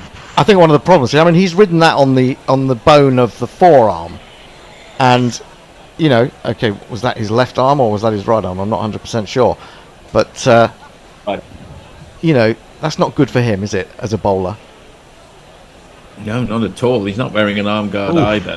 Why not? I think it actually hit his wrist. Yes, I think it did. Yeah. Anyway, he'll tough it out. Jack Leach, he's a tough character. Wagner in again. Shorty-ish. This one's a little fuller, and he's able to play it off his hips, but they decide against the run because that was, I think, the last ball of the over. England still needing 42, 216 for 8 at the end of the 63rd. Messi. Tom Fay, Cricket Crapton, says, shortly, learned institutions will offer philosophy courses entitled What Occurs Inside Stuart Broad Said. I'm not sure that would occupy a whole course, to be honest, Tom. I think that's very hard. I think he's a very, very clever thinking bowler, to be honest. I think that's really doing him a bit of a disservice. But it is quite funny. Yeah, he is quite funny. Tim Wall says, Joe Root has blown his man of the match credentials. If Jack Leach scores the winning run, give it to him. Mog says, I fear the end is inevitable now. Revy says, ooh, Hendo. Derek Willis says, just setting Jimmy Anderson up for the big finish. Neymar Button says, I would prefer 23 more to win, just saying. And Hogg says, very sad to see England throw the game away. Definitely not the opposition winning. As usual. Matt Henry. Sorry, Messi. Matt Henry in again at the start of next over. No problem at all. And this one is played down by Folkes successfully enough, although it did jar him a little bit, perhaps, on the top of his bat. Dot ball. And I'll just complete Hogg's tweet. It says, as usual, only defeated by a string of completely unforced errors. Yes, unforced errors is a good description, I think. Yeah. Well, of course, there's always risk-reward, but they can't help feeling that today the balance tipped far too far in the direction of risk when the match was literally there to be won, but there we are. But also now, you understand, what are we doing now? I mean, Folkes has just pushed that up to a deep mid-on and not taken the single. So how long is it if England even were to stay out there, how long is it going to take them to get these 42 runs? Well, it's going to take 42 hours at this Well, rate. pretty much, yeah, absolutely, absolutely. Not sure we've got that many left in the day. No, probably not, no. Okay, folks, 3 off 20. There's certainly been a change of strategy over the last 15 minutes or so. Plays that down into the offside dot ball. The cat and mouse continues.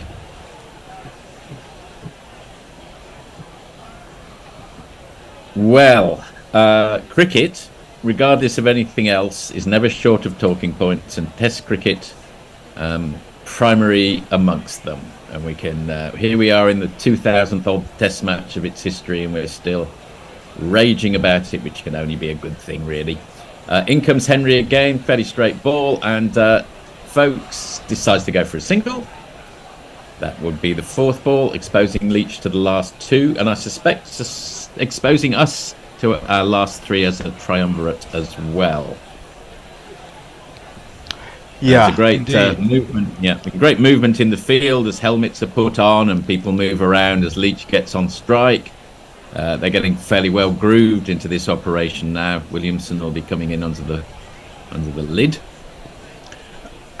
Mark says, didn't Craig McDermott have a similar story with his batting after the West Indies touched him up?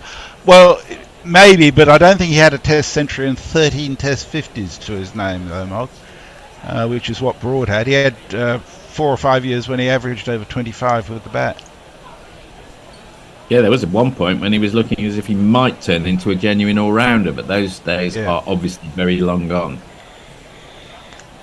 A couple of balls, as I say, of this little session left, and Henry comes in again. Comes in round the wicket.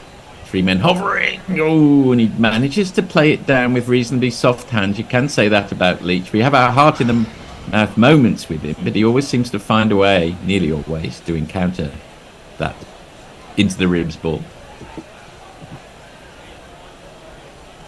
I mean, he's going to struggle to sort of survive a lot of these. Yeah, it's a good point, isn't it? I mean, how long can this go on, as it were, at one run and over? Henry round the wicket. Leach defends, just drops it onto his toes. A forlorn attempt by Williamson to knock it back onto the stumps. Leach well back into his crease. England 217 for 8 at the end of the 64th over. Folks on 4. Leach yet to get off the mark. Still 41 runs adrift. I will leave you there in the capable hands of Jacob, who is now taking over.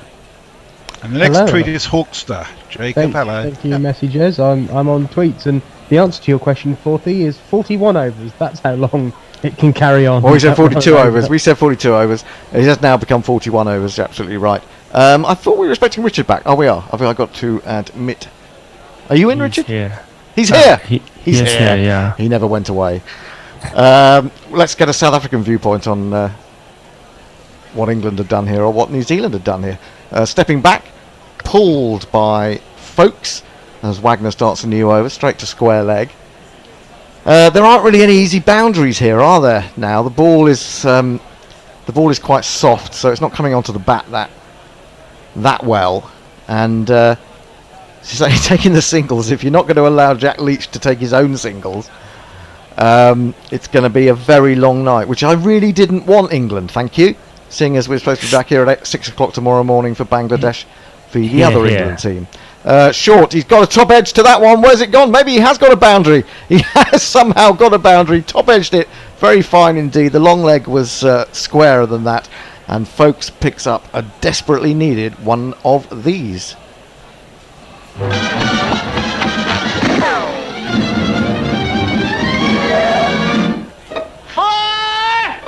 What do you make of it, Jacob? We're down to 37 overs. Good point. To borrow a phrase from our beloved Jay Grover, I've got the proper fear here. I thought we were doing so well, and I was hoping that they'd just knock them off by lunchtime. Well, yes, and now so I'm were here, we. possibly staying up till 4:30 in the bloody morning again. Exactly. Another short one, pulled down to long leg this time.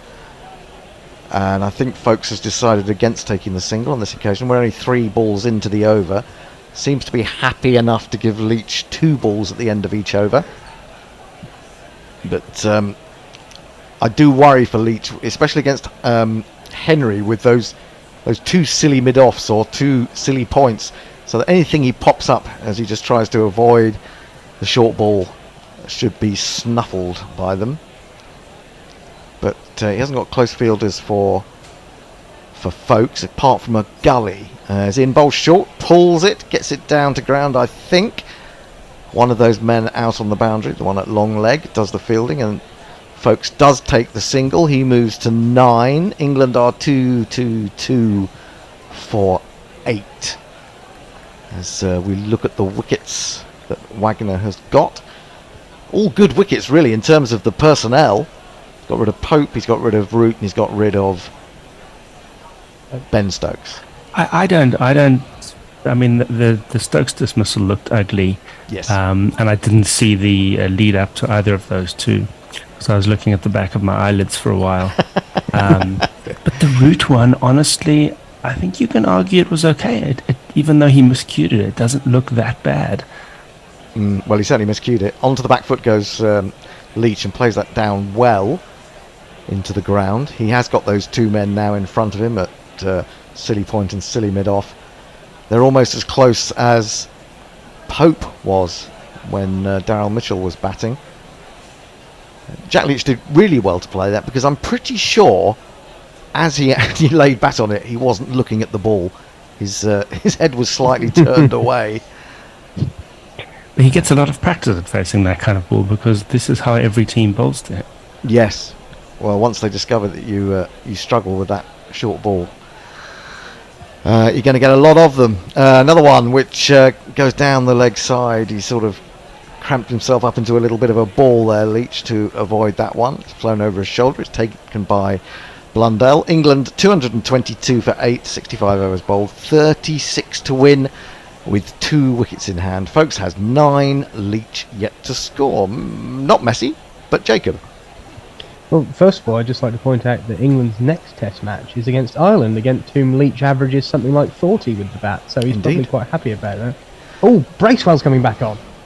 This could be interesting. This could be interesting. Hawkster says, if Folkes gets out, what chance do Anderson and Leach have of doing a Cardiff and playing out a draw? Oh, please don't even think about that. David Stump says the whole point of Bazball is that it's meant to be very Bazball. Arguably, England are in this position because they weren't Bazball enough. Mark Zip says perhaps the reason that Folkes is playing this way while others did not is that Folkes himself had said that he's not really a... it's obviously Bazball, but he's censored it out with asterisks. Type of player gave himself permission. Mog says, I just hope this Bazball TM thing doesn't give English fans the overgrown expectation of entitlement that a generation of Australians have. Just one generation? Well, on which note, I want to say I saw a clip on social media of an Aussie fan talking about their collapses in India, and it gave me such joy to see that they now know how we felt for the last 5 years. Change in bowling, indeed. This is the man.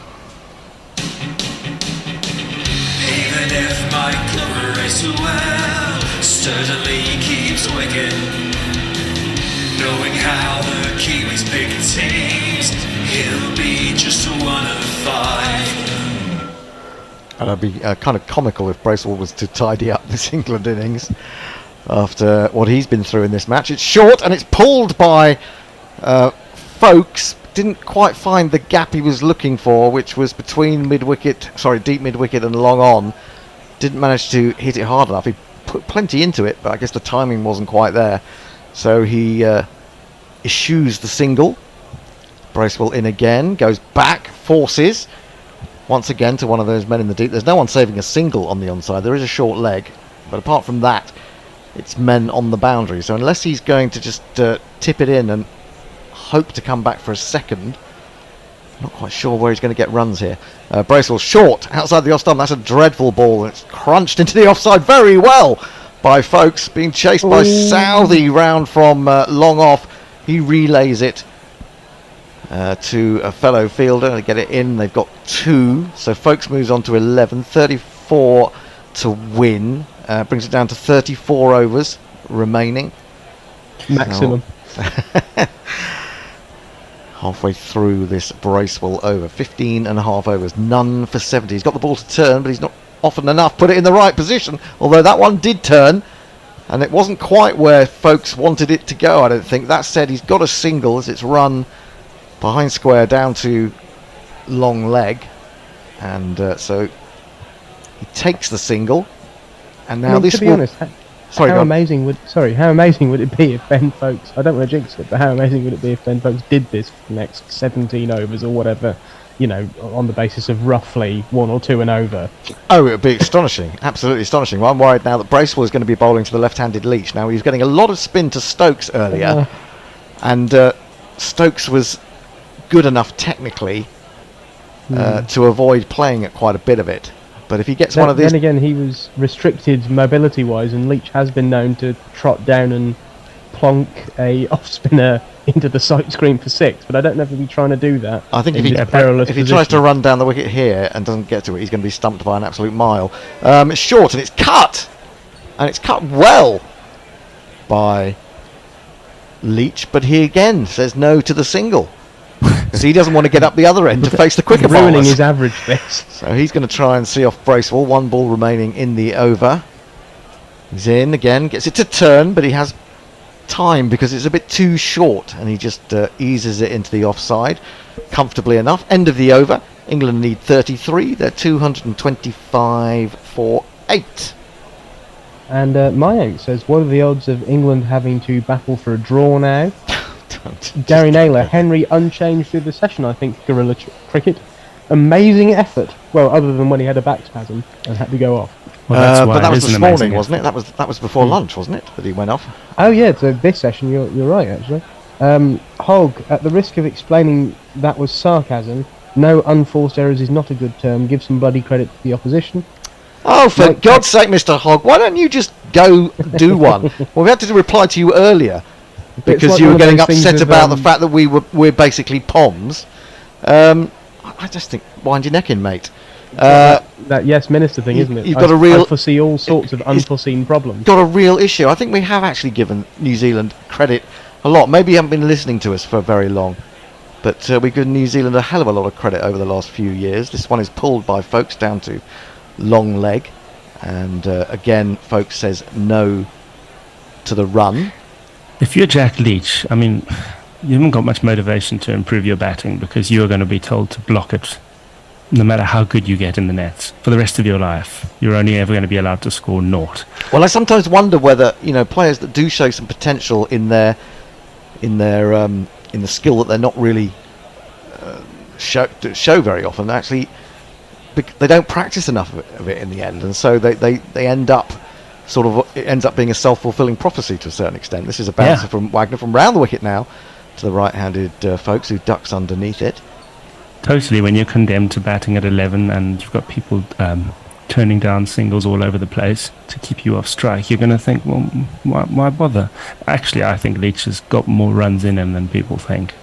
I do. I mean, I think that innings against Ireland at Lord's, I was there on that day, and he batted beautifully. You know, people may say it's only Ireland, but actually got some good bowlers. Wagner in, bowls, short, pulled in the air. Someone's going to catch it. No, it's gone over him. Would you believe it? He was about 15 metres in, Bracewell of all people, and somehow Folks has got that over him. It's then bounced before reaching the boundary edge, and England have an extremely valuable one of these.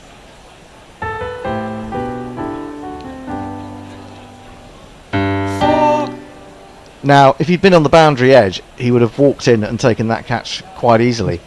But if you've ever missed a catch in that position, you've probably known what it's like to have a captain yelling at you and saying, why aren't you on the ropes? Now, I don't know if he was put there or just wandered in inadvertently, but it's a talking point. 29 overs still a to couple go of yards in. So Wagner again, bowls, he's going to pull again. This is suddenly Folks having a complete change of mind. He's going to get one, he might get back for a second. Bracewell skids round in the end on that slippery outfield.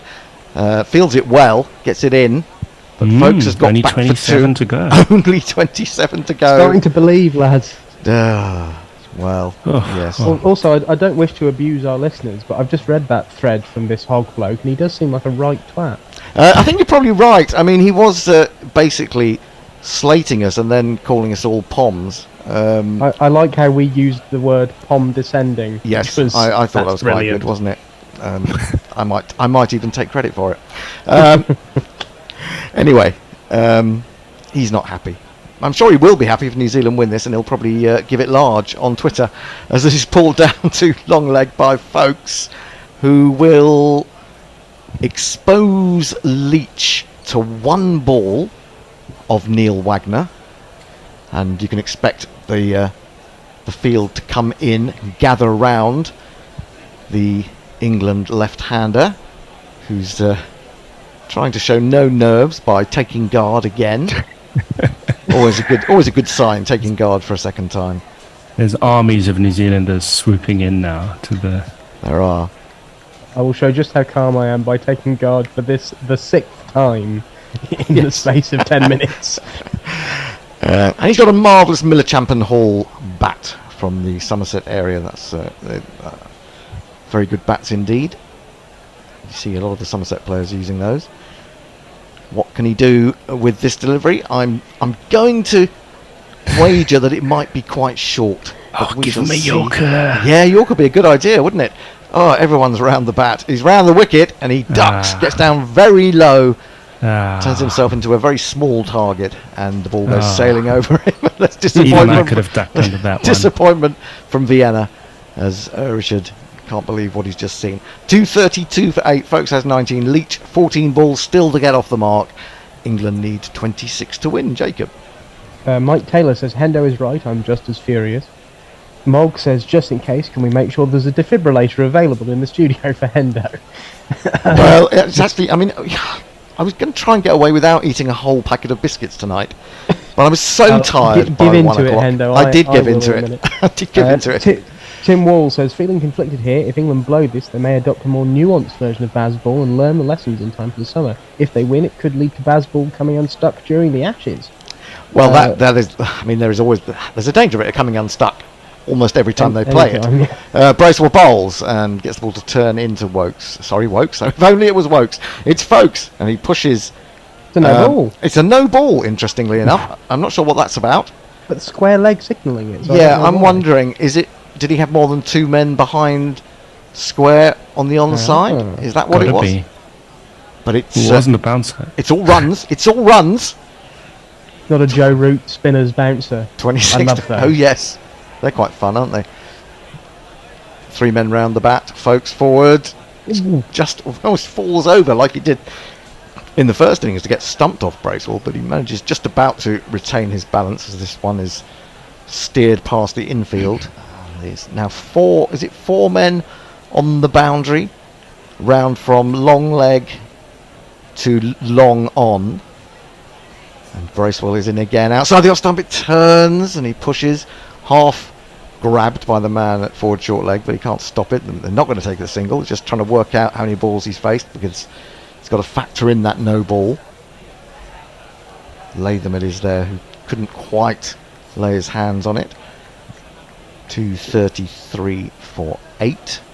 Can we all agree that whatever happens here, we bloody love Test cricket? Oh, this is totally. fantastic. Totally. Short, pulled, but without any timing at all. And the ball will roll slowly up to long on. We can agree on that. Here. This is really good. I just think we should have pink ball tests in New Zealand starting at about 8 p.m. New Zealand time. That'd suit me nicely. Yes. Oh, no, he's gone for the sweep. He's dragged that from a long way outside off stump. I think he's going to take the single on this occasion. Yes, he is. So, Folks moves to 20. England to 234 for 8. I'm trying to think back. What was that game? England v Sri Lanka, when Moeen Ali, I think, got 100 at Headingley. And Jimmy Anderson was trying to hold out. And I think he was out off the penultimate ball of the game. And it was one of Sri Lanka's rare victories in England. Rings a bell. Yeah, I remember that. Yeah. Was that Hirath? About 2014. I think 2014. Yeah, that's what I'm thinking. Bracewell to the left-handed. Leach, who goes back and gets adventurous, tries to cut, but without conviction, is beaten by that one, by the turn and the bounce. But maybe Jack Leach is thinking to himself, well, if I can just help to knock off some of these 26, folks at the other end would be very happy. In again, thrown up, and he gets right forward, covering the spin, and the ball runs slowly up to where there probably is a mid-off if he comes into camera. That is the end of the over. Bracewell's bowled 17, none for 73. England 234 for 8. They need 24 to win. Jacob. Warren says Bazball is being deflated like a beach ball in the vicinity of Tony Bishop. The Jersey Jingler says, why can't Leach just leave all this short stuff? Just bloody leave them. My best friend, Brian Barish, says, good day, cricket nerds. Well, by George, by Jove, by Jingos and bylaws, this one's coming right down to the wire. Good thing I'm not doing anything for the next 2 hours. I do love this long-form ODI type of finish. Ravinair says, I have rendered pork fat for lard all night. Now I'm eating the remainders. Even Hendo's pessimism cannot ruin my mood. And Brian Barish comes back. Leach on par to hold the best 2 1-not-outs in Test history. I'm not sure he's going to get a run at all. It might be a not-out. Wagner round the wickets to Folks. He gives himself room and scratches that. Cross-batted straight past Wagner at shoulder height. But it was hit so hard that Wagner daren't stick a hand out. And it is run to the straight boundary for one of these.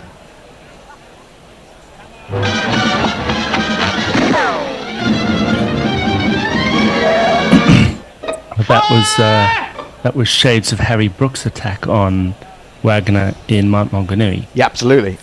And this notion of not necessarily pulling into the onside, but just hitting as straight as he can, even with a cross bat, might be the way forward. Folks has 24. He gives himself room again and heaves this one into the onside as he found the gap there again. He has, would you believe it, between deep mid-wicket and long on. It's a second 4 in a row for Folks.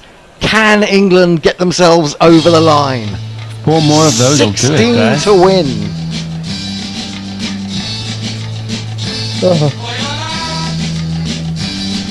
And of course, what England have to bear in mind is that they are playing to keep the teams that have won after having to follow on down to 3.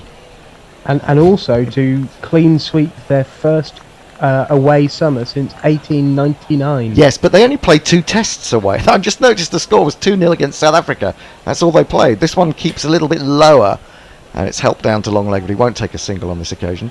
Yeah, you're not allowed to use the term whitewash until there's at least 3 tests, in my opinion. Yeah, and I mean, I'm trying to think when South Africa played their first test. You might know this, Richard. That was 1899. It wasn't too far removed from that era, and I know we weren't very good in that era. It took us a long time to become very good, and then we got bad again. There was a famous triangular test series, wasn't there, in 1912? England, Australia and South Africa. Wagner to Folks again. He's back over the wicket now. He's in, he's short, and he aims to pull, and then pulls out of it, and curiously, the umpire has given that as one of these.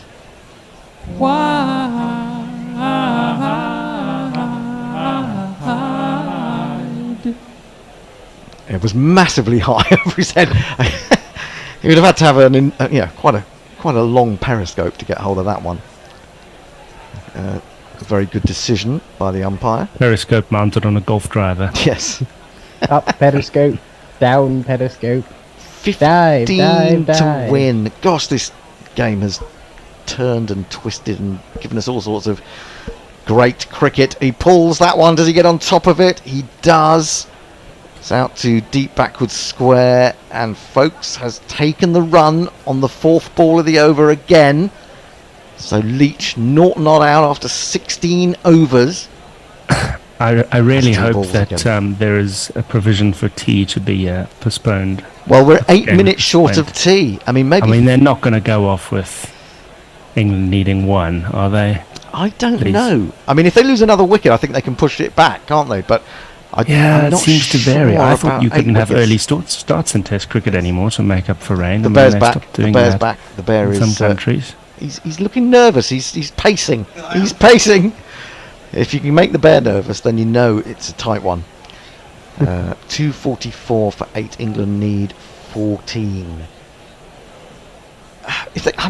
It will in one way be a very good victory, but in another way, you will feel as if, having made New Zealand follow on, that they've only just scraped over the line. And in fact, most of the plaudits ought to go to New Zealand. I mean, coming back from that wretched first innings, really, and batting, getting themselves to a position where the pitch did become easier to bat on, but they had to get through a lot to get to that point. So people like Latham and Conway, who I think he had 1 off 22 balls at one point in that second innings, but he stuck in there and saw it through to get 60 and give them a really good start in that second innings. It's been really good to see both styles of cricket working in this game, and it's made it a much better test than the first, for my money. Yep. Wagner back round the wicket to Leach. He bowls short, and Leach is trying to get the bat out of the way of the ball as it goes down the leg side, worried that it's coming in towards his ribs, but it fades away down the leg side, taken by Blundell. 244 for 8. Wagner. I don't know if they have to be 9 down for T to be postponed. I thought they did, but I may be wrong. I mean, who knows? You could get to the T interval, and an enormous storm could brew up in that 20 minutes. I'm just thinking of the poor sod who's got to commentate on the other side of T. He's going to have to wait up for 20 minutes longer. It's the bear, it's Messi, and it's you, I believe. You are one of those people. But I've still got to wait till it's finished anyway. Tony's suddenly going to pop in from... I don't know where Tony's popping up from at 3:30 in the morning. Anyway, back over the wicket, Wagner. He's got 6 close catches. He's in short down the leg side. Not a very good ball. And Leach can leave that alone quite easily. England 244 for 8, 14 to win. Folks, 29. Leach yet to score. Jacob.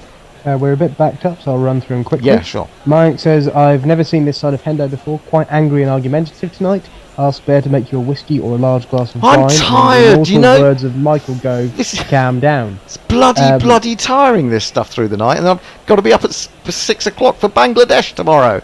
He then unleashes a tide of abuse on Michael Bracewell, which I fair too enough. long and vicious to get into. Fair Warren enough. says Bracewell fucked up judgment again. Big sigh. New Zealand isn't even a real place. We all know this game is being played in Cornwall, with a Kiwi side made up from Plymouth and Falmouth players. And India says Jack the Leech is at it again. Mog says it's only patrons that should be allowed to hurl abuse at the gorillas. Brian Barish, They do. tired Bazball, fired baseball, wired Barish ball. Ravi Nair says this is actually exciting. Dave Wood, all this serves to remind me of how much I miss Trot. Why? Mark Zip, never mind, get them in singles, get them in no balls. Mayank, we're on track for a tea break in 30 minutes, hope they skip it. Jersey Jingler, I know a lot of you lads are staying up late and it's a pain in the arse, but bloody hell isn't Test cricket just the best? It is. Tim Wall, guess I picked the wrong week to give up sniffing glue. I shouldn't joke about that because there's been some quite horrible examples of people sniffing recently. Now, changing the bowling, yes, it's to do with the butane. I won't go into any more detail than that. Right. New bowler is this man. It's only a whimsical notion to fly with Tim Southey here tonight. I probably won't fly with Tim Southey. And again, I just might. First ball is there's no run. He's in again. Bowl short to Folks, who was thinking about the pull shot, but then pulled out of it again because it got big on him, and the umpire has once again signalled one of these. I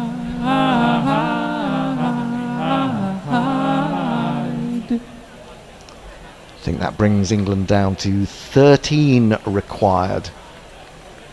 4th extra of the innings, and 2 of them have come in the last 2 overs. Southey's into his 18th over of the innings, 2 for 40. He's in, bowls to Folks. Folks comes onto the front foot and just jabs it into a very unpopulated offside inner ring, but he won't take the single. Just on the socials, Hogg has responded to me calling him a twat, saying, regardless of the result, I will wish the England team a good game because I enjoy the Bazball ethos, or whatever marketing moniker it's given, even if I don't agree it's anything particularly new. Proud twat. Oh, good. Okay, we always like proud twats. If you're going to be any sort of twat, make sure you're a proud one. Gets a couple of points back for that. Yeah, we'll give him that. Southey into Folks. Thought about the drive as it was offered up outside the off stump, but managed to restrain himself and lets it go through to Blundell. And Folkes has the chance to make himself even more of an England hero. I mean, I think he's been in and out of the side. When he should have had a longer Test career than he has. But when he's been there, he's really very rarely let England down in any way whatsoever. Exactly right. Exactly. We're going to continue, are we? Do you think the Bear thinks we're going to go through? You just heard it on the telly. They must be right. In comes Southey, bowls, and he crunches this out into the offside. It's a good stroke. Bracewell gets round and cuts it off, but they will get back for 2, and England move to 247 for 8. They require 11 more to win. They have 2 wickets in hand. He settled well. That was a really good, almost a square cut off the front foot, really. Played it with a horizontal bat because there was a bit of width. Folkes has moved to 31. Can he see it through? If he does, I imagine that the England team will race onto the outfield and possibly put him on their shoulders and carry him off. Southey's now stopped to talk to previous captain, the man he replaced, Kane Williamson, both with their hands on their hips, both trying to think what they can do to eke out these last 2 wickets. They're trying to waste time for the draw now. That's what it is. They've got a man at gully, a man at mid-on. Those are the only people who might be able to save a single. I think the umpire's now at cover for some reason. And a man's come into mid-off. Those are the only people saving the single. Nicely played by Folkes. Probably just take the 1 down to backward point. And if there's 1 run left to win and Leach is on strike, is he allowed to take the single? Just to get it. He's got to dab it into the leg side. Oh, Are we okay. due a change now? I suppose we are actually, technically speaking, yes. 10 to win. The Bears come in with a bottle of Camden Hells. And he's going to take over on ball by ball. Oh, hang on, there's 1 ball left. Oh, there's 1 ball left of this over. Because of Tim Southey's finishing of Matt Henry's over. Who's on tweets next, do we know? Next tweeter is Messi. So Messi will have to be let back in again. Yeah. He's not there at the moment. And I remain unmoved. So 1 ball remaining as Southey's over. I think it is, because he bowled 1 ball for Matt Henry. Do you not remember? Oh, yeah. Anyway, he's brought those 2 silly points back in again. He's got a gully. He's got a leg gully. He's got a forward short leg. What can Southey do? Is it going to be the short ball for Leach, or is he going to try and get it to swing? He tries to get it to swing, and it's driven nicely by Leach. And he could have had his 1 run there, but it's the end of the over, so he's denied getting off the mark by Folkes at the other end. England on 248 for 8. They need 10 to win, and the next voice you hear will be that of the Bear. Yeah, are you going to head out? Because I need to get in there. I can't put that one just up. Talk away, boys. I love how Hendo's moods fluctuate so quickly with England's fortunes. There's something very lovely about that. Mayank says the first South African test was in 1889 against a very poor England team that wasn't actually a proper test team but was retrospectively given test status anyway. Warren says, I think the politically correct term is a Vatican wash. Hawkster says, desperately don't want to join the lost after forcing the follow-on list, as only Oz have done that, all 3 of them. I think this will condemn follow-ons for another decade, though, even whatever the result. Yeah, I mean, this is it. I think now, although the law is 200, you should think about 300. Oh, that's full by Wagner. He tries the full one. And Folkes clips it out to mid-wicket, and there's no run. Of course, 9 runs will get us a tie, which I wouldn't mind a tie. It's not a loss. And I mean, there's only been 2 or 3 ties. Yeah, 2, right? Yeah. Brisbane and somewhere else. In India. Yeah, Chennai. Yeah, that's right. In the 80s. Yeah. 2. Well, I didn't think we had a chance at 58 out with 2 wickets left. No. But it's now. Credit to I was pacing around next door. It's really it's quite nerve jangling. I'm not usually like that. It's very exciting. Yes, it is. It'll be upsetting. Fucking Test cricket. It's Test cricket. I mean, it'd be upsetting to lose now, whereas I would have been really upset for different reasons if we lost back then. Wagner in. It's on leg side. It's a slower ball, I think. It's just turned around the corner. Maybe he's getting a little bit tired. I don't know how many runs, how many overs he's bowled in this particular spell, but it must be close on 8 or 9. Neil Wagner never gets tired. And he could still have a 5-for, which would be... Yeah, true. I think we talked about it earlier, but if he could end off a series with a 5-for, that'd be something for him after conceding about 600 over the 2 tests. Well, yeah, apparently his 11-over spell in the last test was the most expensive 11-over spell ever in Test history. Correct. I didn't realise that. Short, pulled. Oh, is it up? No, it's out into deep. It's only the 3rd ball of the over, so he won't take the single. Why not just leave that, though, if you're not going to take the run anyway? Well, because if you hit the gap, you get 4 runs, don't you? He's not putting any meat. There's almost no chance when he's just dinking it. Well, you get. I mean, he's not even trying to hit it hard. I don't know. You can top edge that. I mean, Bracewell was a bit stupid, naive. A couple of. Oh, he's hit it reasonably well. Yeah, he did time it. To be fair, yeah. If he. Got to get it. Same time, it is going very sedately by the time it reaches the fielder. Yeah, he's hit it into the ground. Wagner in again, short again, pulls. He needs to get it finer than that, but he'll probably take the run this time. That was the 4th ball of the over, and he does. Leach, the man who excels in scoring bugger all, and being at the other end when someone pulls it through to a win. He is yet to score in this one off 19 deliveries. He's been pretty stoic in the short ball barrage. You kind of think if it's Jimmy out there, we don't stand much chance. Oh, I think that's unfair to Jimmy. Well, for 9 out, I don't know. If we have 4 out, we might do. I always remember Jimmy getting out in that last over against Sri Lanka to lose that test. Yeah. About 2017, 16, 17. He was crestfallen. I think it was either the second last ball or the last ball of the game. A bit like Brett Lee at Headingley. Yeah. Wagner in to bowl to Leach. Have they gone up for an appeal? Umpire says no. Are they going to review? I thought it came off his chest. I thought he pulled his hands low and he sort of chested it through to the keeper. You might as well review it, however. Yeah, they are going to review it, but they don't look too enthusiastic about it. Maybe I'm wrong, and maybe there is something on it, but I thought he pulled his hands below and he kind of chested it through to the keeper. I think that's right. Yeah, I don't think his hands were anywhere near it, were they? I don't think so. Mayank says, bowl a fucking Yorker, for Christ's sake. To be fair, he did bowl a Yorker first ball with the over. And Brian Barrish says, you aren't going to sleep after this, right? The Portland Timbers and Sporting Kansas City match is on now. Yeah, I'm really excited about that. We can clearly see it's nowhere near the bat or the gloves, and he's chested it like a professional footballer through to the keeper. Yeah. So there was a lot of hope in that appeal. Yeah, there was, but you know, I mean, New Zealand would have had their tails massively up, and they're still in with a chance here. It's only 2 good nuts, isn't it? And you've got 2 tail enders. You've got to try and keep Folkes off strike, but he's done a very good job of retaining the strike. Well, I just think Burning Reviews takes me back to Headingley. Yeah. But they've still got 1 left, though, haven't they? They have, even so. Bung that down the leg side. That's a waste of a delivery through to the keeper, and there is no run. 9 to win.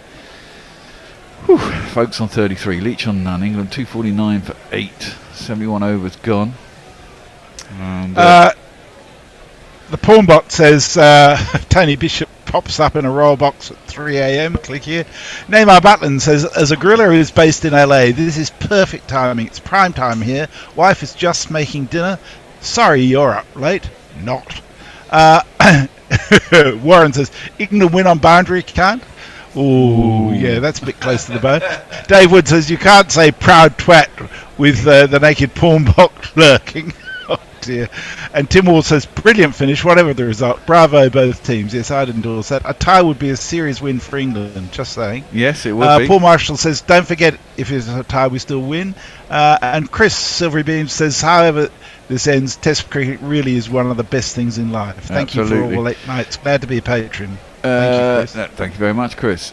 Pulled by folks out to deep mid wicket. They don't go for the single. This is the thing. Do they carry on going? I mean, on the TV they were saying 4 overs. I think it was maximum or minimum before they had to take tea. This must be the 4th or the 3rd at least. I would have thought they'd go for another half hour, surely. Well, that's what I'd have thought, but they were talking about 15 minutes or 4 overs or something. Southey in, and that's played into the offside by folks. And there's no run. The thing is, there's so much space. He can do this in singles as long as Leach can survive at the other end for 2 balls and over. He just takes his 1 or 2. It would be so cricket for them to go off for tea with 1 run needed, wouldn't it? Just Hendar will go apoplectic. He'll be crying out for his bed. Oh dear. Southey is coming in. He's over the wicket to Folks. Throws it up wide. Cut nicely by Folks. He should get back for 2 here. Oh, he slipped a bit. He's running. And he's made it. Oh, it was a direct hit as well from point. He slipped at the non-striker's end on the turn and had to sort of speed up to get there. For a minute, Bracewell probably thought he was in with a little shout. But in the end, the ball had to travel too far and he was able to get back easy. 7 required. Oh, well, that takes out Expat Gamer just tweeted no test has been won by 8 or 9 runs, so that's also an option. Well, one big shot gets you the tie. That's a risk too far, one would suggest.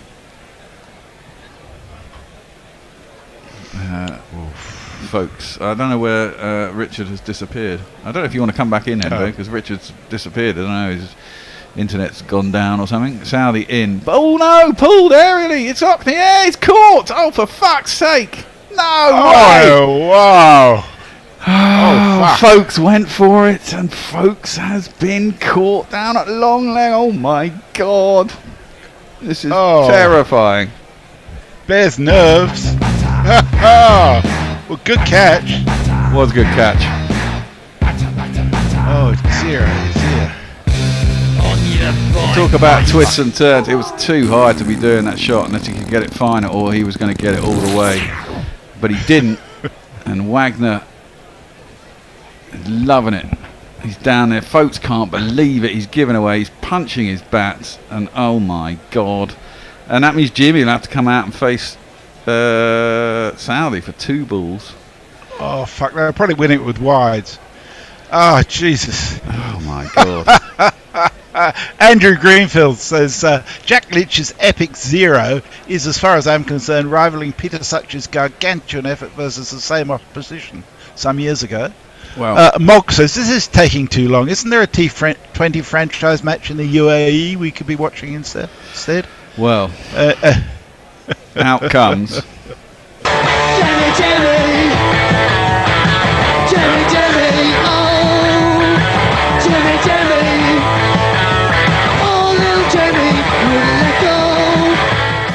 Well, do you think that if England loses, Stokes will ever enforce a follow-on again, or an England captain for another 10, 15 years? Probably not. Probably not. Mark Zipp speaks for all of England when he says, please, Jimmy, no reverse sweeps. Well, he's not going to get a chance to do that. Yeah. It was Wagner who caught the ball. Wagner is getting a real... God, I wish my vocabulary was up to it. A redemption for his what has been a pretty poor series for him in 3 innings. He's been splattered around the park. I think it's his 2nd catch down there, and he's got 3 wickets or 4 wickets. Southey now has 3 for 45. 1 ball to go, bowling at Anderson, and the field comes up. A slash through the empty slips for 4 would be quite entertaining. right now. Southey's round the wicket to Jimmy. He just knocks it down into short leg, and there's no run. That looked comfortable enough. 1 ball to go. Sorry, of course, he's bowled the extra ball, so I thought there's only 1 ball left in the over. So do you think Leach is going to defend Anderson now? Well, I think you just got to go for it now. It's 2 shots, isn't it? Yeah. And you've got to try. You know, you get a streaky one of those, and you're 3 out. I mean, whoever wins then, it's a toss of a coin, really, to a degree. Wagner, I presume, will continue. Southey comes around the wicket to Anderson, who does manage to get on top of it. Doesn't like the short shit. I think Leach has got to try and do it this over. Actually, probably. Okay, well, Twitter, as you expect, has quite a lot going on. Mayank says, "Get in, come on, Kiwis, let's finish this up and win the match." You might want to keep an eye open for whether Richard's trying to get back in there. He's not. Red Bull Quarry says, "Cricket is such a drama, Queen." There's the twist. Andrew Rollison says, "Doomed. Top edge, I am livid." Warren says, "Someone give Kenda the kiss of life." Josie X says, "Tie anyone?" Brown Barry says, "I'm free if you want me to jump on for the final ball." Well, yeah, jump in by all means, Brian. Luigi Magpie says, "Hello, Hannah. Whoever wins this match is for the ages." That's certainly true. Andrew Rollison says, "England can find new and innovative ways to lose." That's never been in doubt. And Mog says, "Wouldn't it be glorious if Jimmy wins this with a dill scoop for 6? Well, that would be quite epic. However, Jack Leach is now going to have to face up. Hendo has joined us again as Richard is not here. All right. He just needs an edge, doesn't he? He needs an edge that goes very fine. Or some leg buys. Or something like that. Wides, I reckon it'll be. Well, 5 wides would be quite interesting. Wagner bowls it really that'll take a short. while, though. It'll probably take at least 2 overs if you give 5 wides. No, 5 wides, it goes over the keeper. Oh, I see what you mean. Wagner in. Slashed at by Leachy. He's got the right idea. Well, he's seen 22 balls. His eyes should be in. If that's the one thing you can say. I think a slower Yorker would be really clever now from Wagner. Well, it wasn't far from the bat either, was it? He tried to slash it up, and I don't know what the offside field is. They've got a guy at third man who's quite fine, so I mean, that's not the best. That's not the easiest shot. It's not the. I wouldn't say it was the best shot, that uppercut that he was trying there. They've also got a man. That was from the Broad School of Coaching, wasn't it? Yeah, they've also got. Well, they've got 2 men. They've got a very fine third man and a normal third man for that uppercut, which is, you know, would you think it was a sort of shot that you could play against this kind of bowling, but not necessarily. Well, it's a grandstand finish. Wagner is in, short down the arse, and Leach doesn't have to play for it. Now, if he's smart, actually, probably bowl another 4 of those and get someone to bowl at Anderson. Yeah, I don't really want Anderson down facing Wagner. No. I don't want There's him a facing lovely anyone, tweet really. from Cameron Ponsonby on my timeline. James Anderson earlier on this tour on if he had any interest in hitting the winning runs before his career ends. No, I don't like batting. Simple as that. I'd rather see someone else hit the winning runs. I wouldn't get anything out of it. Oh What? dear. You wouldn't get. I find that hard to believe. Well, around the wicket is Wagner. Is Yeah, so he's really aiming for the ribs, is he? Oh no, he's coming back over. Yeah, there's not really a shot, an adventurous shot that you can play easily there on that offside. Unless you get it, yeah. Well, you got to get it between. You got to get it between the sort of backward, sort of squarish third. Well, it's in 72 overs from this ball as well, so it's really ragged now. Yeah. So there's not pace that will take it careering down to the boundary. Well, Wagner's in. It's short, and it's down leg side, and there's no run. Has he got a pull shot, Leachy? He gets another one of those. I'd be tempted to try and put it quite fine. Just dabble it round the corner. I've seen enough pull shots for one day. Do you remember that game? Do you remember that game against India? Absolutely, at Lord's. Yeah, that was horrific. That was Ishant Sharma, wasn't it? Yeah, That was he Ishant got about Sharma's 7. finest hour. Yeah, and that was before Bazball. He hasn't got any. Has he? Yeah, he has got a deep square. He's got a man on the 45 almost, as well. You just need to sort of paddle it, so you just get it and get it very fine. He's round the wicket now, Wagner, and Leach has gone. It's gone in the air. Is it going to drop in no man's land? Can you believe it? Wow! They got through for a single. 6 required. 1 hit to win the game. Here you go, Jimmy. Well, Jimmy's not going to play any shot. If I were Wagner, I'd try and get it right up there, actually, because he'll be expecting a short one. Yeah, but he turns away from the short one, doesn't he? Yeah, he does. He doesn't like it at all. Doesn't like it, up in. He doesn't like it. Wagner can't believe that went into no man's land, flapped over where the slips would be. Vandel was herring back. He got away with that, really. Good job England didn't need to win this one to get in the World Test Championship final. Yeah. Yeah. Well, sometimes it's worth being up at 3 o'clock in the morning, isn't it, Hendo? No, because I've got to be up for 6 o'clock tomorrow morning. It's not worth it at all. Don't look for the negatives. It's Warner. For this, you wouldn't have missed it. Oh, jeez Christ. Jimmy didn't like that. Did I say Warner? I meant Wagner. Into Jimmy's chest. He walks away to leg side. Maybe he'll get a jammy glove down the leg side and he'll go for 4. The thing about this is he's got that on the handle, right just at the top of the blade. And he's nearly treads on his stumps, man. But, if you're Jimmy Anderson, you'd be really angry with Root and Stokes for putting you in this position. Yeah. I think, that he's got to try and squeeze out these runs while taking the body blows. It's not his job. No, it isn't, but sometimes it comes down to it. Well, it's just a lack of responsibility from further up. Yeah, true. 252. I mean, we've been used to England getting scores like this, but they're not often got in fourth innings, let's be honest. Short, pulled. Where's that gone? It's gone for 4. Has it? What? Jimmy Anderson has just smashed a 4 through the leg side. England require 2 to win. Oh, it could be a tied test. It could be a tied test. To be honest, I'd take a tie now, because I think that would be just a perfect ending to a test that swung one way and another. And it would be. Well, England will just... I mean, if I was England, if there's a 1 on offer, I'd just fucking take it. I'd be running down the other end. He's just smeared that. He's taken a step back, smeared it down through long on. Do you think he was actually looking at the ball when he hit that? I think he was. I think he realised it wasn't up. And it was... Was it a misfield as well by mid-on? It was a bad ball, wasn't it? Well, there's a chest pump. Well, here we go. 2 to win. Southey to Leach. Southey to Leach. Oh, wow. And Anderson's come in and overtaken Leach already. So this is easy. 4 off 4. What can you do? Leach, 1 not out. I don't think anyone deserves... Well, actually, no. Probably England do deserve to lose, but... For some of their batting in this second innings, but...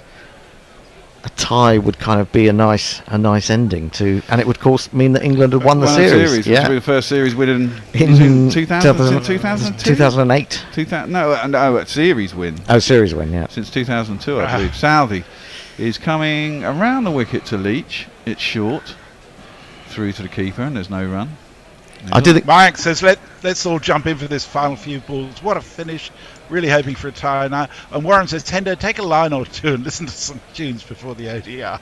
The last person I can imagine taking a line or two is Tendo. I'll take a line or two. I've also got to go and watch football tomorrow night as well. So my team will lose that. Oh, well, don't do that then. Well, you just have to, don't you? I suppose. You might actually win, Tendo. We won't win. We've sold our best player.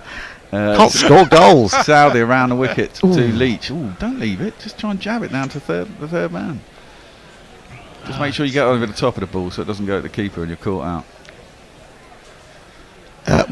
You only need 1 run to win the series. That's basically it, isn't it? That's the equation. 1 run to win the series. That's the way he's got to think about it.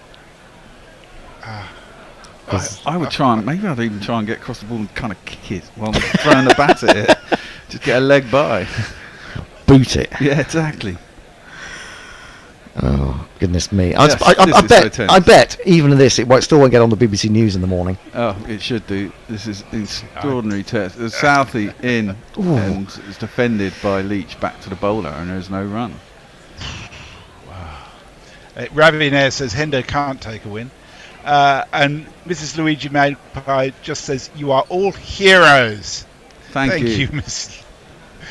It's very tense, heroes. I've got butterflies in my stomach. To lose now would be gutting.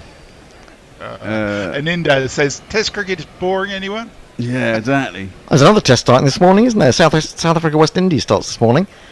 Get 4 hours sleep and then watch the rest of it. Tomorrow. Tomorrow, India... Australia. Versus Australia, yes. Short again by Southey around the wicket. Ducked. No need to do that really. It was wide. It's not so much a test. Not so much a test series as a massacre. Yes. India via Australia. Yeah, especially as they've sent everyone home. Well, exactly. Steve Smith steps out of the shadows to be captain again. I bet he has an innings. I wouldn't be surprised. Problem is that they can bat first innings almost, but the second innings is once a couple of them go. It's the same. We've seen it all before. Southey in bowls. Leach drives. Can't beat mid on. Ooh, thinks about it. Bounces off mid on behind the stumps. No run. Well, actually, I thought I was less optimistic than you there, Bear. I thought that had got through and hit him on the pad for a moment, and if it had, I think he would have been stone dead. Just gets that little bit of swing in, doesn't he, from round the wicket, Southey. Yeah. The ball just keeps coming at you. A tie with a run out, I think, is the way to go. Yeah, I'll take that. I'd definitely take the tie now. I'd definitely take the tie now. From where we were, 58 out with only 2 wickets left. Folks will be kicking himself. Yeah, I mean, I thought he got away with that one, actually, I have to say. It was a really good catch by Wagner, because he sort of took it in the Australian way, but really low to the ground. Yeah, exactly. Southey, last ball of the over. It's ducked underneath periscopes a bit there. Leach could have got it off the bat, could have bounced over the keeper and gone for 4, but it hasn't. So Jimmy, when he's going to get his wish, he's going to get a chance to hit the winning runs. He is. Well, he's going to do the same thing again, isn't he? He's just going to walk back towards square leg and try and smear. Our tweeters are being excited, if brief, which is good. Bastard, I'll stay up, he'll stay up, we'll all stay up. It'll be anarchy. I distinctly heard a ruckus. Hashtag the Breakfast Club. Chris the Choir says, why am I awake? How could I not be? Great job, guys. Ross McNee says, I don't like cricket, I love it. And Warren says, how's the Bears Lodger doing? He's not here. Funnily enough. Just as well, probably. Well, Wagner is going to continue. Wagner to Anderson. Must be in his 10th, 11th over here to Anderson. What, in a spell? In a spell, yeah. Jimmy. It's going to be short, or is it going to be a slower ball? It would take a big piece of courage to bowl a slower ball now, wouldn't it? Well, he's gone back over the wicket. He's not going round the wicket. Come on, edge it past the wicket keeper. You know that's what you want to do. Exactly. Reverse sweep. Maybe he's got a ramp. Maybe he's got a Joe Root ramp in him. Yeah, exactly. Well, Wagner is going to come in. He's bowling to Jimmy. It's short. It's down the leg. So is that going to be a wide? That should be. It might well be. Ooh, Rod Tucker. I thought that was a wide. So did Jimmy. I'd like to see that from side on. Yeah, I would too. Well, it wasn't adjudged as one. Maybe he's got away with one. No, I think that's certainly from front on. It looks right. Like. Wide, but we're going to see it from side on now. Ooh, come on, that's a wide. From what we've seen earlier in the last 3 overs, that's a wide, and Jimmy can't believe that's not been given. Well, there'll be, if he gets out now, there'll be an international incident. There'll be an international incident, yeah. Is he going to come back round the wicket again? I'm not sure. No, I think he's remaining over the wicket, coming in, bowling to Jimmy. It's down the leg side. Has he edged that? I think he has. He has edged it. Oh my God, Jimmy has got out. Please be a no ball. No. It's not going to be a no ball. Unbelievably, they have won by 1 run. You got to review it, haven't you? No, he obviously touched it. Yeah, I mean that was absolutely clear. Oh wow! Down the leg side as well, and Jimmy is letting loose with a few expletives. I think about the ball before. Well, I think he is as well. New Zealand do win by 1 run. When he hasn't reviewed it, I'd have reviewed it. What the hell, anyway? England can't believe it. That's a fantastic. Well, you have to say it's a fantastic win by New Zealand. Oh, incredible! They got stuffed in, made to follow on. A fantastic innings, if quite stoic and maybe a little bit dull, I would say, by Kane Williamson, but he is a classy batsman, and he got his team to a lead. England had time to do it, and they were actually going along quite well until Ben Stokes decided to spoon one up square and got caught, and then 1 over later, Joe Root did the same thing to mid-wicket, and from then on it's been a roller coaster ride. Folkes was out there within 6 runs when he spooned one down to long leg. 9 runs, wasn't it? And Jimmy smashed a 4 in the previous over, and then unfortunately, if he'd have got that a little bit finer, a little bit squarer, he'd have probably got 4 runs for it, and England would have won. Wow. He What did a finish. just get a tiny, it came off the face almost, didn't it? Yeah, it's brilliant from New Zealand. But I don't think England should. I mean, Stokes was coming out there with a big smile on his face, and I don't think England really should have a big smile on their face because, you know, they should have won that game. They should have won that. Should have won that for game. that position that they were in. Well, I mean, you know, they got themselves into an awkward position this morning where they lost a lot of quick wickets. Ridiculous run out of Harry Brook, who didn't even get to face a ball. Joe Root almost put it right with his knock. But I don't quite understand why he played the shot that he did so soon after Ben Stokes had got out with that shot. Yeah. And I think that's where England lost it. I mean, great effort from Ben Foakes towards the end, but also great effort from the likes of Matt Henry, Tim Southey and Neil Wagner, who's... I mean, it's feast or famine with Neil Wagner, isn't it? It's 116 or 14 overs, or he's picking up a 4-wicket haul. Yeah. And he's done really well, but England have got to be sick, haven't they? They have got to be sick. Well, what you will say is Stokes said he wanted to be Test cricket to be entertaining. That was entertaining. It was entertaining, but I mean, would it have been less entertaining had England just found their way to a victory without losing another wicket? It would have still been really entertaining. It would have still been quite entertaining, wouldn't it? We've had enough entertainment in this game. Just had an added extra bit of entertainment on the tail end of it. So, you know, I think it's a tricky one to get your head around. Yeah, well, you know, everyone's smiling. All the England players and Brendan McCullum is smiling. This is the new Test cricket. This is the way that it has to be played. That said, New Zealand haven't played it that way. They've played it their way, and in an older style, and they've come out on top. No, they have. Well, England have lost 2 out of 10. That's 2 out of 11 now. 2 out of 12. Sorry, I think it's 12 now. No, I think it's 11. No, it's 11. I think. 2 out of 12, maybe. I don't know. Jeez. So, well, and we didn't get the unbeaten record. I'll go through a few tweets if I can, Bear. Yeah, go for it. Rajesh Ramaswamy says, so boring I've lost my nails. From Darkest Peru, I like this. For reasons I can't explain, I'd completely drifted out of following cricket, but I think I've come back just for this finish. Yes, well, it was good timing. Baz Turd says, legends, a little bit of weed just came out. Mog says, fuck! So good. Baz Turd says, for fuck's sake. Andrew Rollison says, farts and bother. Mayank says, wow, what a test. My heart is in my mouth. What a win by New Zealand. They deserved it. Day 1 and 2, I thought we would honestly see another blowout. So did I. When the follow-on was called. But just wow, such a great ending to a great test. Absolutely. And Anindo says, what a match. Fantastic victory for New Zealand and for Test cricket. Baz Turd says, not seen the like since World Cup Bangalore or 2011 versus Ireland. Kevin O'Brien 100 was there in green. Mark Zip retweets George Trabell saying, you might even say by the barest of margins. Not that we go for cliches at all. Mrs. Luigi Magpie says, fantastic match, just fantastic. And Tim Hall says, if Ben Stokes can smile, good on him. Well played, New Zealand. I have to say, I think this is a just return after the World Cup final in 2019. I don't know who got the most boundaries, but who fucking cares? Yeah, I mean, it's just a little bit gutting to lose in that way, but a fantastic test match. There's some people on YouTube as well. Stephen Kelk says, thanks for the coverage, guys. Cried myself to sleep now. Yes. Awesome commentary. Thanks, guys. Says Ruby New Zealand or NZ.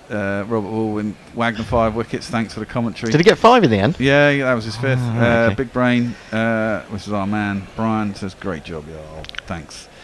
Good job. Easy Ollie says, no worries. He sounds a little bit bitter. Easy Ollie says, no worries. We are way better than New Zealand, and they know it. But we move on. Cheers, guys. Well, I mean, I don't know. I mean, I do think that, you know, we seem to play New Zealand a lot, and we seem to have come up against them in quite important matches. Yeah. You know, over recent years, and you know, it's a good rivalry, isn't it? It is a good fantastic rivalry. I mean, we battered them 3-0 at home for a change. I mean, we did tend to beat them at home, don't we? We haven't lost to them at home for quite a while. But we haven't, at least we didn't lose this Test series. It'd been nice to win a Test series. I mean, it was the first Test we won since 2008 in New Zealand, so can't complain about that. And let's face it, there was a wide before the last ball, so it's actually a tied Test. But Yeah, well, I mean, Jimmy might say something about that. I mean, he's obviously going to be accused of sour grapes if he does, but he did seem to be shouting at the umpire on his way out. Yeah, I mean, well, Jimmy gets angry as well. Exactly. I don't mind people getting angry. You want to win, don't you? You want to win. So I can just say one other thing. In 5 minutes' time, Forthy and I are going to sit down to review the day and indeed the whole Test match. Hopefully that'll be up on air in about an hour, and I think we're going to have some fun with it tonight. I think so. So keep an eye open for that, the Gorilla Roundup, and we'll be back from just before 6 o'clock GMT tomorrow, and we'll do a roundup of that one as well. Yeah, you might be. I might be here in body, but I don't think I'll be here in brain and soul or anything like that. It'll be a completely different atmosphere, won't it? It's a bloody ODI. Well, it'll just be me and Jason here. It's not like there's going to be loads of partying going on here either, is it? So no, it's just me and you here We'll now. cheer you up. We're going to party hard now, Henry. Oh yeah, absolutely. Yeah, I mean, I'm only going to be up again in a few hours. Who are going to make man of the match? Tom Blundell is being interviewed. He batted really well yesterday. Williamson. Do you look at a bowler? Williamson, surely. Well, if you give it to the winning side, it's either got to be Wellington or Wagner there, hasn't it? I'd give it to Williamson if it has to be a batsman on the winning side. Look, and Brooke was run out for naught. All he needed to get was 2. Yeah, well, this is it, and this is why I feel. Joe Root for you. Yeah, I mean, what do you say about Joe? He's ended up getting 95 of 113. He's batted beautifully, but then he's just given it away. I suppose it's something in me that hates seeing batsmen give away their wickets, because I was brought up in a different era where you guard your wicket with your life. And to be fair, I thought Joe Root's dismissal compared to I thought Stokes was dismal, but I thought Joe Root, it wasn't a really, really short ball, and he went back and he went to pull it, and it maybe got up a little bit higher. But don't you just think that having just lost Stokes, there's that. Your brain should be switched on to just, settling down and trying to make another partnership with Folkes, who's coming in next, and I think, I think England will be. But also, gutted, really. I mean, the ball was a half tracker. I mean, it was there to be hit to a certain degree. And being on 96, you don't throw what you think is a gift horse in the mouth, do you? That's the flip side of that. It wasn't a particularly great ball he got out to. He kind of smeared it and mistimed it. Anyway, I guess we say goodbye to everybody. Fantastic. Thanks, everybody. Just a couple of final tweets. Mog says, so is everyone in love with New Zealand again? Yes. I never fell out of love with New Zealand. I have to say I was very happy to see them win. Mog says a little bit gutting, so just a tiny loop of small intestines popping out. Mike says just under 5 hours until West Indies versus South Africa. You should all commentate on that too, fat chance. If not, at least we'll see you guys tomorrow morning. We will indeed. And Hog, who I thought came back very well after some fairly unpleasant exchanges, maybe. He says he enjoyed that, and well done to New Zealand as well. Thank you, Hog. Okay, and I'm off to record with Forthy, so we'll see you tomorrow. Thank you very much. See you all later. Bye. Guerrilla crickets. Whoa. Guerrilla crickets. Whoa. Guerrilla. Take guard, man the barricades, patrol the cover boundary. At last the time has come, this is a cricketing emergency. Hear this call to arms for every cricket revolutionary. Take up your bats and stumps for the test match insurgency. At first they tried to silence us, but we would not be silenced.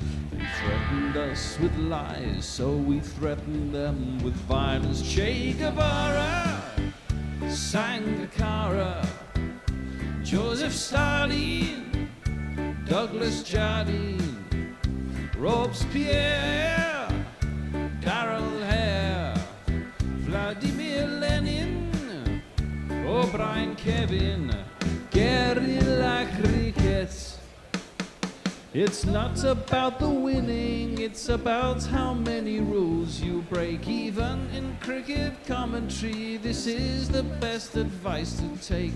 Pick Guerrilla Cricket, it's the finest choice you'll ever make. There's so much more to cricket than rev counters and a slice of cake. At first they tried to sanitize us and clean up our act, but people like it filthy, and we know that for a fact. Fidel Castro, Lenny Pascoe, Carlos the Jackal, Umar Akmal, Mahatma Gandhi, Grant and Andy, Brendan Behan, Austin Ian, Guerrilla Cricket.